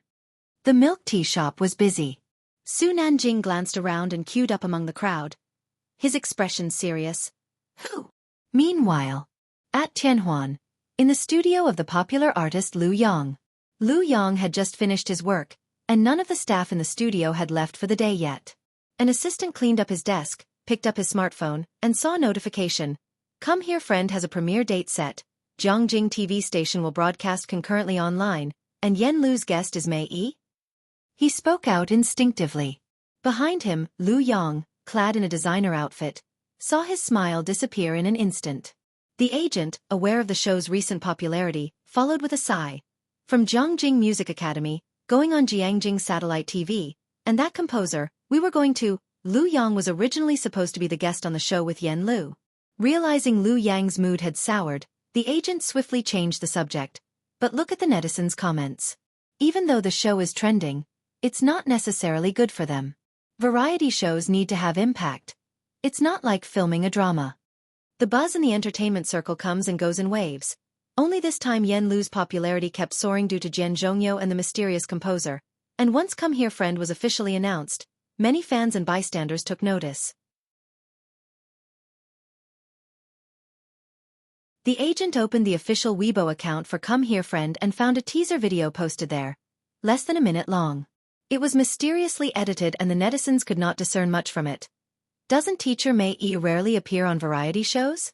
Am I the only one who thinks he's not cut out for it? Honestly, neither of them seems right for variety shows. From the trailer, other than teacher Mei Yi, the rest are outsiders, and there are even a few students whose faces aren't shown. A lot of outsiders? Then there's really nothing worth watching. Yen Lu's networking in the entertainment circle is poor, isn't it? Why didn't she invite Bai Jian and Dean Jian? If they were on the show, wouldn't it explode with popularity? I also thought Yen Lu could get at Jian and at Jianghu to come, somewhat disappointed. Anyway, since those two bigwigs behind Yen Lu didn't show up, well, just appreciate Yen Lu and Mei Yi's looks. If it's outsiders, let it be outsiders. The focus isn't on them anyway, who cares who they are?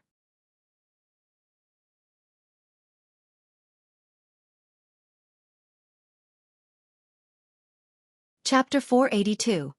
190 Lien and Mu family's true prodigy _1 suppress each other. Look, Lu Yang's agent shrugged nonchalantly. Netizens all say there's nothing worth watching.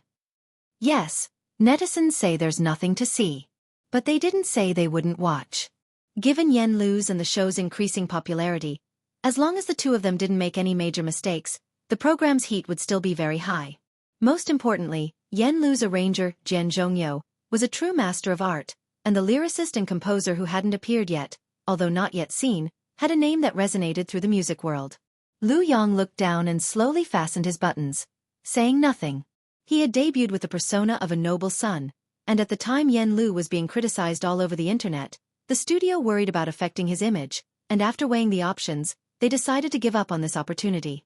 My fault, the agent stared at the phone's side. I shouldn't have let them make that call. It's too rare to receive charcoal in snowy weather, to form such a modest but precious friendship.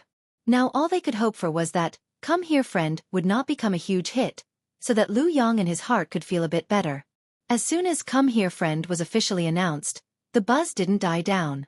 All the major video self-media were riding on this popularity, analyzing what the refined Mei Yi and the cold beauty Yen Lu could possibly do together. Xianxia, Electronic City.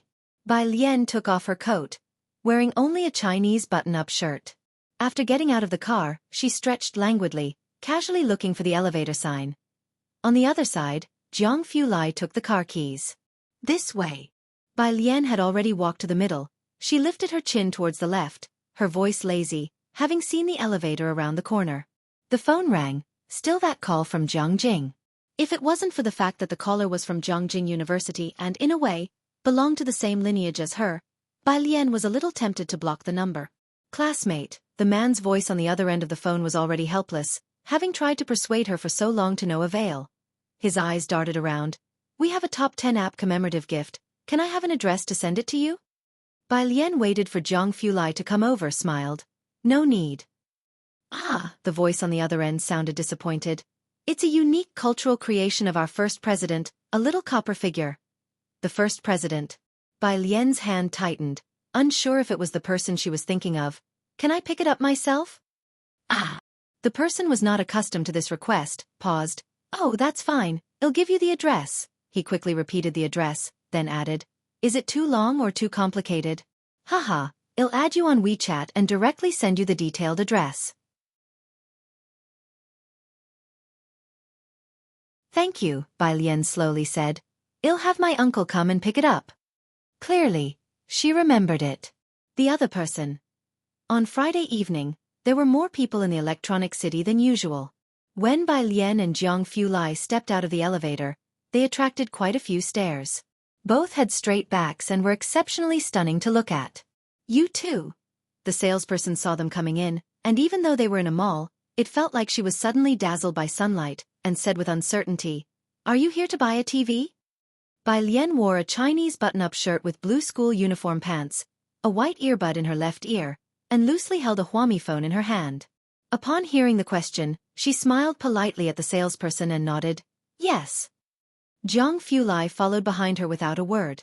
His daily life was dull, accompanied most often by books and computers, spending much of his time in the laboratory. He kept his brows restrained, his usual aloof demeanor. The salesperson was captivated by Lian and led her to the TVs, making introductions as they went. Because of their distinguished presence, she subconsciously directed them to the high-end area. Lian glanced at the prices, tilted her head slightly. Are there any cheaper ones? The salesperson was momentarily stunned, then quickly guided them to another section. These are considerably less expensive, Lian nodded, looking at the TVs without showing much understanding. Behind her, Jianghu picked up a nearby brochure. His fingers were long and well manicured, and after casually flipping through a few pages and examining the specifications, he put it down. The resolution is too low, it won't do. Next one.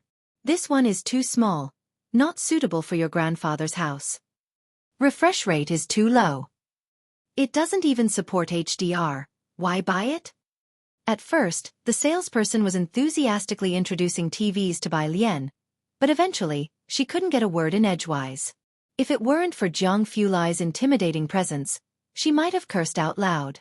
Enough with the chatter, Master Jiang. Lian glanced at him.